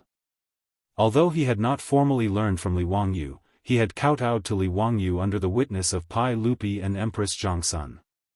Therefore, it was reasonable for him to call Su Chongqing Masteress. Su Chongqing smiled and reached out to pull Li Ji into her arms. She had always liked children, so whether it was Chang'e, Wu Meinyang, or Li Ji, they were all very close to her. Has Qing Ke been obedient recently? Masteress, Qing Ke has always been very obedient. Su Chongqing deliberately teased Li Ji, really? But I heard that Qing Ke has been very naughty recently. Qing Ke is really obedient. If Masteress doesn't believe it, you can ask Mother. Mother, Qing Ke is very obedient, right? Li Ji was afraid that Su Chongqing would not believe it, so he quickly pulled his mother to testify for him. Empress Jiangsun and Su Chongqing could not help laughing. The two teased Li Ji for a while, and then Empress Jiangsun asked the palace maid to take Li Ji to play. Empress Jiangsun reached out to help Su Chongqing tidy up her hair that was messed up by Li Ji. Then she stared at Su Chongqing for a long time and said with a chuckle, "Chongqing, you won't blame me, will you?" Su Chongqing naturally understood the meaning of Empress Jiangsun's words. If it were not for Pai Lupi and Empress Jiangsun's interference between her and Li Wangyu would have gotten married 2 years ago after he cut off his decline. It was impossible to say that Su Chongqing had no complaints in her heart. But she could also understand why Empress Jiangsun would do this. Although she and Li Wangyu were in love, the two of them only traveled through the Tang dynasty and did not wander on an isolated island. The surrounding social environment forced them to compromise on many things. Empress Jiangsun wanted to marry her daughter to Li Wangyu. Although this kind of thing was incredible in the eyes of later generations, it was quite normal in the eyes of the Tangs. Su Chongqing slowly shook her head and smiled at Empress Jiangsun. "Aunt, what are you talking about? How can I blame you? Aunt and His Majesty have always treated this little girl well. This little girl does not dare to have any complaints." Her words were also sincere. Except for interfering with her marriage with Li Wangyu, Empress Jiangsun was really good to her. Now that she and Li Wangyu were about to get married, the previous grudge against Empress Jiangsun in her heart naturally disappeared.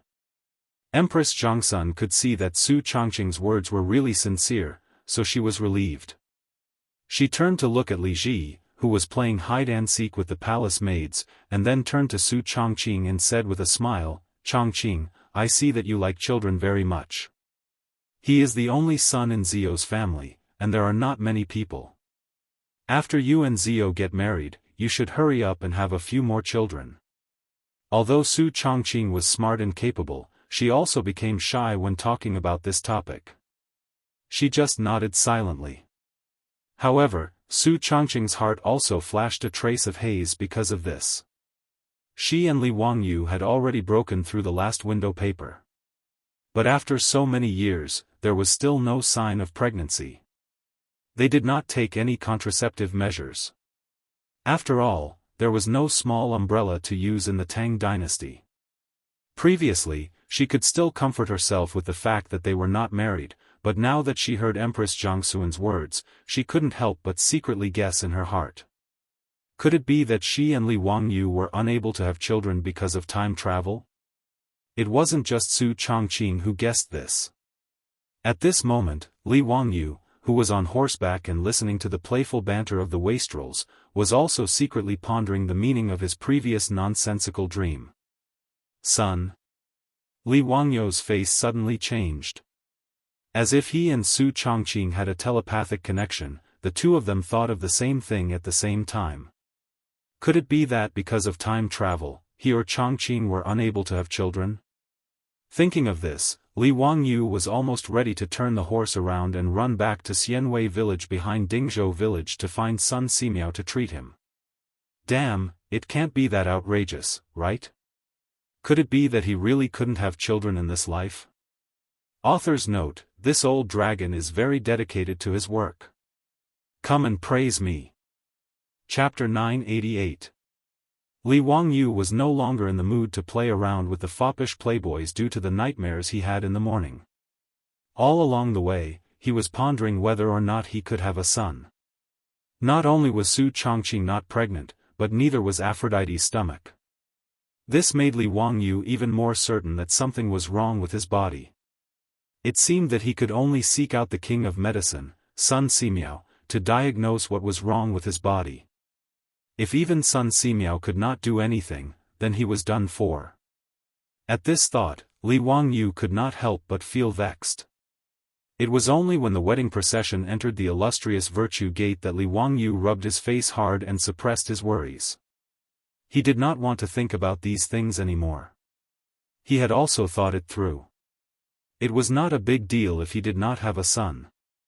There were many Dink families in the future, but weren't they still living well? It was also good that no brats would disturb him and Su Chongqing. Although Li Wangyu and Su Changqing's wedding was rushed, everyone in Chang'an knew about it. Naturally, the gossip-loving people of Chang'an could not miss the liveliness of Fufeng's wedding. Both sides of Vermilion Bird Avenue were already crowded with people who wanted to watch the show. Even the trees by the roadside were occupied by people. The two counties of Chang'an had already sent out a large number of yamen runners to maintain order. When the wedding procession entered Chang'an City, the city was instantly filled with all sorts of blessings and cheers. May the Duke live a long life together and have a son soon. May the Duke and Princess Yanling grow old together. May the Duke's marriage last forever. Li Wangyu was wearing a bright red auspicious robe and riding on the horse that Pai Lupi had lost to him. He was all smiles as he cupped his hands in thanks to the people around him. There were 10 fully loaded four-wheeled carriages in the wedding procession. The old butler, Li Heng, was also smiling until his face was full of wrinkles. He didn't even need Li Wangyu's instructions as he nimbly climbed onto a carriage. He grabbed a large amount of copper coins from the bamboo basket in the carriage and threw them towards the crowd on the side of the road. These carriages were filled with shiny yellow copper coins. So many commoners came to join in the fun. Naturally, it wasn't just for gossip.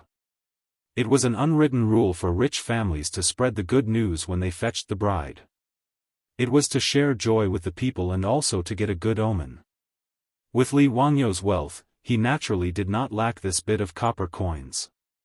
Li Heng acted on his own initiative and prepared 10 whole carts of brand new copper coins for splashing. Even so, Li Heng was still nagging along the way. Time was too tight, and they had prepared too few copper coins. After all, the copper coins used for the wedding banknotes were all newly cast Kai Yuan Tong Bao. After 2 or 3 days, Li Heng had only obtained so many copper coins. Li Wangyu could only shake his head and smile bitterly at his smug butler and let him do as he pleased. The Lai Hot's troops, maids, and servants all followed the old butler, Li Heng. They continuously grabbed handfuls of copper coins from the bamboo baskets on the carriages and threw them towards the crowd. Vermilion Bird Avenue became more and more lively. The wedding procession threw copper coins along the way. The crowd's cheers for the wedding banknotes and their congratulations to Li Wangyu resounded through the sky. When they arrived at the Vermilion Bird Gate in the Imperial City, Li Wangyu's facial muscles were stiff from smiling. But when everyone saw the situation in front of the Vermilion Bird Gate, everyone, including the group of rich playboys, couldn't help but curse in their hearts. The old butler, Li Heng's face twitched a few times. He suddenly jumped out of the carriage. Lang Jun, this old slave will return to the Kai Hua Square to prepare for the evening banquet. Please forgive me. After the old man finished speaking, he didn't give Li Wangyu a chance to speak. He led the group of maids and servants in the residence and turned to leave. Li Wangyu glared at the back of Li Heng's fleeing figure. He was extremely disdainful of this disloyal old butler. Cheng Chumo swallowed his saliva. Zio, I suddenly remembered that there is still soup on the stove in the residence's kitchen. I have to go back. Li Wangyu didn't wait for Cheng Chumo to finish speaking. He gave him a death stare, forcing Cheng Chumo to swallow the rest of his words. Fang Yai and the others all sucked in a breath of cold air. This kind of battle could kill. In front of everyone's eyes, the Vermilion Bird Gate of the Imperial City opened wide. From the Vermilion Bird Gate to the distant Taiji Palace's Gate of Heaven, it was a distance of over 2 li. At this moment, on both sides of the Imperial City's main road, several thousand palace maids stood in a dense crowd. They all held wooden clubs in their hands, laughing and giggling at Li Wangyu and the other debauches. Chai Lingwu reached out to touch the armor beneath his clothes. He muttered, Zio, tell your brothers the truth. What kind of enmity do you have with His Imperial Majesty? To use several thousand palace maids as a son-in-law, I'm afraid that you'll be beaten to death. Li Wangyu did not know whether to laugh or cry. He had not expected that Pai Lupi would actually create such a large spectacle. In reality, Li Wangyu and the other debauches had wrongly accused Pai Lupi. This matter was truly not arranged by Pai Lupi. As the eldest princess, Princess Changel was very gentle and considerate. She had always been well-liked in the palace. Pai Lupi intended to betroth Princess Changel to Li Wangyu. Everyone in the palace knew of this. Naturally, these female officials and palace maids also knew of this. However, who would have thought that before Princess Changel could marry Li Wangyu, the Commandery Duke of Fufeng would first marry Princess Yanling? This naturally caused all of the female officials and palace maids to be dissatisfied. Although Su Chongqing had been conferred the title of Princess Yanling, compared to Princess Changel, who had grown up in the palace maids were naturally closer to Changel. Originally, Empress Zhongsun had planned to find several dozen palace maids as a token of goodwill. However, she did not take this matter seriously, directly handing it over to the female officials to make the arrangements. As for the female official in charge of this matter, she had gathered several thousand palace maids. Armed with clubs, they stood guard within the imperial city, intending to teach Li Wangyu, this heartless man, a lesson and vent Princess Changel's anger. Naturally, Li Wangyu and the others did not know the reason behind this. However, just thinking about being beaten and running across this 1,000-meter-long road made their scalps feel numb. It was no wonder that Li Heng, upon seeing such a formation, would turn and run. With his old arms and legs, how could he endure these clubs? At this time, it was best to flee as quickly as possible. The old housekeeper, Li Heng, ran without any sense of loyalty. However, the debauches could not run. With a bitter face, Fang Yai asked, "Zio, why don't we come back another day to pick up the bride?" Brothers. Li Wangyu could not be bothered to listen to his nonsense. What did he mean by coming back another day to pick up the bride? Was this something a human would say? Brothers, we are about to go to the western regions to conquer the barbarians. We do not fear the sharp swords of the barbarians. How can we fear the flowery fists and impractical footwork of this army of women? Let's go. Brothers, charge with me. Li Wangyu took a deep breath and jumped off his horse.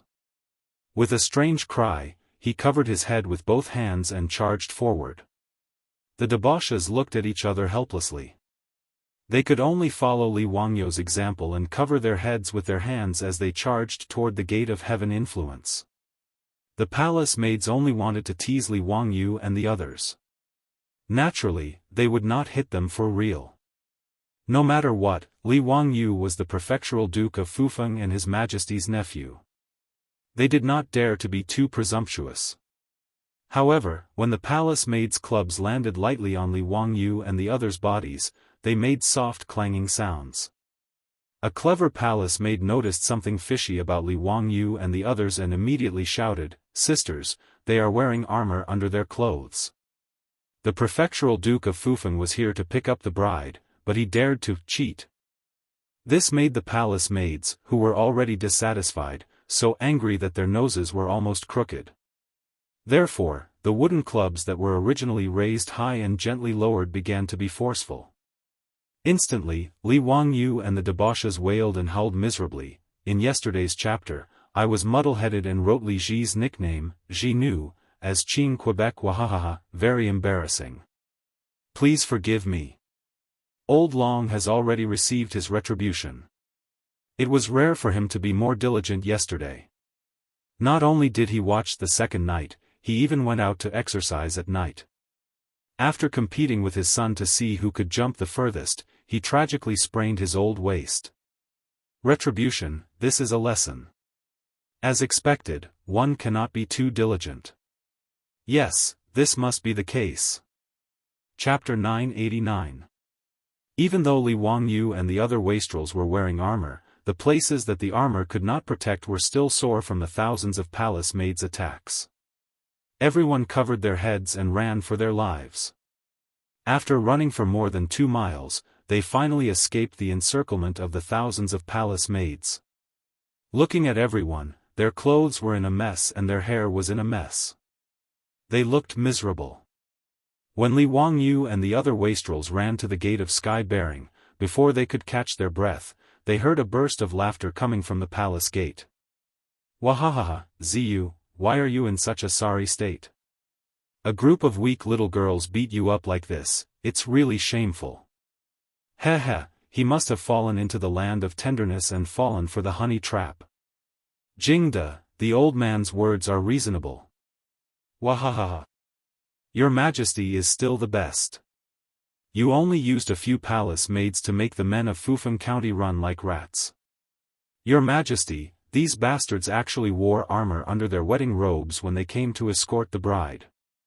They are too cunning. Li Wangyu and the other wastrels were stunned. When they looked up, they saw a few people standing on top of the gate of Sky Bearing. They were pointing at Li Wangyu and the other wastrels and laughing. It was none other than Pai Lupi, who was led by Cheng Yaojin, Yuchi Jingda, and the rest of the wastrels. Although it was not arranged by Li Er, this matter could not be hidden from Itua, who was the head of the provincial palace, who was the imperial chamberlain. After receiving Mituo's report, Li Er laughed heartily.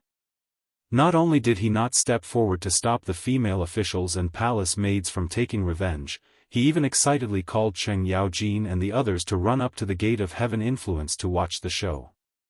Previously, when Li Wangyu and the other wastrels were surrounded and attacked by the thousands of palace maids, Pai Lupi, Cheng Yaojin, and the rest were very happy to see it. Li Wangyu and the other wastrels were so angry that their noses were almost crooked, but they could not vent their anger. Other people were all swindlers, but Cheng Yaojin, Yuchi Jingda, this group of old ruffians, were very fond of swindlers. The more unlucky Cheng Chuma was, the happier Cheng Yaojin and the others laughed. Li Wangyu couldn't do anything about this group of evil bosses other than secretly cursing them in his heart. Little nephew greets uncle, greets all uncles. Li Wangyu resisted the urge to roll his eyes. Looking at the closed Gate of Heaven Influence, he knew that Pai Lupi and the others were up to something again. As expected, Pai Lupi laughed from above the palace gates. Zio, you should recite a make-up poem.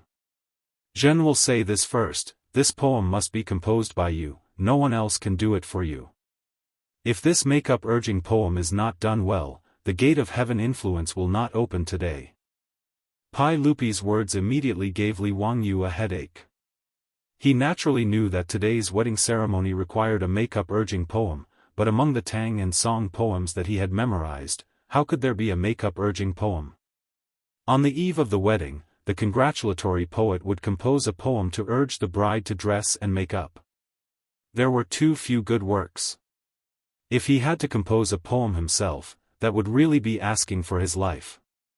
Li Wangyu originally planned to have Wei Shuyu, Du He, Du Go, and the others help him compose a poem and just fool them.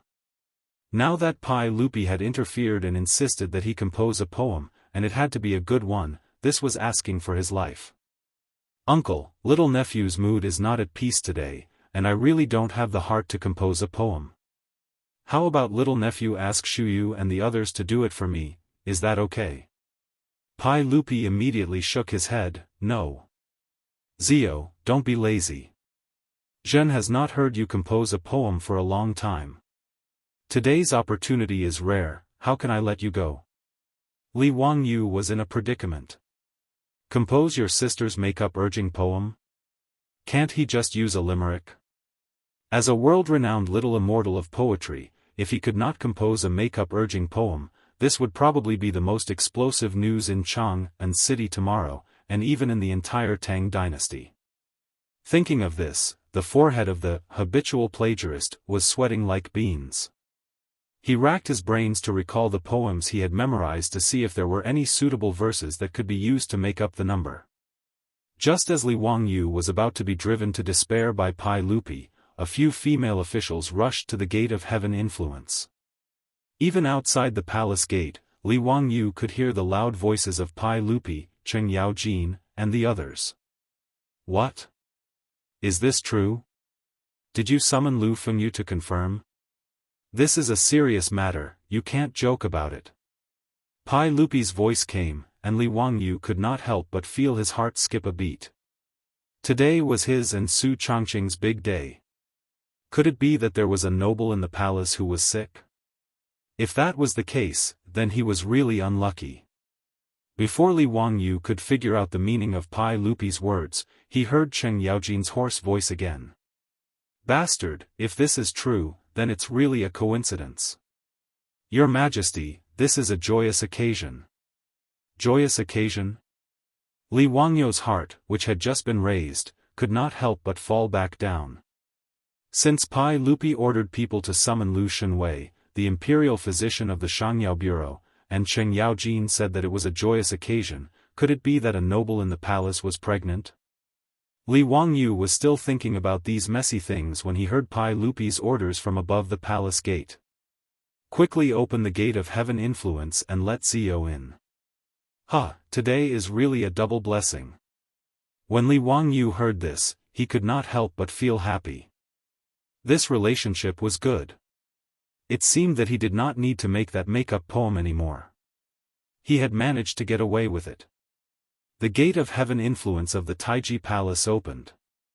After Li Wangyu and the other silk pants entered the palace gate, they immediately bowed to Pai Lupi. Congratulations, uncle. Congratulations, uncle. Pai Lupi was slightly taken aback. Zio, what do you mean by this? Where did this emperor's happiness come from? Li Wangyu was confused by Pai Lupi's reaction. He could not help but say, it's not uncle. Could it be His Majesty the Emperor Emeritus? I wonder which noble in the palace is pregnant.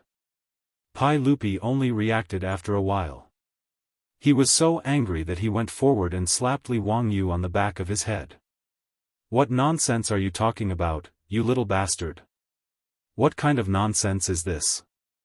It's you little bastard, who is going to be a father. Me? Li Wangyu was shocked and hurriedly waved his hands. Uncle, don't scare your nephew. How could your nephew? He subconsciously wanted to deny it. How could he be the father of Pai Lupi's child if a noble in the Taiji Palace was pregnant? What did the women in the harem have to do with him? If someone was pregnant, how could he be blamed for it? Wasn't Pai Lupi trying to frame him for causing chaos in the harem? His head would be chopped off. It was a good thing that Pai Lupi did not know what Li Wangyu was thinking.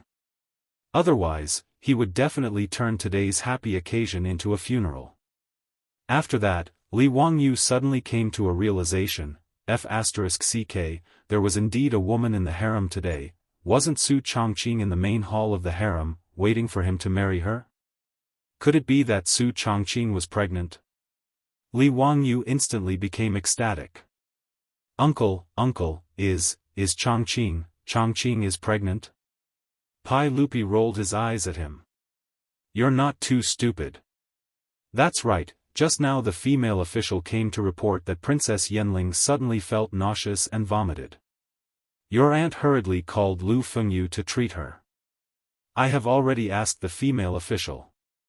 Lu Fengyu checked her pulse and confirmed that Princess Yanling is pregnant. She is already 2 months pregnant. Really? Uncle, you're not lying to me? I am going to be a father. Li Wangyu was so excited that he was incoherent. Pai Lupi smiled and nodded. That's right, this is absolutely true. For Princess Yanling's sake, I will spare you today. Quickly go to the main hall. Li Wangyu did not say anything and did not bother to greet everyone. He turned and ran to the main hall. There was only one thought in his mind. Sure enough, Mengdu was the opposite. Chapter 990. Su Changqing didn't expect that she would suddenly feel nauseous and retch while talking with Empress Zhongsun. This naturally scared Empress Zhongsun and she quickly ordered someone to summon Lu Shenwei. When Lu Shenwei hurried to Li Main Hall and checked Su Changqing's pulse, he smiled. Congratulations, Princess Yanling. Congratulations, Princess Yanling. You are not sick. You are pregnant. You are pregnant. His words stunned Empress Zhongsun and Su Changqing. Shortly after, Empress Jiangxuan's face was filled with joy. Lu Fengyu, is this true? Empress, there is absolutely no mistake. This official is certain that Princess Yanling is pregnant and has been pregnant for more than 2 months. Su Chongqing was completely dumbfounded.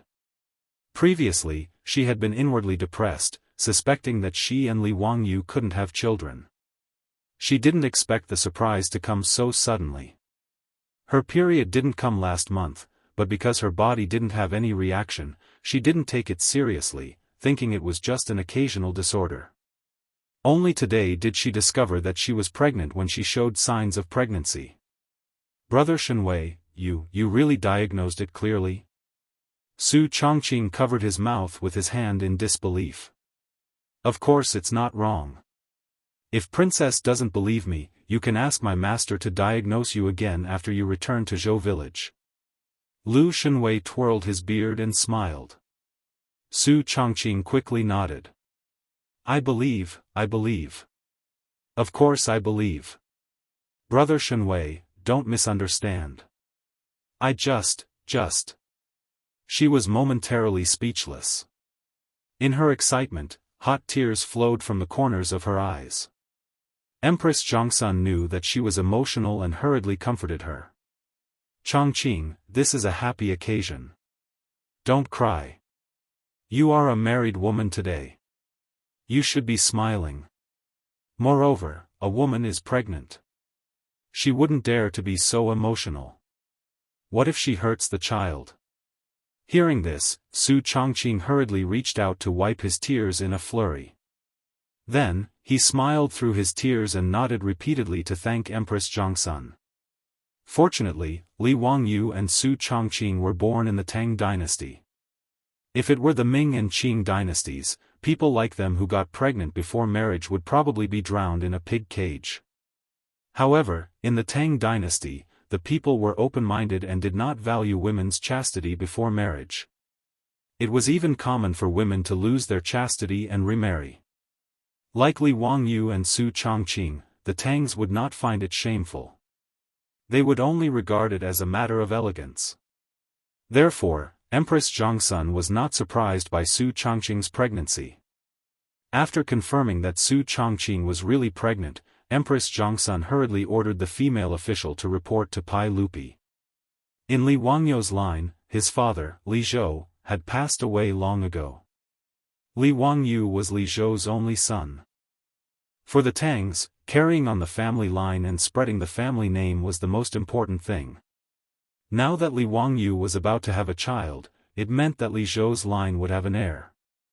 Pai Lupi originally did not like Li Zhou very much. However, because of Li Wangyu, he no longer had any ill feelings towards Li Zhou. He even posthumously gave Li Zhou the title of head of the Department of Ceremonial Ceremonies, bestowed the posthumous title of Zhen, and sent people to repair Li Zhou's grave. As Pai Lupi's nephew, Li Wangyu could have an heir. This was also a big matter for the royal family. Even though Li Zhou's and Li Wangyu's names had not yet been re-entered into the imperial register by the imperial clan temple. However, in the hearts of Pai Lupi and Empress Zhongxun, Li Wangyu was a member of the Li Tang imperial clan. There was no doubt about this. Therefore, whether it was Empress Zhongxun or Pai Lupi, when they learned that Su Chongqing was pregnant, their first reaction was to be overjoyed. Seeing Li Wangyu's back as he madly ran away, Pai Lupi jokingly scolded, but then he frowned. Su Chongqing was pregnant with Li Wangyu's heir. This was naturally a good thing, but it was also a problem that was neither too big nor too small. Pai Lupi understood his nephew very well. He knew that he was a very emotional person.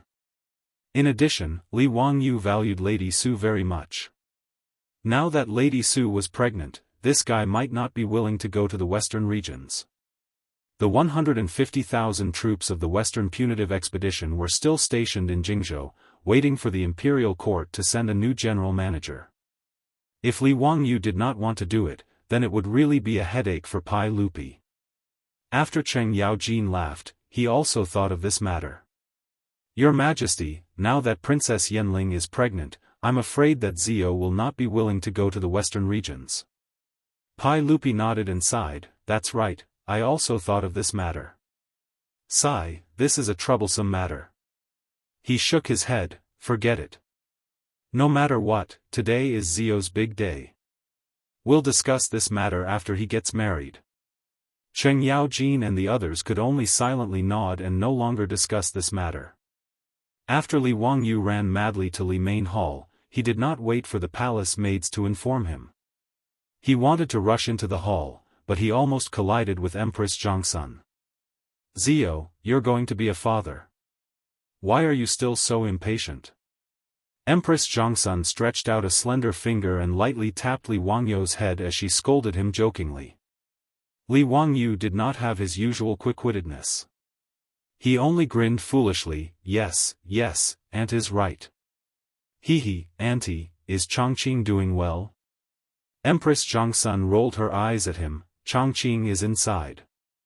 You should go in. Don't be so careless. Be careful not to hurt the child.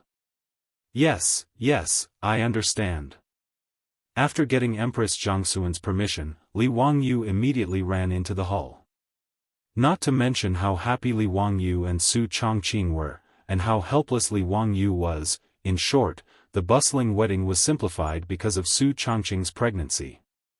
The wedding process of sitting in the saddle, dipping the goose, covering the knees, going around the carriage, and blocking the carriage was just a formality. Pai Lupi and Empress Zhangsun had Li Wangyu carefully help Su Chongqing onto the carriage, which could be considered to have completed the bridal escort process. After the bridal escort carriage arrived at Kaihua Square Lai Hot, the old housekeeper Li Heng and the others were wild with joy when they learned that their mistress was pregnant. It was lively again. And on this day of the wedding banquet, Li Wangyu was unsurprisingly drunk by a group of guests who came to congratulate him again. After Li Wangyu and Su Chongqing's wedding, it was lively for 2 days. Li Wangyu slowly recovered from his ecstasy. And the first thing that Li Wangyu thought of was the same as Pai Lupi's guess. This guy didn't want to go to the western regions anymore. Su Chongqing was now 2 months pregnant.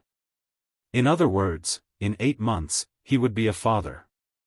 At this time, asking him to abandon his wife and child and run to the western regions was simply asking for his life. From Chang'an to the western regions, even on a fast horse, it would take 2 months, not to mention that the army moved even slower.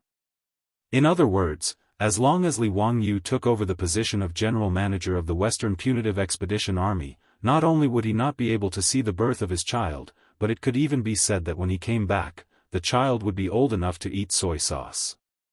But the matter of him being the general manager of the Western Punitive Expedition Army had already been issued an imperial edict. It was a matter that was set in stone. If Li Wangyu disobeyed the order and didn't go, then he would be beheaded. Even if Pai Lupi couldn't bear to behead him, it was impossible for him not to punish him. Li Wangyu was in a dilemma and didn't know what to do. On the 3rd day of the wedding, Li Wangyu was secretly pondering about what perfect excuse he should find to dodge this matter.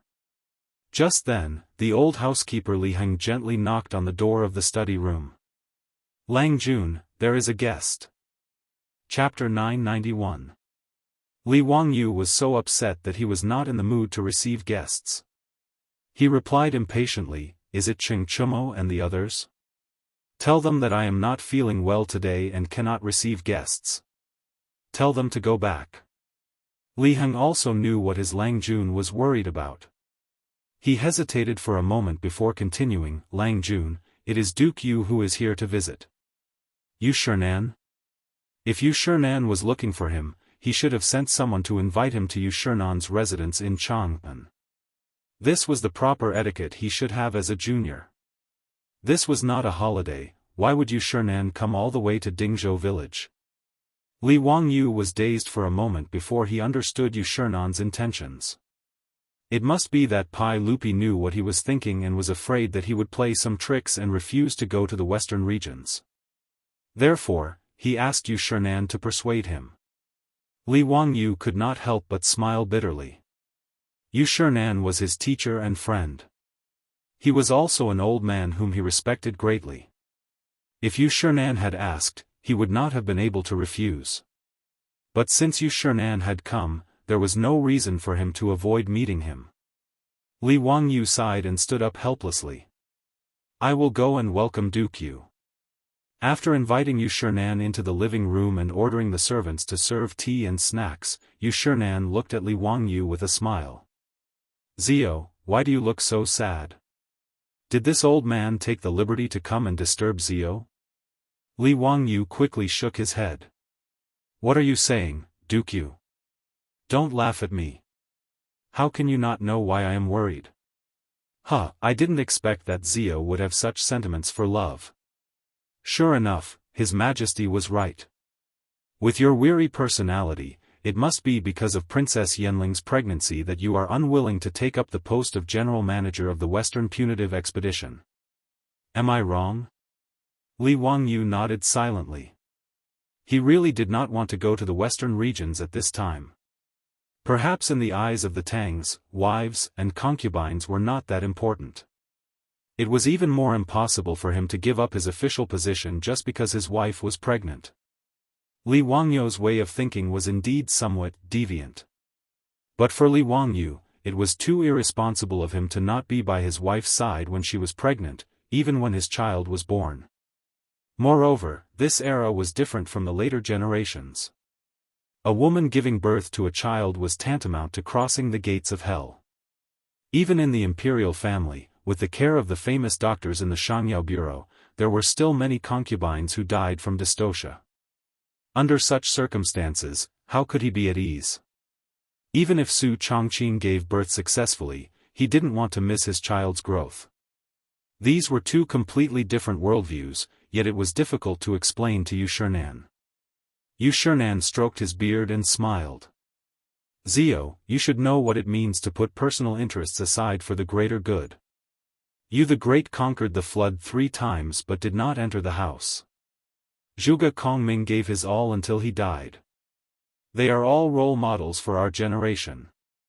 The old man took a sip of tea and continued, Ziyu, you are only 20 years old, but His Majesty will not look down on you because of your age. Do you know how important it is to be the general manager of the Western Expedition Army? His Majesty is willing to entrust 150,000 soldiers to you, so how can you put personal interests aside for the greater good? Men are used for those who understand them, women are groomed for those who love them. His Majesty treats me like a national scholar, so I should repay His Majesty like a national scholar. Yu Shernan's eloquence was naturally good. His words left Li Wangyu speechless. Although he didn't agree with Yu Shernan's principles, he couldn't ignore Yu Shernan's words because he was in the Tang dynasty. Master Yu, I understand all these principles, but I am worried about my wife and child. Li Wangyu stuttered as he explained. Zio, you can rest assured. His Majesty has already said that he will send more female officials to take care of Princess Yanling. Lu Fengyu will also stay here to take care of the princess. In addition, Sun Daozhang is nearby. What do you have to worry about? Li Wangyu was speechless and didn't know how to answer. Yu Shernan didn't wait for Li Wangyu to speak and continued, His Majesty has already said that if you are fast enough, Zio. After the Western Expedition Army destroys Gaochang, His Majesty will allow you to return to Chang and temporarily to visit Princess Yanling and your son. What do you think? Zio, what do you have to worry about? His Majesty has been very kind to you. Li Wangyu's eyes lit up when he heard this. Master Yu, is this true? If I destroy Gaochang, His Majesty will allow me to return to Chang'an? Of course. Do you think this old man will deceive you? Good. Since it's like that, I'll leave 7 days from now. Li Wangyu calculated silently in his heart, and then he stopped hesitating and nodded in agreement. He had calculated that destroying Gaochang would be as easy as blowing off dust. As long as the Tang army arrived, Gaochang would have no choice but to surrender. The distance from Jingzhou to Gaochang was more than 4,000 li. If the army marched quickly, it would take 3 to 4 months. At most, he would have to work a little harder and then rush back to Chang'an. It would only take a little more than a month. He should be able to return before Su Chongqing gave birth. Seeing Li Wangyu nod in agreement, Yu Shinan was also very happy. As long as Li Wangyu was willing to go to the western regions, everyone would be happy. After Yu Shinan left, Li Wangyu went to look for Su Chongqing. Filled with guilt, he told Su Chongqing about Yu Shinan's visit and his promise to go to the western regions. Chongqing, I'm sorry. I didn't discuss this with you before agreeing to Yu Shinan's request. But Su Chongqing didn't wait for Li Wangyu to finish. He reached out a slender finger and gently pressed it on his lips. Wangyu, you don't need to explain. I understand. Su Chongqing shrunk her slender body into Li Wangyu's embrace and pulled his arm around her. She closed her beautiful eyes and leaned her head on Li Wangyu's chest, quietly listening to Li Wangyu's strong heartbeat. After a long time, Su Chongqing slowly opened her mouth and said, Wangyu, you and I are husband and wife. There's no need to say sorry. I know that you promised Li Shimin to go to the western regions for me, for our unborn child. As long as you come back safe and sound, that's my greatest wish. Wangyu, promise me that you won't be impulsive for me and our child. We'll wait for you at home. In an instant, Li Wangyu's nose suddenly turned sour and tears overflowed from the corners of his eyes. He hugged the beauty in his arms tightly. The two of them didn't speak for a long time. They just stood there in an embrace. Time seemed to have stopped at this moment. Li Wangyu only felt that his throat was blocked by many, many words, but he didn't know how to say them. After a long time, Li Wangyu, like an injured wolf, began to sing, South of the southern mountains, in a hoarse voice, you're in the southern sun, snow swirling. I'm in the northern cold night, spring all year round. South of the southern mountains, the northern autumn is sad. South of the southern mountains, there are piles of grain.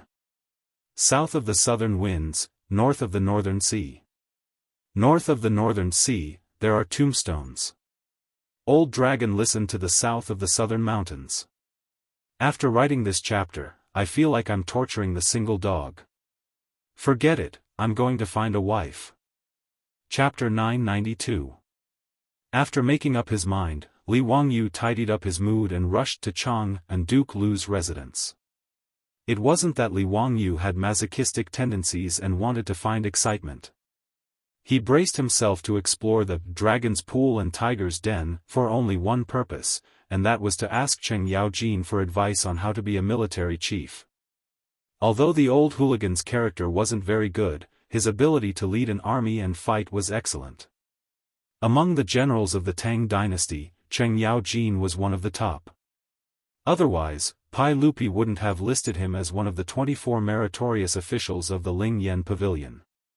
Although in the romance of the Sui and Tang dynasties, Cheng Yaojin was described as a reckless general who only knew 3 axes, but in reality, Cheng Yaojin was a very shrewd person. Whoever treated him as a reckless man would be an idiot. Li Wangyu was just a fan of the army in the future. How could he know anything about arranging troops and how to lead an army to war? Pai Lupi forced him to take the position of the Western Expedition Army's military chief. He could only make a last-minute effort and run to the old hooligan to ask for advice. After all, he was the military chief.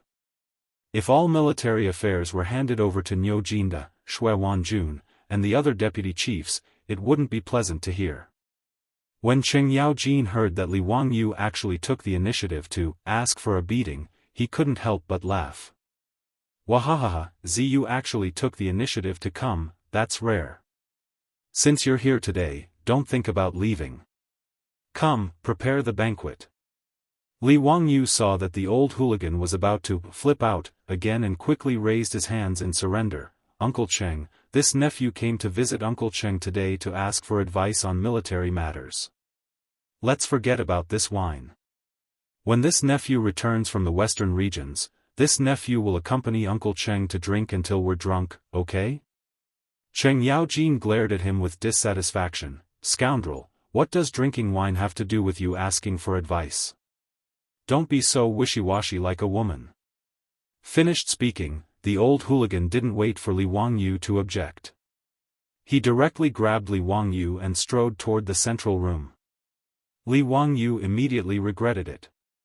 Damn, if he wanted to ask about military matters, wouldn't it be better for him to look for Li Jing?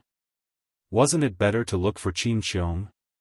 Why did he have to run over to Cheng Yaojin, this old hooligan?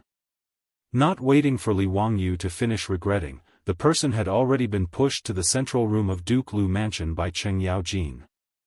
As for the maidservants of the Cheng residence, they quickly served up the food and wine. Li Wangyu looked at the tables that were filled with food and wine. He wanted to ask Cheng Yaojin how the cooks and maids in his mansion were trained. If there was a Guinness Book of World Records in the Tang dynasty, this speed of serving food and wine would definitely be the first. Li Wangyu sighed helplessly as he looked at the tall glass of sorghum wine in front of him. "Uncle Cheng, your nephew has brought you a new type of wine today. Please give it a try." In fact, Li Wangyu had already predicted the old hooligan's reaction. Therefore, in order not to be stuffed into a puddle of mud, he specially brought 2 large barrels of beer with him. "Oh? But what kind of beer is that?" A few days ago, Chumo and the others had already told me that the beer was very bland, but it was cool and refreshing. "Since you have the heart to bring it here, then let me try it." Cheng Yaojin loved wine. When he heard that Li Wangyu had brought a new type of wine, he naturally did not mind tasting it. Li Wangyu quickly ordered people to bring the barrels of beer into the central room. He personally poured a cup full of beer for Cheng Yaojin. Cheng Yaojin took the glass of beer and gulped it down like a cow. He poured the iced beer into his mouth and burped with satisfaction. "What kind of beer is this? It's good to quench thirst." Cheng Yaojin smacked his lips and signaled Li Wangyu to fill his cup again. Li Wangyu took advantage of the time to pour the wine for Cheng Yaojin to quickly speak of his intentions. "Uncle Cheng, you have to help your nephew. Whether or not your nephew can rush back to Chang and before my family's madam gives birth depends on Uncle Cheng's guidance." Cheng Yaojin raised his head and laughed loudly. "Zio, I always thought that you knew everything above the heavens and below the earth, but I didn't expect that you would also have a time when you were timid. You brat, do you think that the army is going on an outing? You actually expect to lead 150,000 troops from Jingzhou to the western regions in 3 months. Isn't this just a dream?" Li Wangyu could not help but be stunned. He did not understand what Cheng Yaojin meant. The distance from Jingzhou to Gaochang was more than 4,000 li. There was no mistake. Although Li Wangyu had never come into contact with the army, he was more or less clear that the ancient armies of Wuxia would march about 30 to 40 kilometers a day. In other words, it would only take about 2 months to complete the journey of over 4,000 miles. He estimated that 3 months was already a lot of time. Why did Cheng Yaojin say that he was dreaming? Please enlighten me, Uncle Cheng. Zio, you brat, do you know what the concept of 150,000 troops is? Let me explain it to you like this. If the 150,000 troops set off in formation, the vanguard would have already reached the destination and started to set up camp, but the rear would have yet to leave the camp. Do you understand? Moreover, the speed of the army's march is based on the speed of the supply wagons. If the army marches for 8 hours a day, with the speed of the supply wagons, they would at most travel 40 to 50 li a day. Moreover, if there is a storm and the army is unable to move, they can only stay in the camp. After marching for many days, the army also needs to rest. Things like this are quite normal. Therefore, it is impossible for the 150,000 troops to rush to Gaochang without at least half a year. Cheng Yaojin's words immediately made Li Wangyu dizzy.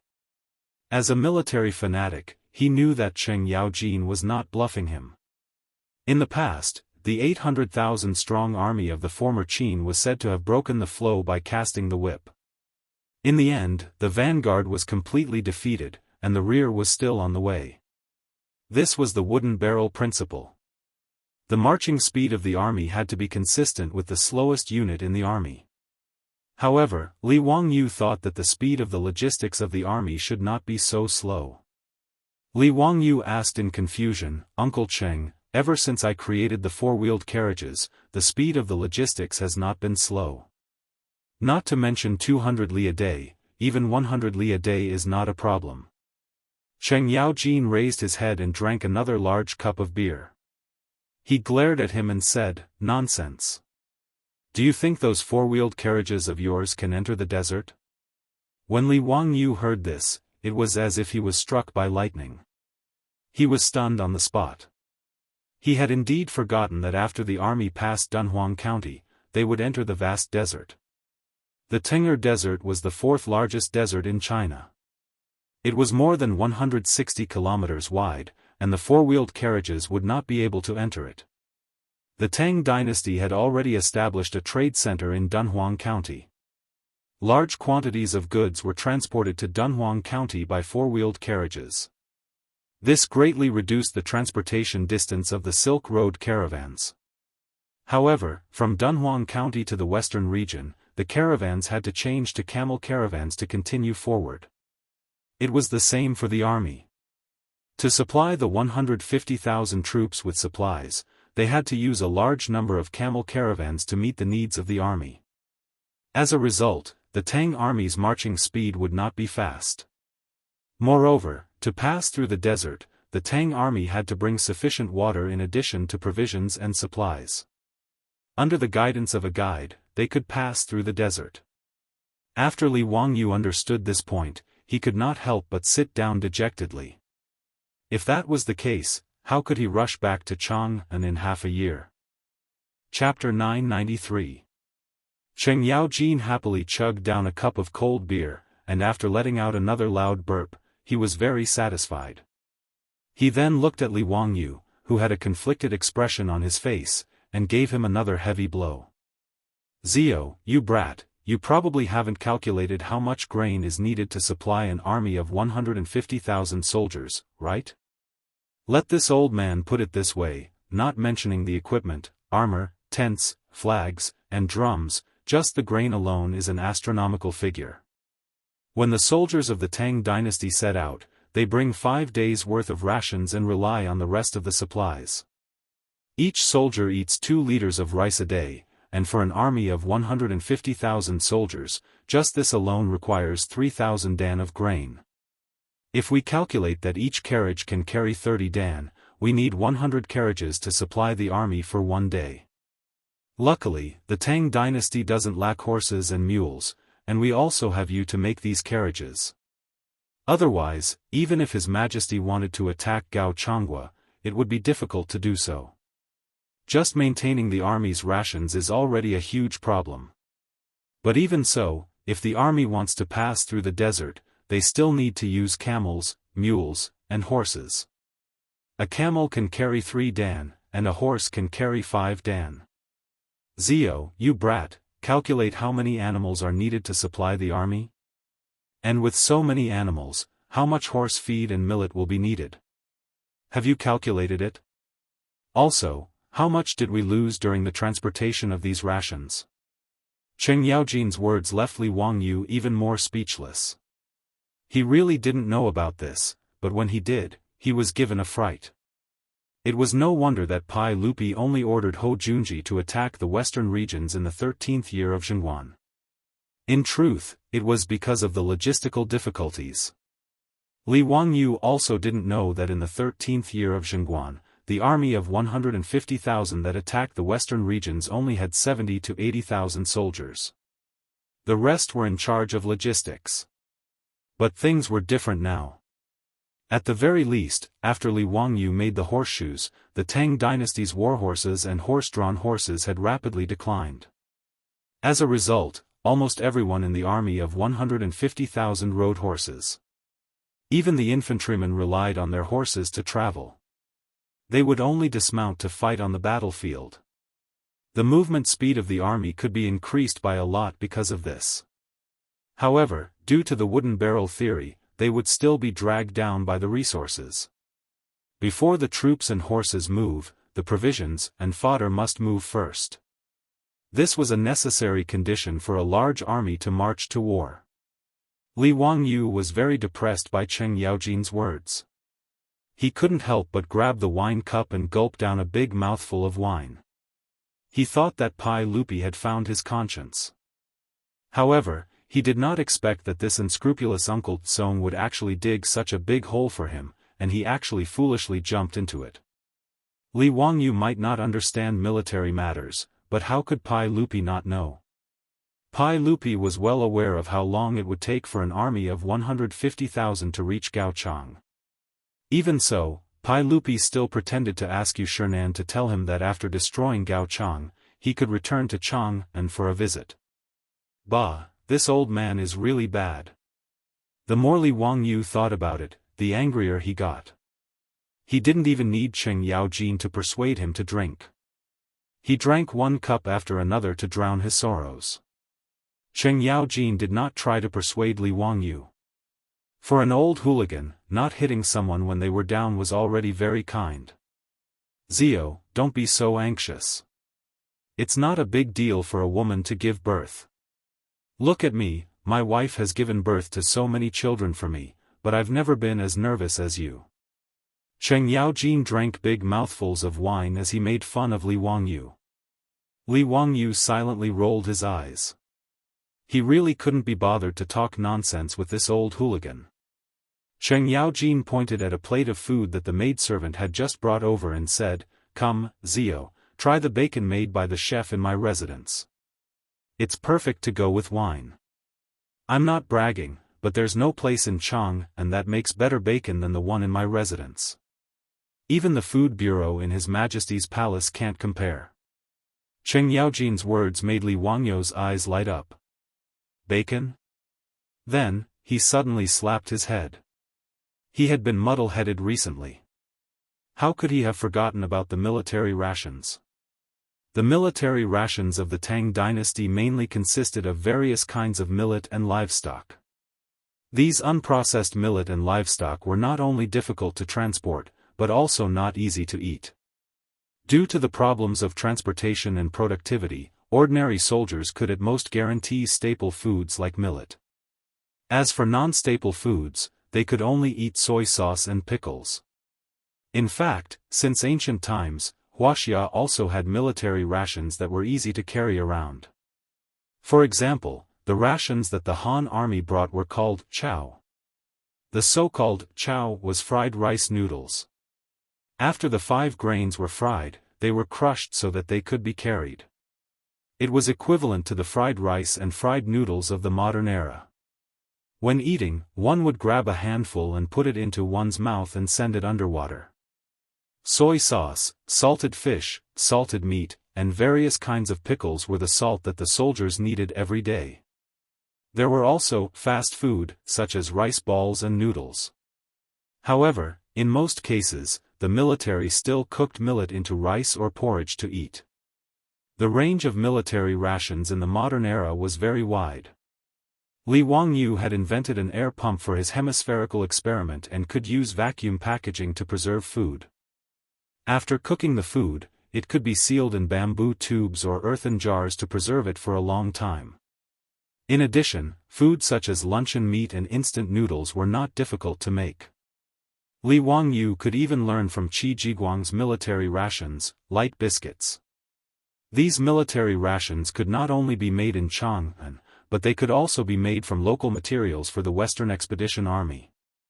Making millet and livestock directly into military rations that were easy to store and transport could greatly reduce the amount of grain transported. Thinking about this, Li Wangyu almost wanted to get up and leave. He wanted to return to Zhou village to discuss with Su Chongqing and immediately start the production of military rations. Anyways, no matter what, Li Wangyu needed to think of a way to reduce the pressure on the logistics of the army. Only then could he increase the speed of the army so that he could rush back to Chang'an within 8 months. However, it was not enough to just make military rations that were easy to store.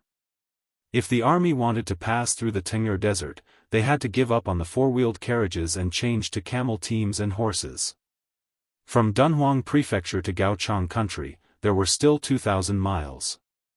If they only relied on camel teams, it would slow down the speed of the army. When Li Wangyu traveled in the modern era, he had also ridden camels in the desert.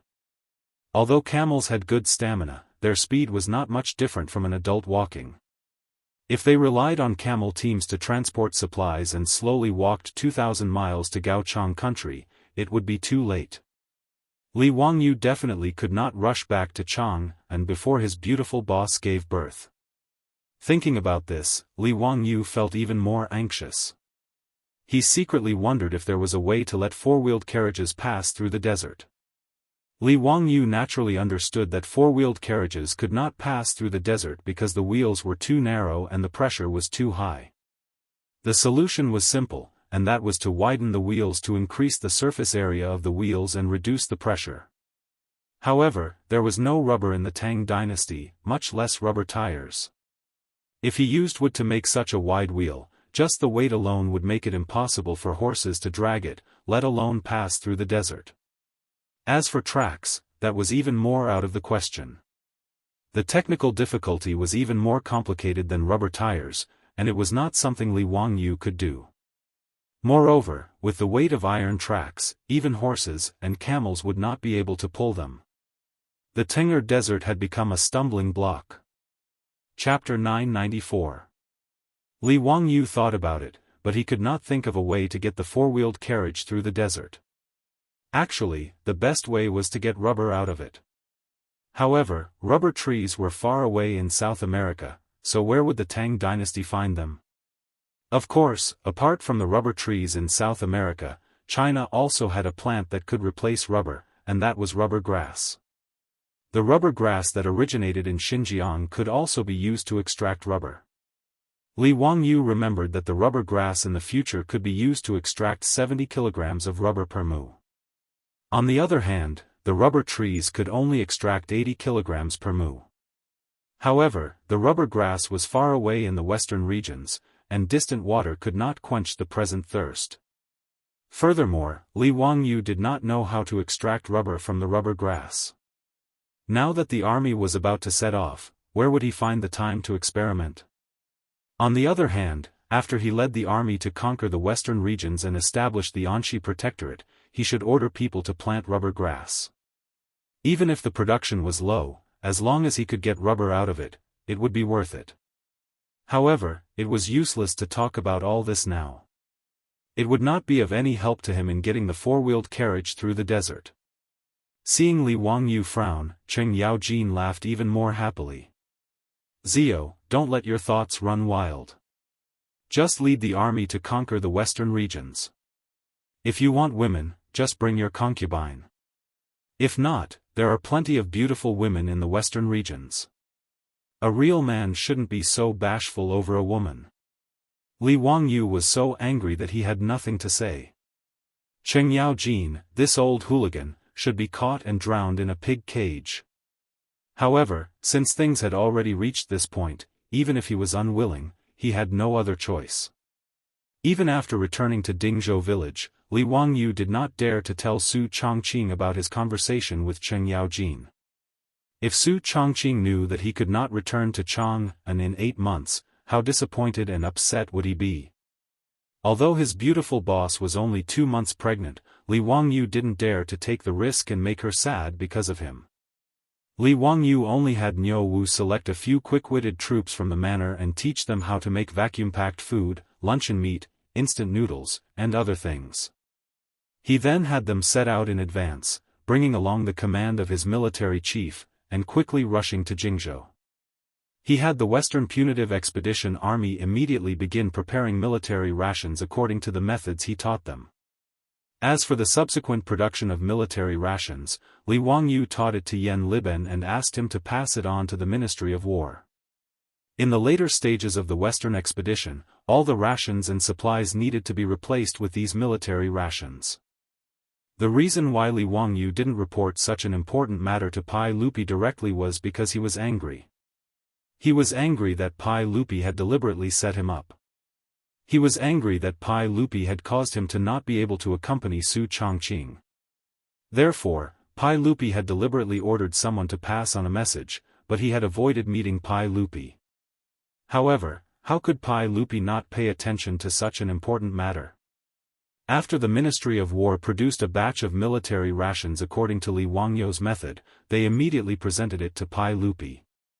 After tasting these delicacies, Pai Lupi was naturally overjoyed.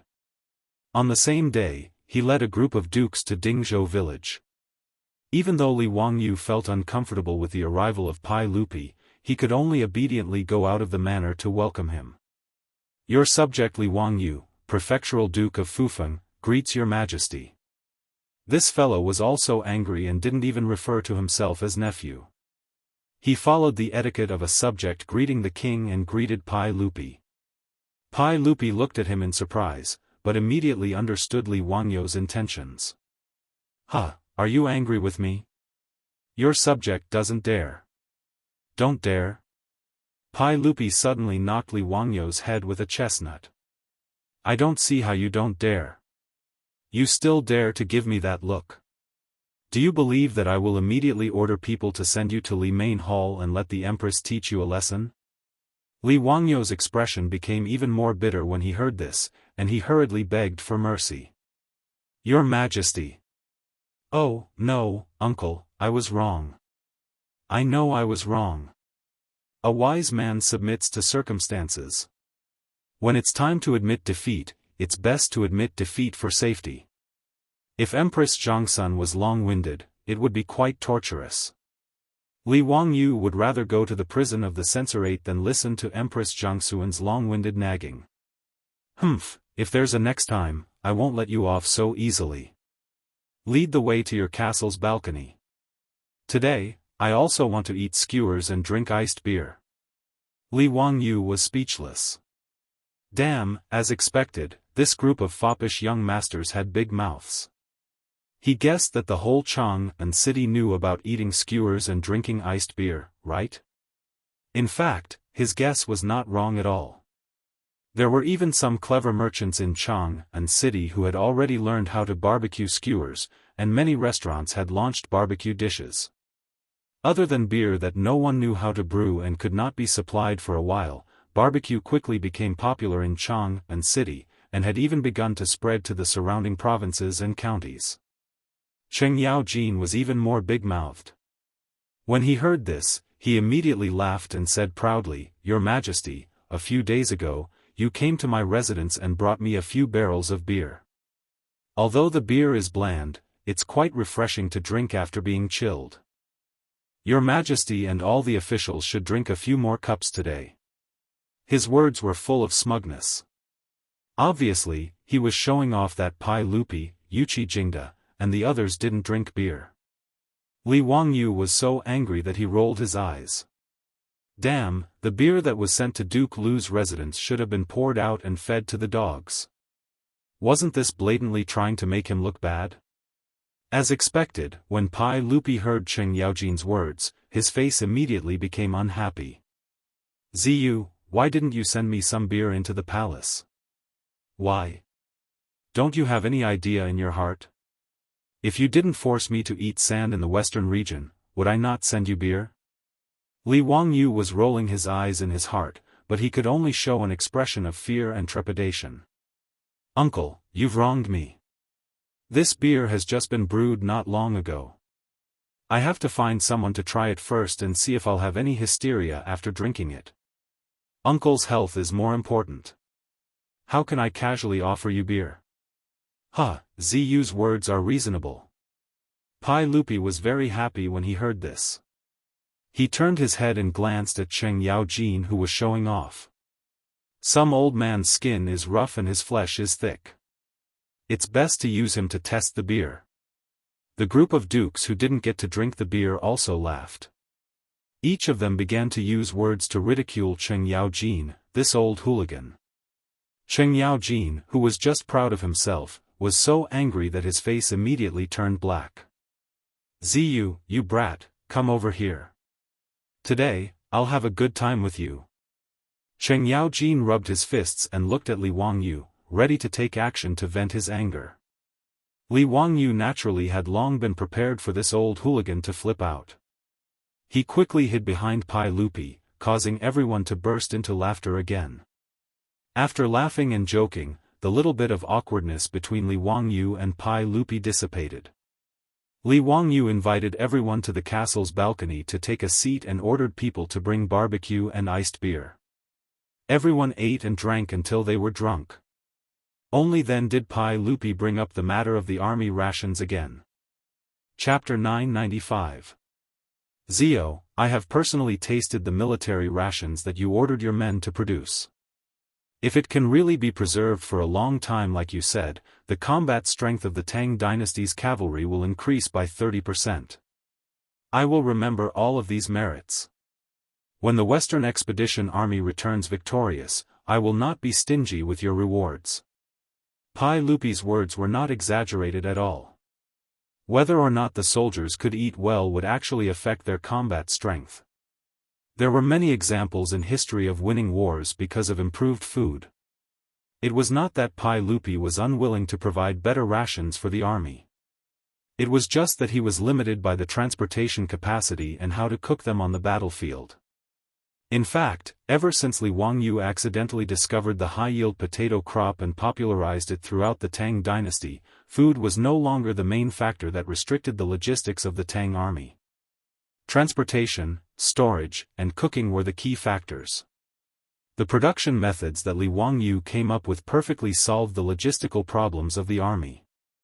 For example, rice that was steamed with corn, potatoes, and bacon could be sealed in a clay jar and vacuumed. It could be easily stored for about a month. Luncheon meat was just a mixture of pork, seasoning, and starch, and then steaming it in a pot. After vacuuming it, it was quite convenient to eat it. Moreover, after Pai Lupi and the other dukes tasted the luncheon meat, they were full of praise and felt that it was a rare delicacy. The fact that military rations could be made so delicious and could be stored for a long time was a huge surprise to the emperor and officials of the Tang dynasty. As for instant noodles, it was even simpler. After rolling out the noodles, they were steamed in a pot and then deep-fried until they were thoroughly fried.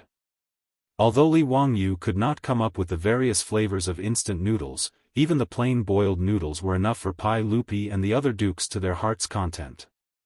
After tasting the military rations for the first time, Pai Lupi and the other dukes could not believe that such delicious food was actually meant for the army. More importantly, the cost of producing these rations was not high. Pai Lupi had even ordered the officials of the Ministry of Civil Affairs to calculate that because the new military rations were easier to transport and store, if the loss of millet and livestock was included, after the army changed to the new military rations, the amount of food consumed would be even less than the original millet. Eating better and spending less money, Pai Lupi was naturally overjoyed. He immediately rushed to Dingzhou village and praised Li Wangyu. Li Wangyu secretly pursed his lips. In his opinion, no reward was as good as letting him go home and accompany his wife. Of course, Li Wangyu also knew that his words were useless. Now, Pai Lupi would definitely not let him go. Therefore, in response to Pai Lupi's words, Li Wangyu only smiled and did not say anything. Pai Lupi raised his beer cup and drank it in one gulp. He glanced at Li Wangyu and said, "Zio, are you complaining about me? I wouldn't dare." "Humph, even if you don't say it, I know. You bastard, you have no future at all. You only revolve around a woman every day." Pai Lupi glared at Li Wangyu angrily and continued, "Actually, I am not lying to you. It is not difficult for the army to reach Gaochang in 3 to 4 months." Pai Lupi's words stunned Li Wangyu. Then, he was overjoyed and quickly asked, "Uncle, don't lie to me. I asked Uncle Cheng if it is more than 2,000 li from Dunhuang County to Gaochang. The army relies on camel caravans to transport supplies and it will take at least 2 to 3 months. Huh, Zio, you are really stupid. Let me ask you, can't you use 4-wheeled carriages to transport? It can travel 200 li in a day. In less than 10 days, the army can travel 2,000 li. What's so difficult about that?" Li Wangyu stammered, but four-wheeled carriages can't pass through the desert. Pai Lupi laughed even more happily, but he purposely didn't answer to whet Li Wangyu's appetite. This time, not only was Li Wangyu dumbfounded, but the group of dukes and bigwigs, including Cheng Yaojin, were also dumbfounded. They didn't understand the meaning behind Pai Lupi's words. Yuqi Jingda and the others all thought that Cheng Yaojin's words were correct. From Jingzhou to Dunhuang County, the army could rely on four-wheeled carriages to transport supplies and supplies. But after that, they could only rely on camel caravans. This was definitely not wrong. Why would Pai Lupi still vow to let Li Wangyu continue to use four-wheeled carriages to transport supplies and supplies? Li Wangyu was even more anxious. He repeatedly bowed to Pai Lupi, "Uncle, I am wrong. I am stupid, please enlighten me." He really couldn't think of a way to let the carriages pass through the desert. He even made a special trip to Shi City to find a few merchants who had been using the Silk Road for a long time to ask them about a solution. After a series of inquiries and understanding, Li Wangyu even gave up on the idea of using carriages to transport supplies and supplies. This was because he had thought too simply. In the future, when Li Wangyu was traveling in the desert, he had taken a desert car and surfed the sand dunes. It was very exciting. Thus, he thought that as long as he could come up with rubber tires or some other alternative method, he could let the carriages pass through the Tengger Desert.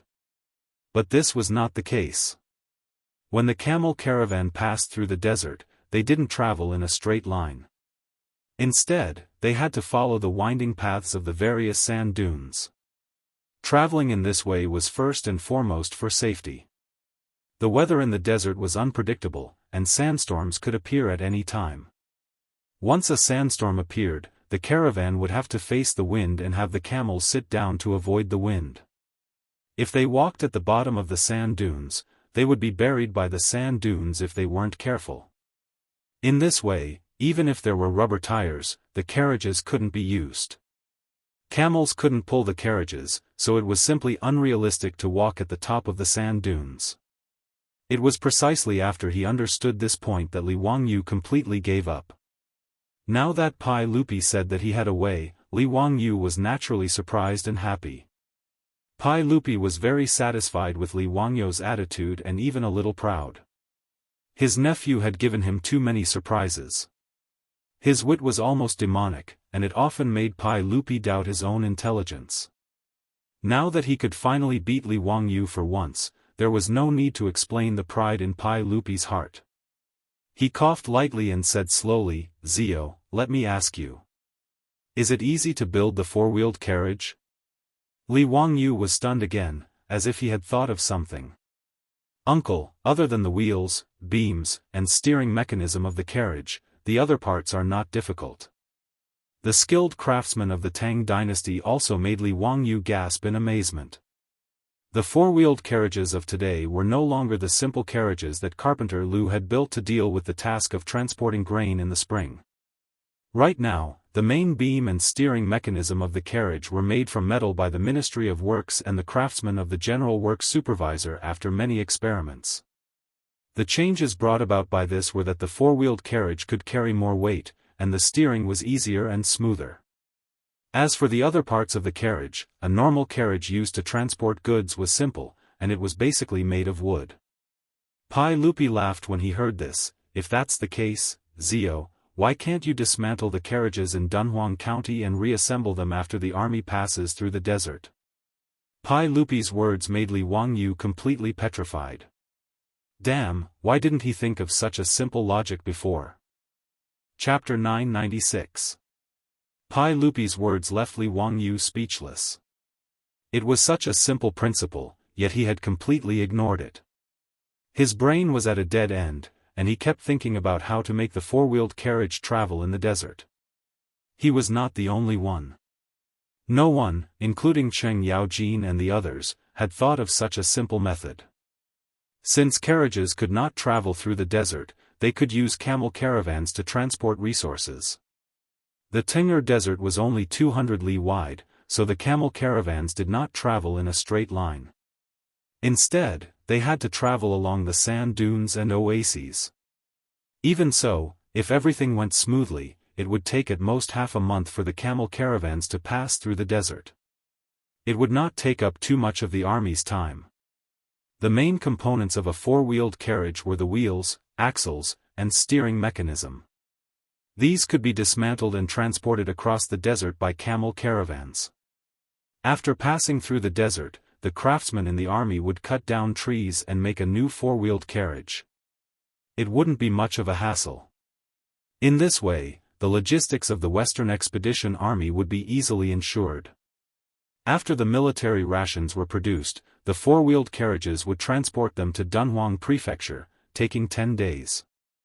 They would then be transported to the other side of the desert by camel caravans before the four-wheeled carriages took over. Under the fastest circumstances, a batch of resources could be transported from Chang and to the various countries in the western regions in 30 days. Even if there were storms and sandstorms along the way, it would take at least 2 months. Li Wangyu could even imagine how much benefit this transportation route would bring to the Tang dynasty after the army conquered the western regions and established the Anxi Protectorate. The caravans traveling the Silk Road could all transport their goods in this way, greatly reducing the cost and time. And the Great Tang would benefit immeasurably from this. Even without the economic benefits, the connection between the western regions and the Central Plains would be closer after this communication line was opened. In history, Pai Lupi established the Anxi Protectorate in the 14th year of Zhengguan, bringing the western regions under the rule of the central government. He set up farms, collected taxes, and stationed troops, declaring the sovereignty of the Tang dynasty. But that was all. The Tang dynasty ruled the western region for no more than 100 years. It wasn't until the Qing dynasty that the western region was reintegrated into the territory of China. The fundamental reason was that the relationship between the western region and the central government was too distant, making it difficult for them to maintain their rule. Once the Western Punitive Expedition Army opened up this line of communication, the western regions would become one with the Central Plains.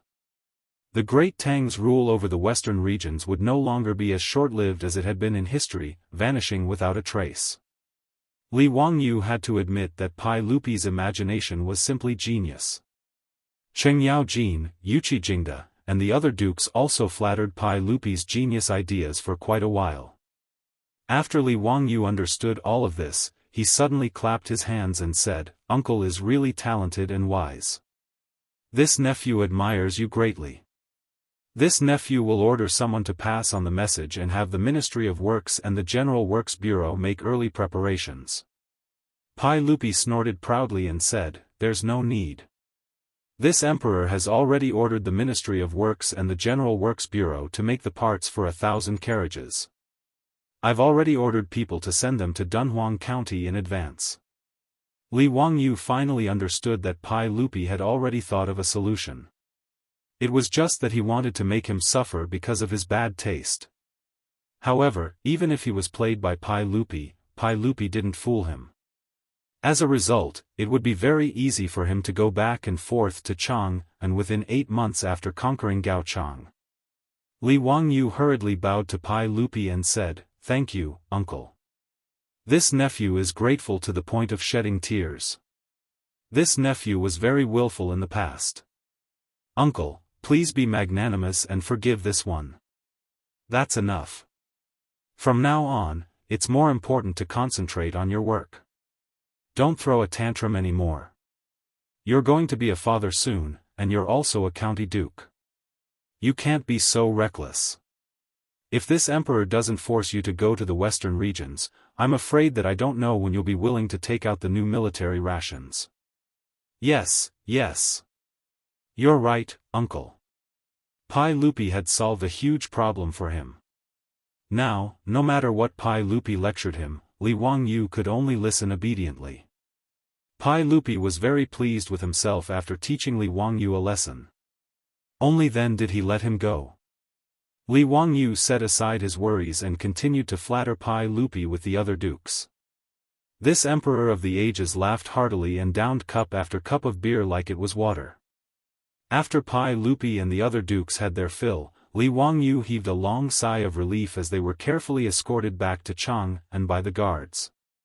Several days later, it was finally time for them to set off. Li Wangyu put on the glittering silver armor with the help of Aphrodite and Perrin. At the moment of departure, he hugged Su Chongqing tightly, who was already in tears, and gently stroked her hair. He whispered in Su Chongqing's ear, "Chongqing, wait for me at home." Su Chongqing rubbed her teary eyes and only clutched Li Wangyu's clothes tightly while nodding desperately. In fact, if it were in the past, the two of them wouldn't be so sad as if they were about to part forever. It was just that Su Chongqing was coincidentally pregnant, and the strong woman in the past had melted into tenderness. After appeasing his beautiful superior with great difficulty, he repeatedly instructed the old steward Li Heng and Perrin to take good care of her. Only then did Li Wangyu reluctantly get on the imperial horse that Pai Lupi had given him. Suppressing the reluctance in his heart, Li Wangyu didn't dare to look back and directly urged the horse to gallop out of the mansion. Niu Wu immediately led a group of Lai hot troops and urged their horses to follow closely behind. Perrin and all the maidservants in the mansion all bowed respectfully. "We hope that the Duke will plow the courtyard and sweep the acupoints, and return in triumph." Niu Yong was unable to accompany Li Wangyu on an expedition because of the disability of his arm, so he remained in the mansion and led the remaining troops to guard the Li family's home. At this moment, he raised his only arm and beat a war drum, making a majestic sound that shook the heavens as he marched for his Langjun. Outside Lai Hot, the villagers of Dingzhou village had already gathered on both sides of the village road under the leadership of the old village chief.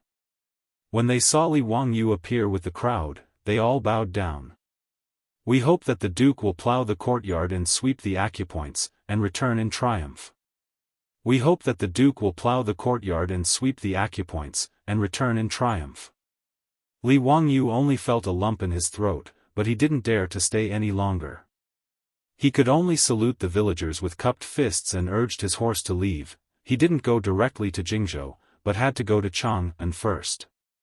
When the soldiers of the Tang dynasty went to war and returned in triumph, the ceremony would be held outside the Gate of Heaven influence in the imperial city. When Li Wangyu led the troops to Chang'an, a group of foppish young masters were already waiting outside the Gate of Mingda in military attire. When they saw Li Wangyu appear, even the foppish young masters who usually didn't behave properly knelt on one knee in front of Li Wangyu. They then hit their chest armor with their right fist and saluted Li Wangyu properly.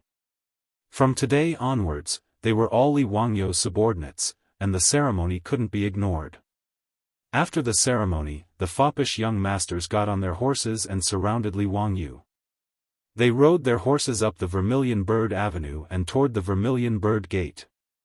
The two sides of the Gate of Heaven influence in the imperial city were already filled with valiant imperial guards in bright armor and fluttering flags. These 2,000 or so Yi Shao cavalry were ordered by Li Wuxia to guard Li Wangyu's left and right.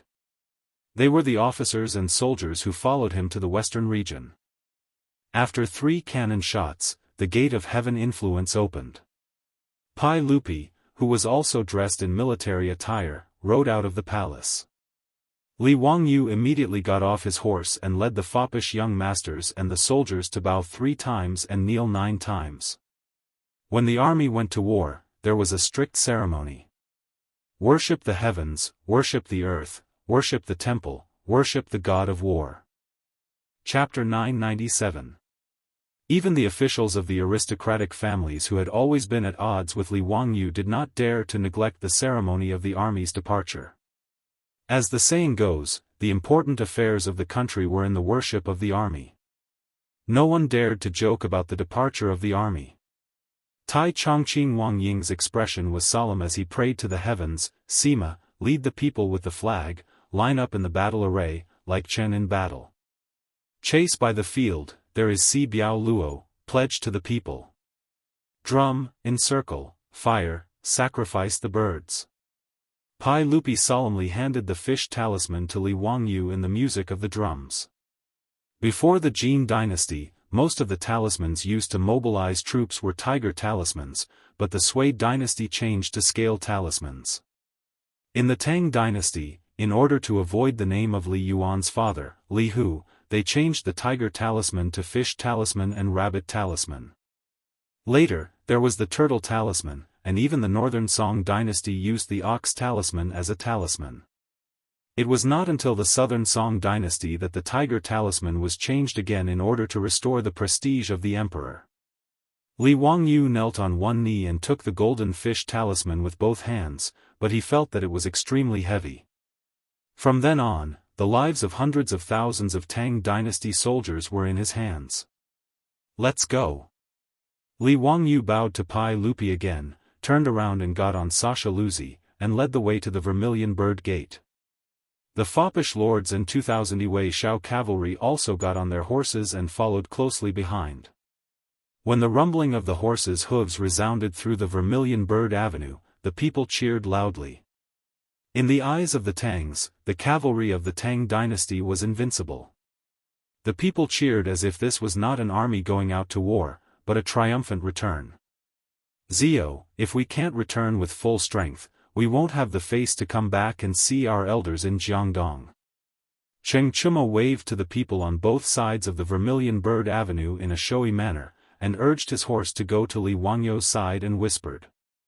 Before Li Wangyu said anything, Fang Yai disdainfully replied, "Brother Chumo, your worries are groundless. Those weaklings from the western regions could drown the 150,000-strong army with just a spit of saliva from each of them. Trying to resist the iron cavalry of the Tang dynasty is like a mantis trying to stop a chariot. You're overestimating yourself." "That's right, that's the logic. What UAI said makes sense." The Silk Pants joined in the commotion. In their opinion, the expedition to the west was a bit bitter, but it was purely a gold-plated journey. There was no risk at all. Li Wangyu shook his head. "Brothers, you must not underestimate the enemy. The military strength of the countries of the western regions is not worth mentioning, but brothers, don't forget why His Majesty sent out an army of 150,000 soldiers." Chai Lingwu thought for a moment and frowned. "Zio, are you talking about the Turks?" Li Wangyu nodded.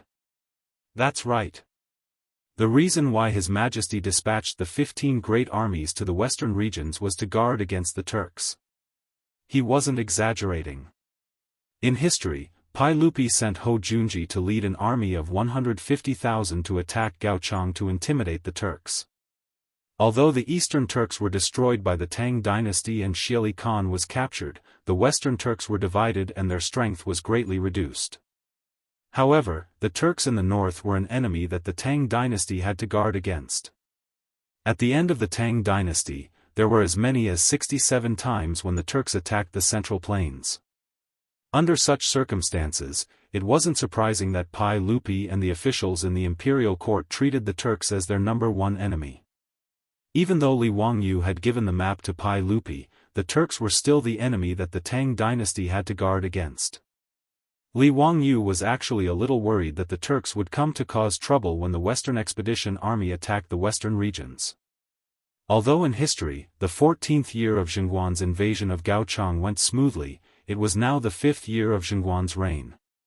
Who could guarantee that the Turks wouldn't cause any trouble?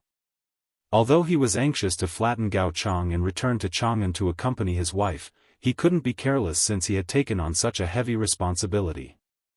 If the cavalry of the Tang dynasty were to suffer heavy casualties because of him, Li Wangyu wouldn't be able to rest easy for the rest of his life. After instructing the wastrels to not let down their guard, the 2,000 men galloped toward the northwest. The distance between Chang'an and Jingzhou was only 500 miles. Li Wangyu and the others also had the new military rations with them, so they didn't need any heavy supplies. Thus, they were able to travel at lightning speed and arrive at Jingzhou in just 3 days. Niu Jinda and Xue Wanjun had already received the news and left the city 30 miles early to welcome Li Wangyu and the others. Li Wangyu couldn't help but feel a little terrified. Although the two of them were now deputy chiefs in name, Niu Jinda and Xue Wanjun were both his elders. Niu Jinda, his legitimate son Niu Jingping, Li Wangyu, and the other wastrels were all brothers. Niu Jinda only had one legitimate son, but because of his foot injury, there was basically no possibility for him to develop an official career. In the future, he could only inherit Niu Jinda's title and muddle along. Therefore, Niu Jinda could see very clearly that if his son wanted to live a good life after his death, the key would be Li Wangyu and the other wastrels. Since Li Wangyu had appeared out of nowhere, and in just a few years, he had risen from a commoner to a duke who had founded a country. Niu Jinda and those who knew Li Wangyu admired him even more. In Niu Jinda's opinion, if it weren't for Li Wangyu being so young, he should at least be the founding duke based on his achievements. Although Xue Wanjun wasn't familiar with Li Wangyu, he also understood Li Wangyu's ability and status. To Xue Wanjun, Li Wangyu was more important as the crown prince's teacher and the emperor's nephew. But no matter what, neither Niu Jinda nor Xue Wanjun put on the airs of an elder in front of Li Wangyu. Instead, they truly treated themselves as his subordinates. After seeing Li Wangyu, Niu Jinda and Xue Wanjun immediately bowed and cupped their fists in greeting. This startled Li Wangyu so much that he immediately jumped off his horse and supported the two. "Uncle Niu, General Xue, please don't be so courteous. I really don't deserve this." Niu Jinda laughed loudly and said, "This is not like Chang'an City. The army has its own rules. General Manager, please don't be so courteous. Just give us your orders." "Uncle Niu, you are too courteous. You also know that I was forced by the emperor to be the marching general manager. I had no choice. But when it comes to marching and fighting, it is the first time for me to get involved. Therefore, if there is anything wrong with me, please feel free to point it out." Li Wangyu's attitude was very humble. He wasn't the kind of person who had his eyes on the top of his head. He knew what his strengths and weaknesses were. When it came to marching and fighting, he was a layman. Even if he was the marching general manager, it was better for him not to get involved. Professional matters should be left to the professionals. This was also the management method that his beautiful superior had taught him before he left. In Su Chongqing's opinion, managing the 150,000 people of the Western Expedition Army was no different from managing a large company. Even if Li Wangyu didn't understand anything as chairman, as long as he used the right person, there was nothing to worry about. For Li Wangyu, the simplest thing was to delegate power. He could leave all military matters to Niu Jinda and Xue Wanjun. Moreover, an army of 150,000 couldn't possibly march all at once. It had to be divided into the vanguard, the center, and the rear, all of them working together. When the time came, Xue Wanjun would lead the vanguard, Niu Jinda would oversee the center, and Li Wangyu would lead the rear to slowly hold the line. In history, before Hou Junji's army had even arrived, Xue Wanjun's vanguard had already scared King Gaochang to death and attacked Gaochang.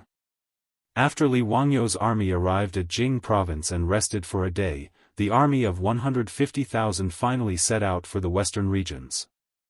Chapter 998. The journey from Jingzhou to Dunhuang Prefecture was more than 3,000 miles. The 150,000 West Expedition Army traveled smoothly and arrived at Dunhuang Prefecture in just over a month. The army traveled within the Tang dynasty and set up camp along the way. With the help of the various prefectures, there was naturally no trouble. However, after setting off from Dunhuang Prefecture and heading west, the army did not have any more convenience. This long journey had tormented Li Wangyu and the group of wastrels. Even though Li Wangyu was used to riding a horse, the bumpy ride on the back of a horse for over a month made him complain incessantly. Unlike him and Su Chongqing, who left home to travel to the center of Shu, they went sightseeing and did not rush. Naturally, it was not as tiring. As for the army, there was a fixed number of miles they traveled and how long they set up camp each day. Although all the soldiers, including Niu Jinda, Xue Wanjun, and the group of wastrels were full of praise for the new military rations, Li Wangyu definitely did not like to eat them. Who would want to eat instant noodles, luncheon meat, rice balls, and other military rations every day? Over the past month, Li Wangyu felt nauseous whenever he saw the new military rations.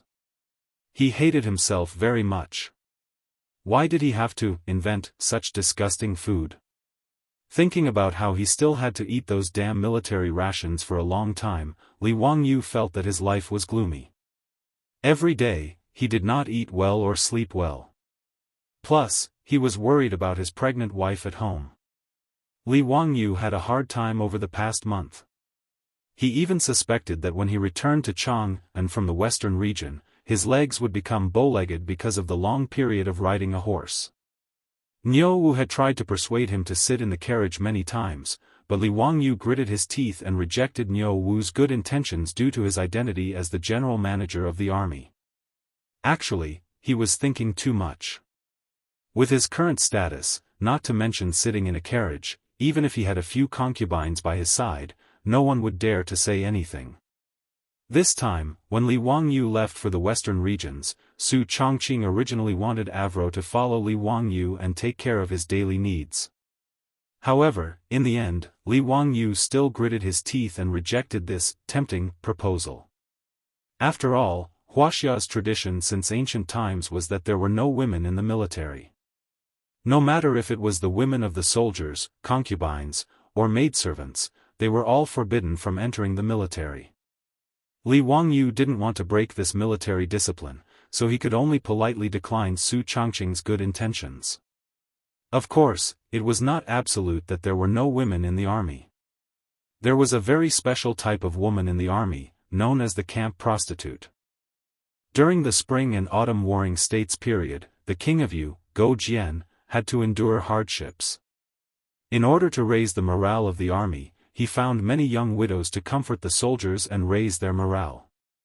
During the time of Emperor Wu of Han, the wars were long and drawn out. In order to stabilize the morale of the soldiers and raise their morale, they set up camp prostitutes to treat the soldiers who did not have a wife. During the Tang and Song dynasties, prostitutes were even more popular. Not only Huaxia, but many armies in the ancient world were also like this. The Holy Roman Empire, Napoleon's expeditionary army, etc., all had a certain number of prostitutes following them. These prostitutes were mostly pitiful people. When Li Wangyu found out about this, he was also furious. However, he was temporarily powerless to change this matter. He could only order the officers in charge of logistics to treat the prostitutes well and not let them be abused. When the army arrived in Dunhuang Prefecture, Li Wangyu heaved a sigh of relief. He eagerly ordered the army to rest for half a month in Dunhuang Prefecture. This was not only because Li Wangyu wanted to slack off, but it was also to let the West conquering army get used to the desert environment and climate. This was also the decision that Li Wangyu made after discussing with Niu Jinda and Xue Wanjun. Different from the future, with the current transportation conditions of the Tang dynasty, one's horizons and experiences were limited. Out of the 150,000 West conquering army, the number of people who had personally seen the desert could be counted on one hand. Even Niu Jinda and Xue Wanjun, these two old generals, had never come into contact with the desert before. To the West conquering army, the danger of attacking the countries of the western regions was not worth mentioning compared to the desert. Be it quicksand, sandstorms, disorientation, lack of water, to the army, they were all fatal threats. Furthermore, the sand dunes in the desert were not static. As such, even the most experienced guides did not dare to guarantee that the army could safely pass through the desert. Every year, there were many merchant groups that went missing in the desert. In the future, Li Wangyu had actually come to Dunhuang to travel. He had also ridden camels in the desert and played with desert cars. However, that was it. He had only been at the edge of the desert and experienced the charm of the desert. As for the desert, he was also unfamiliar with it. Even his experience and knowledge from the future could not provide much help for the West conquering army to pass through the desert. Without satellite navigation and communication equipment, if they wanted to pass through the desert, they could only rely on camels and guides that were familiar with the desert. Therefore, the two old generals, Niu Jinda and Xue Wanjun, in order to ensure that the army could pass through the desert smoothly, ordered the soldiers to enter the desert under the guidance of the guides every day and undergo training. The group of wastrels was even more unfamiliar with the desert. This was the first time they had seen such a boundless desert. All of them were like Granny Lu, who had just entered the Grand View Garden, making a fuss about nothing. "Zio, this is the desert? Damn it, I can't see the end of it. There is nothing but sand."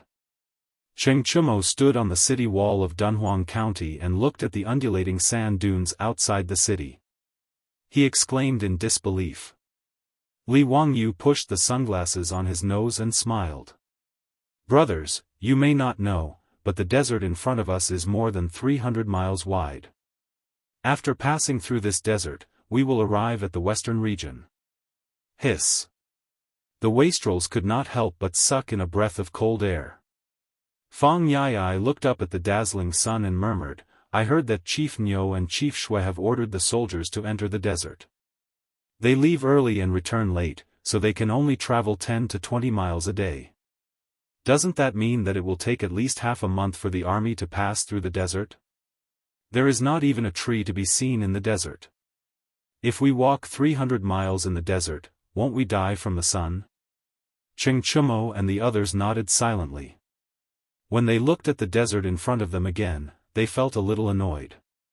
The iron armor on their bodies was hot to the touch after being exposed to the sun for a while. Furthermore, the climate in Dunhuang County was dry, so the amount of water they drank every day was much more than usual. However, once the army entered the desert, they would be short of water and could only rely on the camel caravans to maintain their lives. Just thinking about it made these wastrels who had not suffered much feel uncomfortable. When Li Wangyu heard the complaints of the wastrels, he suddenly remembered something. Chapter 999.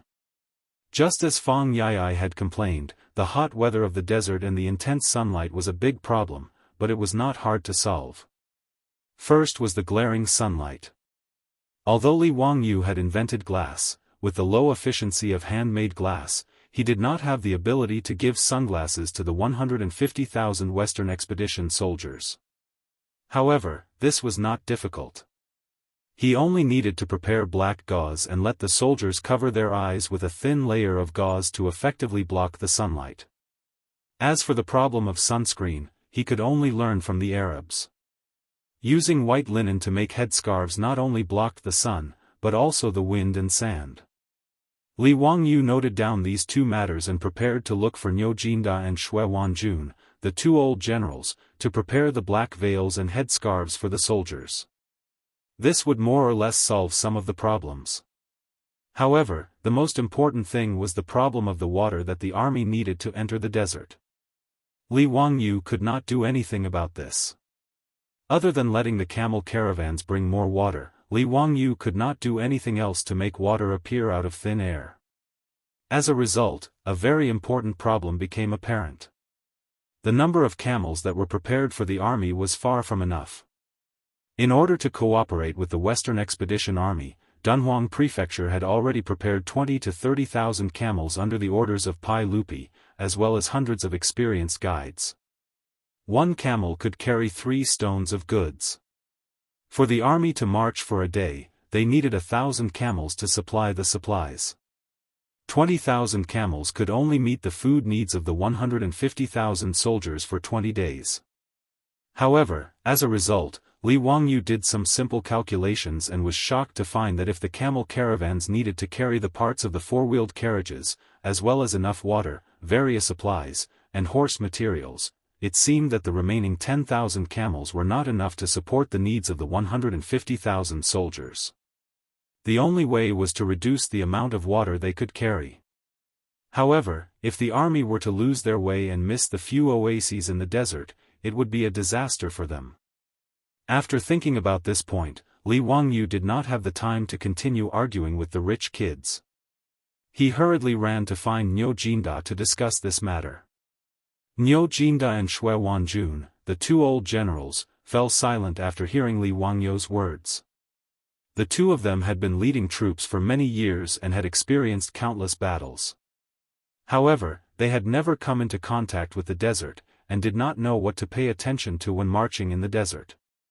Niu Jinda sighed and said, "Head chief, if it is as you say, this is a big problem.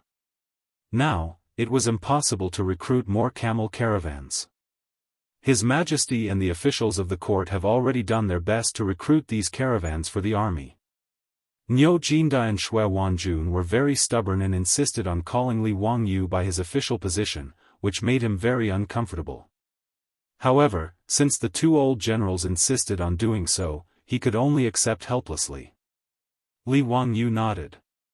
He knew that Niu Jinda was not bad. With the national strength of the Tang dynasty, although it was not impossible to recruit more camels, it would take time. It was not possible to recruit tens of thousands of camels in a short time.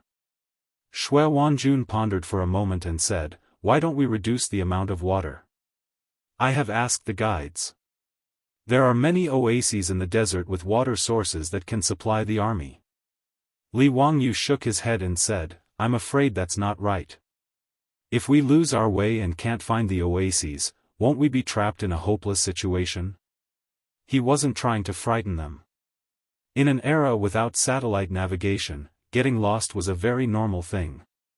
When Li Guang went to the North Desert to attack the Xiongnu people, he almost missed the opportunity because he got lost.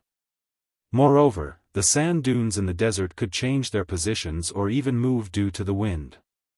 Even those oases could be buried by sandstorms. It would be too dangerous to entrust the drinking water of the 150,000 soldiers to the oases in the desert.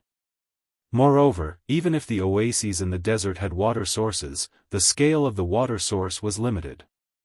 It would be very difficult to supply 150,000 people with drinking water. Xue Wanjun and Niu Jinda looked at each other and nodded silently. They knew that Li Wangyu was right. The three of them were silent for a while. Li Wangyu made up his mind and said, "Uncle Niu, Chief Manager Xue, it seems like we can only split up. Chief Manager Xue will lead 20,000 vanguard troops and 10,000 supply troops. I will lead 30,000 troops and another 20,000 supply troops. The remaining 30,000 troops and the supply troops will stay in Dunhuang County. After we cross the desert, the camel caravan will return. Uncle Niu will lead the rest of the army to cross the desert." The 150,000 Western Expedition Army only had 80,000 actual combat soldiers. The other 70,000 were supply troops, medical soldiers, and craftsmen in charge of logistics. He and Xue Wanjun only led 80,000 troops. The camel caravan would be enough to supply the army and there would not be any problems. Niu Jinda nodded and then shook his head. Chief Manager's suggestion of splitting up makes sense. I also agree.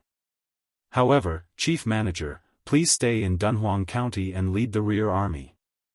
Chief Manager, please be at ease. With Chief Manager Xue and me, there will not be any problems. Li Wangyu had to admit that Niu Jinda's suggestion was too tempting. If they could stay in Dunhuang County, it would naturally be better than going to the desert to eat sand. However, temptation was just temptation. Li Wangyu could only grit his teeth and reject Niu Jinda's good intentions.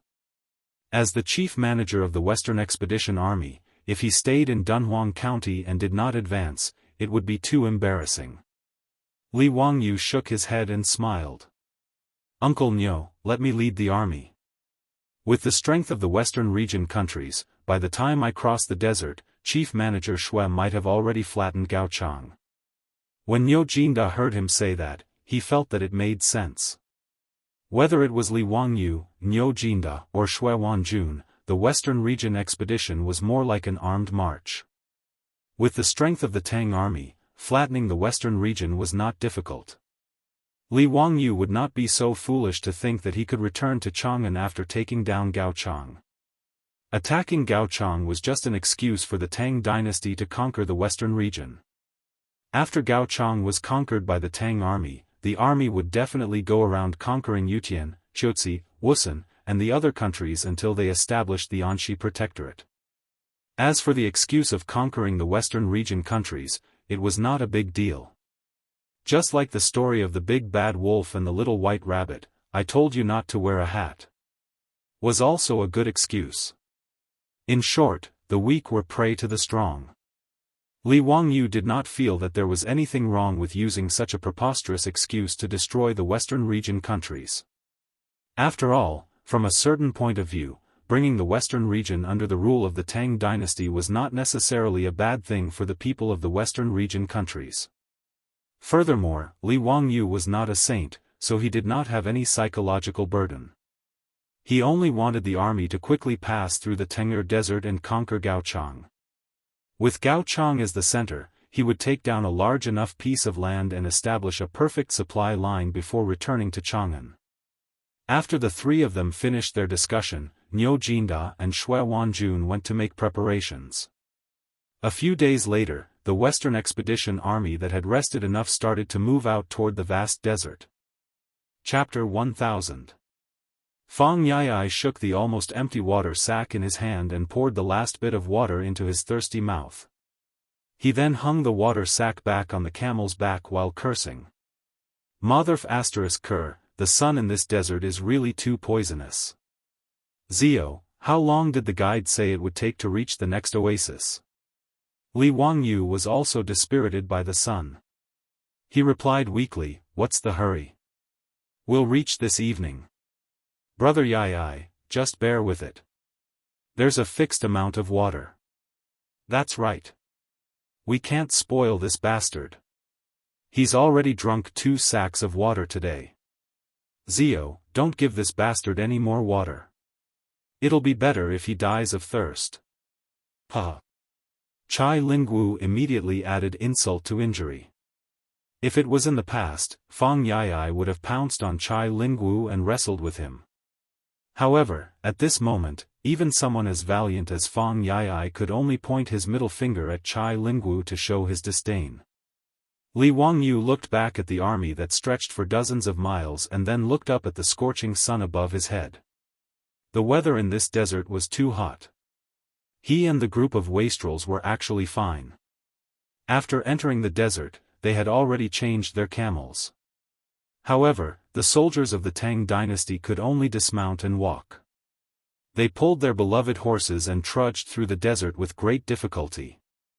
There was nothing they could do about it. The feet of the horses were too small. Although they could barely walk in the desert, if they carried the soldiers on their backs, their stamina would be depleted too quickly. Therefore, in the desert, other than the flat areas or the edge of the desert, the horses of the army could not be ridden. Instead, the soldiers needed to take care of them. The journey of hundreds of miles in the desert almost required the soldiers to walk with their feet. One could imagine how hard it was. The only thing that made Li Wangyu feel fortunate was that they did not encounter any bad weather along the way. Although it was a bit tiring, there was no danger. The 30,000 vanguard led by Xue Wanjun had already set off 5 days in advance. By the time Li Wangyu led the army through the desert, Xue Wanjun and his army would have probably reached Gaochang.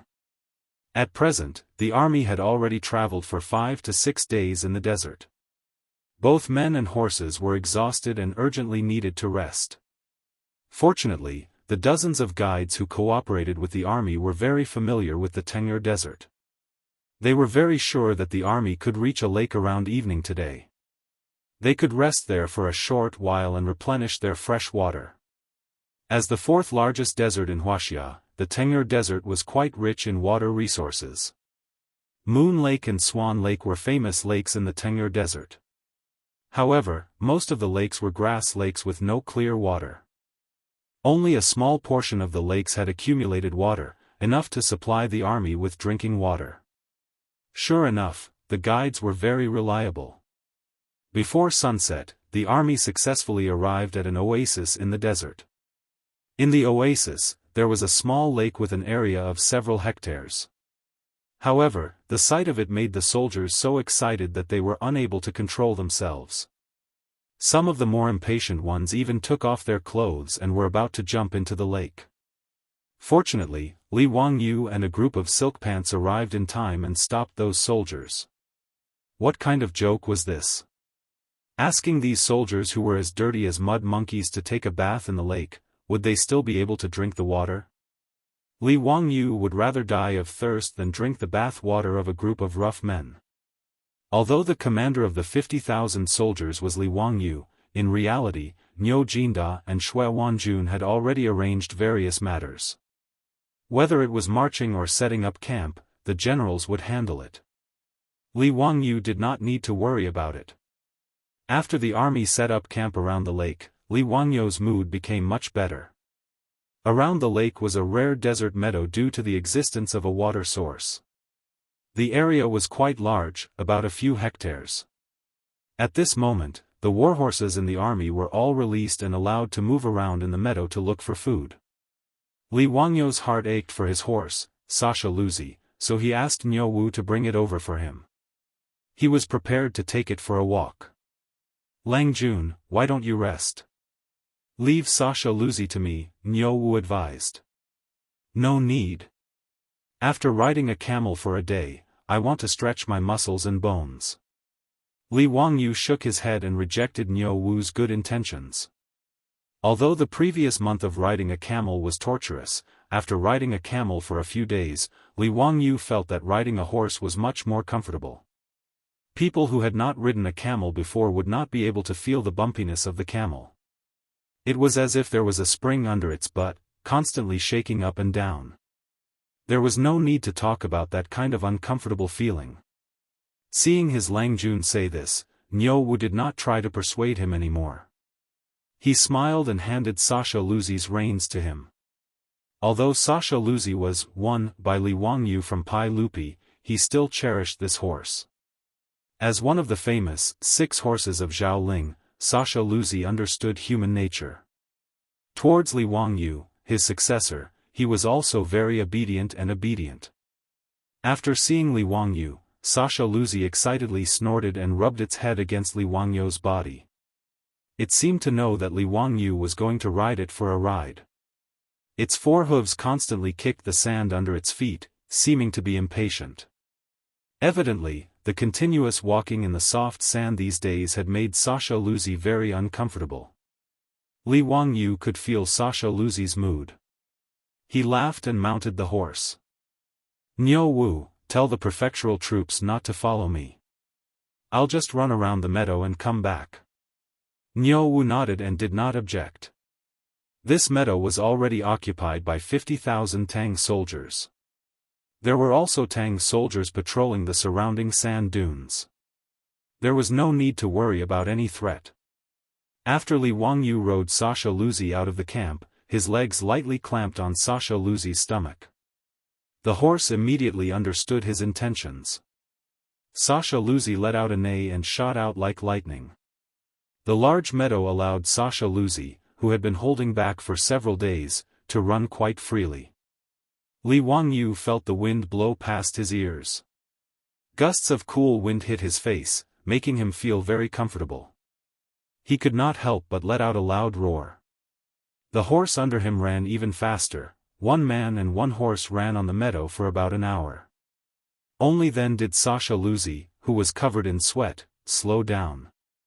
At this time, the sun was already setting in the west. Li Wangyu looked at the orange sunset on the horizon. He could not help but feel moved. He urged the horse to go to the sand dunes beside the meadow. He wanted to see the beautiful scene of smoke rising from the desert and the setting sun on the long river. Although there were sunsets like this every day for the past few days, he who ate sand every day did not have the mood to appreciate any beautiful scenery. Today, it was rare for the army to find such a beautiful meadow. They were also prepared to rest for a day. They were not in a hurry to travel. Only now did Li Wangyu have the mood to enjoy the scenery. He led Sasha Luzi and spent more than 10 minutes climbing the sand dunes beside the meadow. The Tang dynasty sergeants patrolling the sand dunes bowed to Li Wangyu when they saw him. No need to be polite. You go patrol. I will return to the camp after watching the sunset. Don't worry. Li Wangyu refused the sergeant's protection with a smile and waved his hand to indicate that they did not need to care about him. The sunset in the desert was the loneliness. What was the meaning of being surrounded by a group of people? Li Wangyu, who looked slightly hipster, stood on the top of the sand dunes and gently stroked Sasha Luzi's soft mane beside him. Just as he was immersed in the beautiful sunset, he was surprised to find that there seemed to be something strange in the sky. Li Wangyu was a little surprised. He looked carefully. After a while, he suddenly realized what the strange thing in the sky was. Li Wangyu did not have time to care about Sasha Luzi. He directly jumped on the horse and urged it to rush down the sand dunes. He kept calling out to the nearby Tang dynasty sergeants. "Run! Return to the camp! Return to the camp! Sandstorm! It's a sandstorm!" Unknowingly, 1,000 chapters have passed. Chapter 1001. Half a month later, a few fast horses rushed into Jianghu, covered in dust and exhaustion. They were messengers sent by Niu Jinda. They rushed 800 miles and exhausted several post horses. They changed horses all the way back to Chang and from Dunhuang County in just a few days. The messengers did not disturb others and went straight to Taiji Palace. They handed over the waist token of the Deputy General Manager of the Western Expedition Army and asked to see Pai Lupi. However, they brought a shocking piece of bad news. The General Manager of the Western Expedition Army, Li Wangyu, Commandery Duke of Fufeng, was attacked by a sandstorm when he led the army through the desert. His whereabouts were unknown. The army of 50,000 had searched the desert for several days and still did not find any trace of him. In a panic, they could only send people back to Dunhuang County to report to Niu Jinda. When Niu Jinda heard about this, he was also shocked and could not control himself. Li Wangyu had disappeared without a trace for several days because of the sandstorm, and in an environment like the desert. This made Niu Jinda feel a chill that shot from his tailbone to the top of his head. Although he had seen the power of a sandstorm with his own eyes, he knew that under such circumstances, the situation was not optimistic. The desert was not like other environments. If no trace of Li Wangyu was found for 5 or 6 days, even if he was not buried by the sand, he would have died of hunger and thirst. If something happened to Li Wangyu, Commandery Duke of Fufeng, it would cause a huge earthquake in the court. His identity was too important and too sensitive. However, at this point, no matter how terrified Niu Jinda was, he did not dare to be negligent. He hurriedly sent people 800 miles away to report to Chang'an. Fortunately, he also knew that this was a serious matter and did not dare to spread it. He only repeatedly told the messengers to keep it a secret and not let anyone know except to report it to His Majesty. In the Sweet Dew Hall of Taiji Palace, several tired messengers covered in dust knelt in the hall with their heads close to the ground. They did not dare to look directly at the furious Pai Lupi. "Bastard, bastard! What kind of bullshit news is this? How dare he, Niu Jinda, spout such nonsense in front of me? I will order people to chop off his head. How did Xiao die? How could he go missing? He was the Dao ancestor's personal disciple. How could a mere sandstorm do anything to him? Men, drag these bastards out and beat them to death for lying about the military intelligence." The furious Pai Lupi did not believe the news brought by the messenger at all. He immediately ordered his men to drag them out and beat them to death. Mi Tua, who was serving beside Li Er, was also extremely shocked, but he still had some rationality, and immediately advised, "Everyone, let's invite Minister Fong and the others into the palace to discuss." The County Duke of Langyi probably wouldn't. "Shut up. Even you want to deceive the emperor?" How could Pai Lupi listen to these words at this moment? In a fit of rage, he reached out and slapped Mi Tua. "Get out, all of you. Get out. I don't want to see you."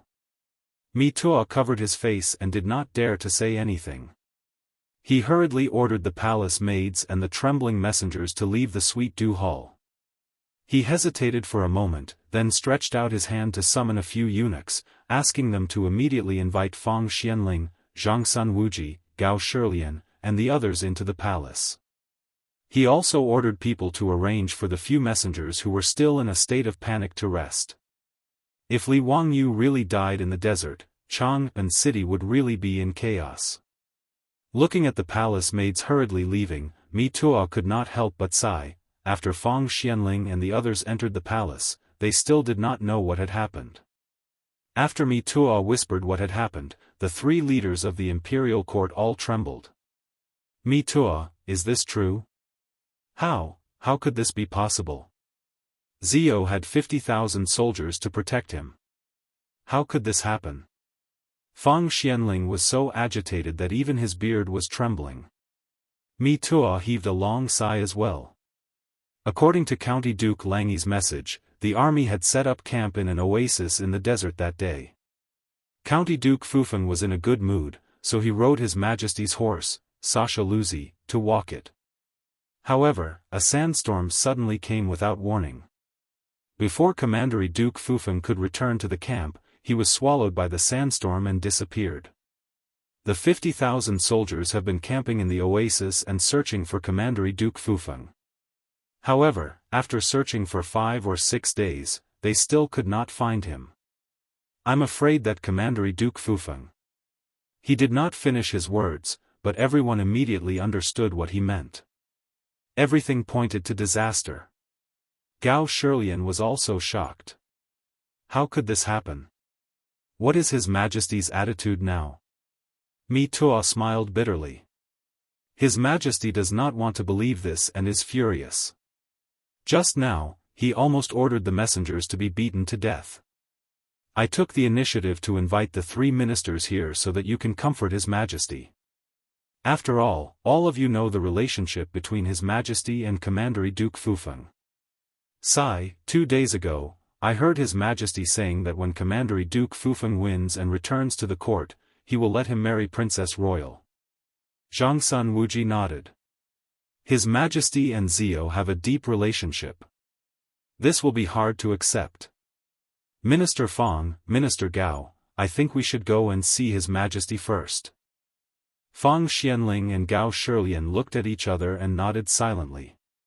They asked Mi Tuo to go into the hall and report. Mi Tuo left in a hurry. Fang Xianling and Gao Shirlian looked at each other speechlessly. No one noticed that Zhangsun Wuji's eyes revealed a subtle smile. Not long later, Fang Xianling and the other 2 who were waiting outside the Sweet Dew Hall heard Pai Lupi's angry roar from inside the hall. Let them go back. I will not see anyone. Mi Tuo, order the cavalry division to go to Dunhuang County and find out the truth. Find out who is behind this. Whoever dares to spread lies, I will not let them go easily. Fang Xianling smiled bitterly and turned to look at Gao Shirlian and Zhangsun Wuji. He stepped forward and knocked on the door. Your Majesty, please calm down. We know that Your Majesty is worried about Zio's safety. In my opinion, Zio is not an unlucky person. Moreover, he is the direct disciple of Dao Zhu. How could an accident happen to him? Perhaps Zio has already been rescued by Dao Zhu. However, I heard that a day in heaven is a year on earth. If Zio is summoned by Dao Zhu, I am afraid it will be difficult for him to return in time. Now that the 150,000 troops are leaderless, Your Majesty should make plans early. Fang Xianling was indeed the big shot who understood Pai Lupi the most. After he finished speaking, the Sweet Dew Hall suddenly became quiet. After a long while, Pai Lupi's voice came from inside the hall. Mi Tuo, invite Minister Fang and the others in. Fang Xianling and the other 2 were led into the hall by Mi Tuo. After they greeted Pai Lupi, they noticed that the hall was in a mess. Obviously, when Pai Lupi was angry, he vented his anger on the furnishings in the hall. Fang Xianling pretended not to see this and bowed to Pai Lupi. Your Majesty, please take care of your body. Zio should be fine. Yuan Tiangang is good at reading faces. He is also familiar with Zio. Your Majesty, why don't you summon Yuan Tiangang and ask him about Zio's situation? Pai Lupi was overjoyed. Minister Fang is right. How could I forget about Yuan Tiangang? Mi Tuo, immediately summon Yuan Tiangang into the palace. Tuo did not dare to delay. He ran out of the Sweet Dew Hall and asked the servants to pass on the order. I need 30 chapters of water to cross the desert and 300 chapters of water to conquer the West. Wahahaha, you are dumbfounded. How can I let you guess my thoughts? Chapter 1002. After the heavenly grand ritual, Yuan Tiangang was left by Pai Lupi in Chang'an City and became Pai Lupi's think tank for consultation. Informed by the chamberlain that Pai Lupi summoned him, Yuan Tiangang didn't dare to delay and immediately went to Taiji Palace. When he heard that Li Wangyu was missing in the desert and his life was unknown, he was also shocked. Yuan Tiangang, tell me, how is Zio's life? Pai Lupi couldn't wait to ask. Fang Xianling, who was beside him, secretly winked at Yuan Tiangang when Pai Lupi didn't notice, indicating that he should say something nice and not let Pai Lupi worry too much. Fang Xuanling's previous words were just to comfort Pai Lupi. In Fang Xuanling's opinion, she also felt that Li Wangyu's life was unpredictable. Yuan Tiangang hesitated for a moment and replied, Your Majesty, I have indeed seen Commandery Duke Fufeng's face. Judging from his face, Commandery Duke Fufeng is a man of great fortune, and he doesn't look like he will die young. I'm absolutely sure about this. Pai Lupi was overjoyed. Yuan Tiangang, you mean that Zio is fine? Well. Yuan Tiangang couldn't guarantee Pai Lupi. Although he was good at reading faces, he was only a man, not a god. He didn't dare to say anything about Li Wangyu's current situation. Your Majesty, I dare not say anything about Commandery Duke Fufeng's current situation. But in my opinion, Commandery Duke Fufeng should be a good man, and he should be fine. Yuan Tiangang could only answer ambiguously. However, Li Er believed his words and nodded. That's right. I also think that Zio should be fine. This scoundrel brat might be the same as last time, using an excuse to slack off. Tuo, you personally lead the cavalry department to Dunhuang Commandery and find out for me. If that scoundrel Ziyu is really slacking off and finds an excuse to run away again, then capture him and bring him back for us. If you can't find him this time, you don't have to go back to Chang'an City. Do you hear me? Tuo groaned inwardly, but he could only obediently kneel down and accept the order. Fang Xianling looked at Mito sympathetically and said to Pai Lupi, Your Majesty, the most important thing now is how to deal with the Western Expedition Army. If Ziyu is not found in a short time, the 150,000 troops will be like a group of dragons without a leader. Your Majesty, please make a decision as soon as possible. Pai Lupi frowned slightly and hesitated. Pai Lupi couldn't help but mutter to himself after the Western Punitive Expedition Army had lost 2 grand managers in succession. Could it be that this expedition to the west was really inauspicious? Ho Junji had been inexplicably burned to death by Luo Yi's son, and not even his bones remained. His most trusted nephew, Li Wangyu, had also encountered a sandstorm. Until now, there had been no news of him, and it was unknown whether he was dead or alive. Should the expedition to the west continue? Not only was Pai Lupi hesitating, Fang Xianling, Gao Shilian, and the others were also hesitant. Zhangsun Wuji directly said, Your Majesty, why don't we postpone the expedition to the west? Losing 2 grand managers in succession is really inauspicious, and it might be a warning from the heavens. Why don't we temporarily recall the army, and when the time is right, we can move the troops and reconquer the countries of the west? Pai Lupi didn't say anything. He slowly walked to the map that Li Wangyu had given him and looked at it carefully. This map had always been hung in the Sweet Dew Hall, and Pai Lupi would look at it for a long time every day to construct his Tang dynasty map in his heart. There was a long period of silence in the hall. Just as Zhangsun Wuji wanted to persuade him again, Pai Lupi spoke. No. The countries of the west must be conquered. This is the plan that Ziyu painstakingly offered to me, so how can I give up halfway? I don't believe that the heavens will stop me from conquering the west. Men, summon Lu Guogong into the palace. Pai Lupi quickly made up his mind and summoned Cheng Yaojin into the palace. It was obvious that he was prepared to use Cheng Yaojin as the third Grand Manager to continue the expedition to the west.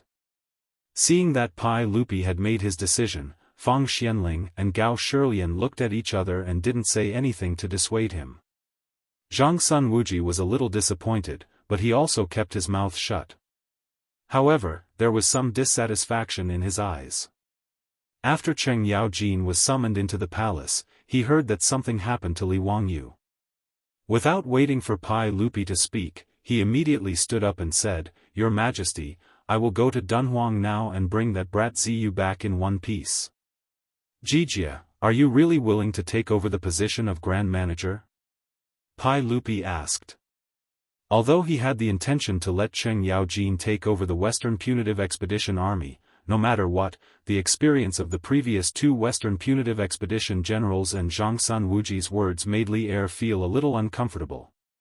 He was also worried that something would happen to Cheng Yaojin after he took over. Cheng Yaojin didn't hesitate and said, "Your Majesty, don't worry. Whether it is for public or private reasons, I should make a trip to the west.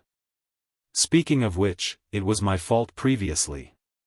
If it wasn't for us old fellows not being willing to go to the west, how could it be Ziyu's turn?" Pai Lupi patted Cheng Yaojin's shoulder silently and didn't say anything else. Thus, the matter of Cheng Yaojin taking over the position of head supervisor of the Western Expedition Army was settled. "Your Majesty, please keep my trip to Dunhuang a secret for now and don't spread it."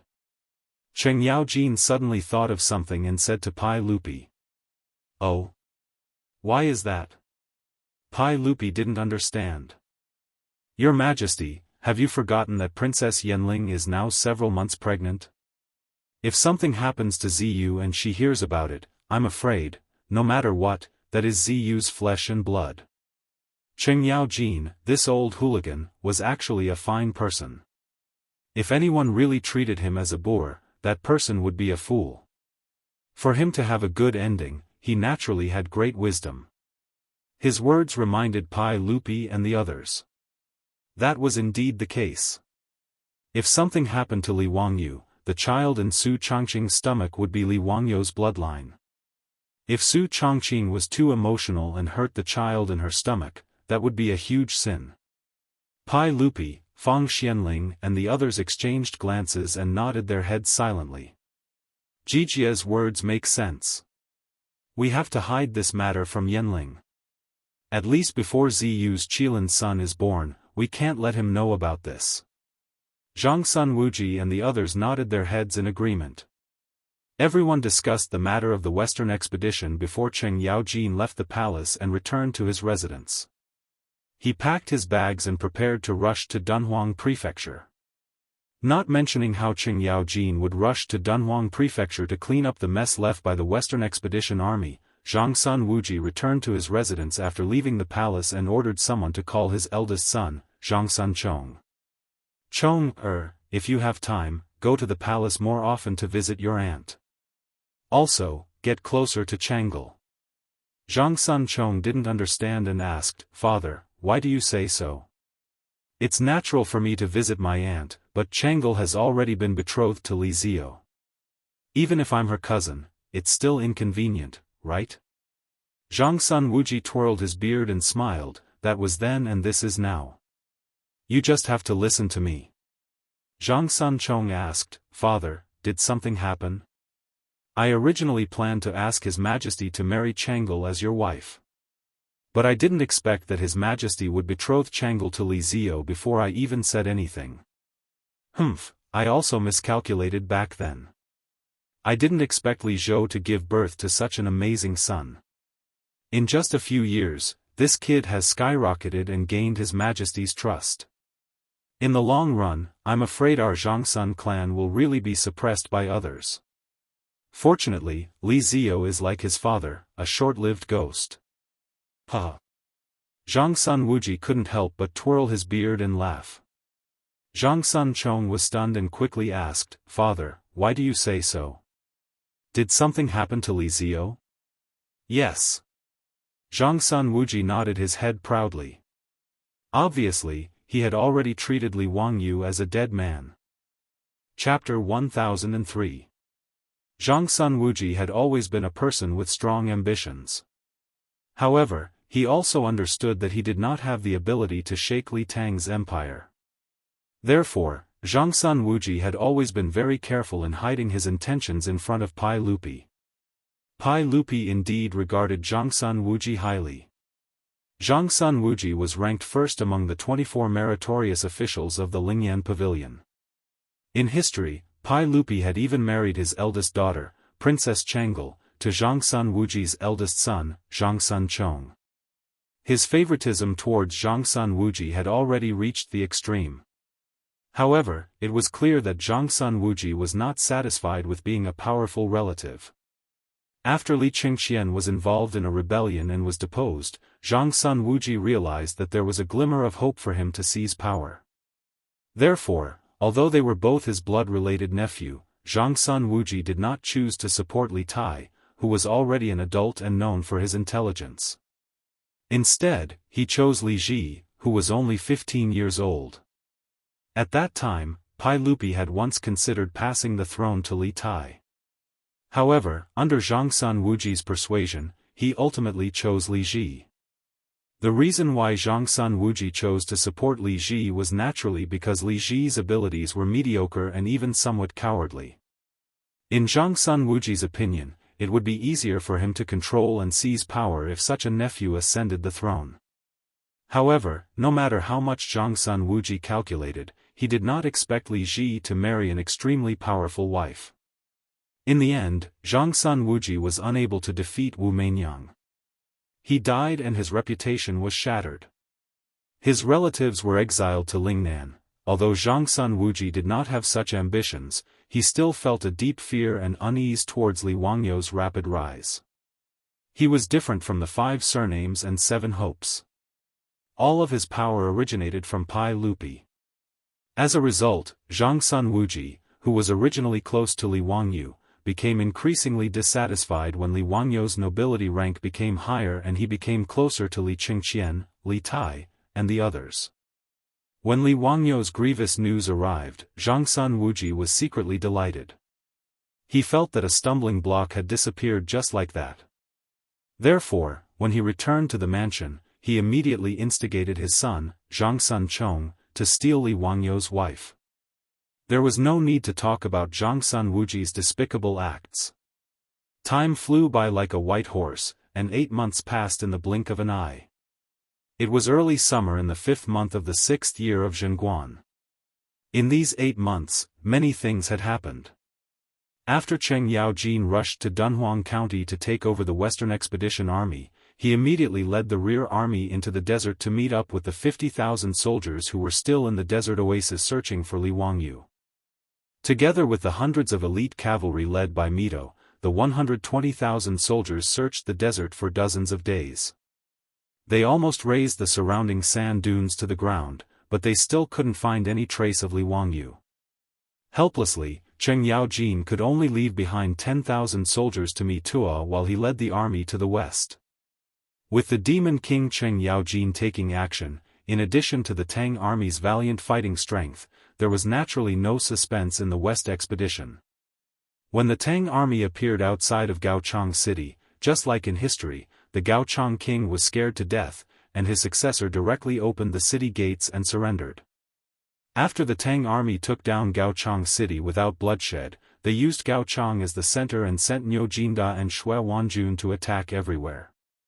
They continuously took down Xiuzi and other countries, and a large piece of land in the west region was included in the Tang dynasty's territory. However, the victory of the West expedition did not make Pai Lupi feel excited or happy. There was still no news of Li Wangyu. Mi Tuo had almost turned the desert upside down, but he still couldn't find any trace of Li Wangyu. Now, even Pai Lupi had silently accepted this fact in his heart. He felt that Li Wangyu should have died in the sandstorm. It was also because of this that Pai Lupi felt even more guilty and blamed himself for sending Li Wangyu to the west region. He also paid more attention to the unborn child in Su Changqing's womb. In Lai Hot, Pai Lupi had already sent countless female officials, palace maids, and palace midwives to take care of Su Changqing's labor. Even Lu Shenwei, the imperial physician of the Shangyao Bureau, was sent to Dingzhou village. Sun Simiao and Zhang Baozong were also summoned to the palace by Pai Lupi. He revealed to them that Li Wangyu might have died, and ordered them to take care of Su Changqing without the slightest mistake. That child was Li Wangyu's last bloodline in the world. It could be said that with Sun Simiao, Zhang Baozong, and Lu Shenwei's care, this degree of importance was even greater than when Empress Zhongsun gave birth. Su Changqing was an incomparably intelligent woman. Ever since Pai Lupi sent so many palace maids to her residence, as well as Sun Simiao and Lu Shenwei's attitudes, she vaguely had some bad guesses. In addition, Li Wangyu had been away for several months, but he hadn't sent back a single letter. There wasn't the slightest bit of news, which made her feel even more uneasy. However, Su Changqing didn't say anything. She also didn't ask about Li Wangyu's whereabouts. She only stood on the castle's balcony every day, gazing into the distance with a sorrowful expression. Today, Su Changqing once again came to the balcony. Her hands gently stroked her swollen belly as she softly muttered to herself, "Darling, your father might have returned to that world." Humph, he actually didn't bring mommy and darling. Next time you see daddy, darling, you must teach him a lesson for mommy. Elder sister, why did you come out again? Old Immortal's son already said that elder sister will give birth in these 2 days. Why are you still running around? What if the injured person has a child? Aphrodite and Perrin's figures appeared behind Su Changqing as 2 beautiful figures appeared behind him. Su Changqing reluctantly revealed a smile. Don't worry, I'm fine. Old Immortal's son also said that appropriate exercise is good for the child. Elder sister misses Langjun again, doesn't she? Perrin gently supported Su Changqing and pouted. Langjun is really too much. He's been in the western regions for 8 months and didn't even send a letter back. Humph, he even said that he would definitely return within 8 months. Su Changqing reached out to stroke Perrin's hair and smiled. Alright, don't blame him. Wangyu might be entangled with something. Avro also held Su Changqing's arm and smiled. That's right. The western regions is so far away from Chang'an. It took me an entire year to come to Chang'an with the caravan. Perrin, don't blame Langjun. Humph, both of you are speaking up for Langjun. I can't argue with you. Perrin smiled and stuck out her tongue. Elder sister, let's go back. Su Changqing nodded and looked up at the western regions again. Just as she was about to turn and leave, she suddenly clutched her belly and let out a soft cry. Avro and Perrin were startled. Elder sister, what's wrong? But the child kicked you again. A few drops of sweat rolled down Su Changqing's pretty face. She slowly shook her head. The amniotic fluid seems to have broken. Maybe the child is about to be born. These words shocked the 2 girls. After a long while, they let out a cry of surprise and hurriedly called for the palace maids. They carefully helped Su Changqing back to her room and ordered someone to immediately invite Sun Simiao and the others over. Sun Simiao and the others hurried over. After a round of diagnosis, the midwife in the palace also checked Su Changqing's body. Quick, immediately report to the palace that Princess Yanling is about to give birth. The news was immediately sent back to Taiji Palace. Pai Lupi and Empress Jianghu's imperial carriage, under the protection of a large group of imperial guards, quickly brought Chang'e, Li Qingqian, Li Tai, and the others to Dingzhou village. Lai Hot, is it a boy or a girl?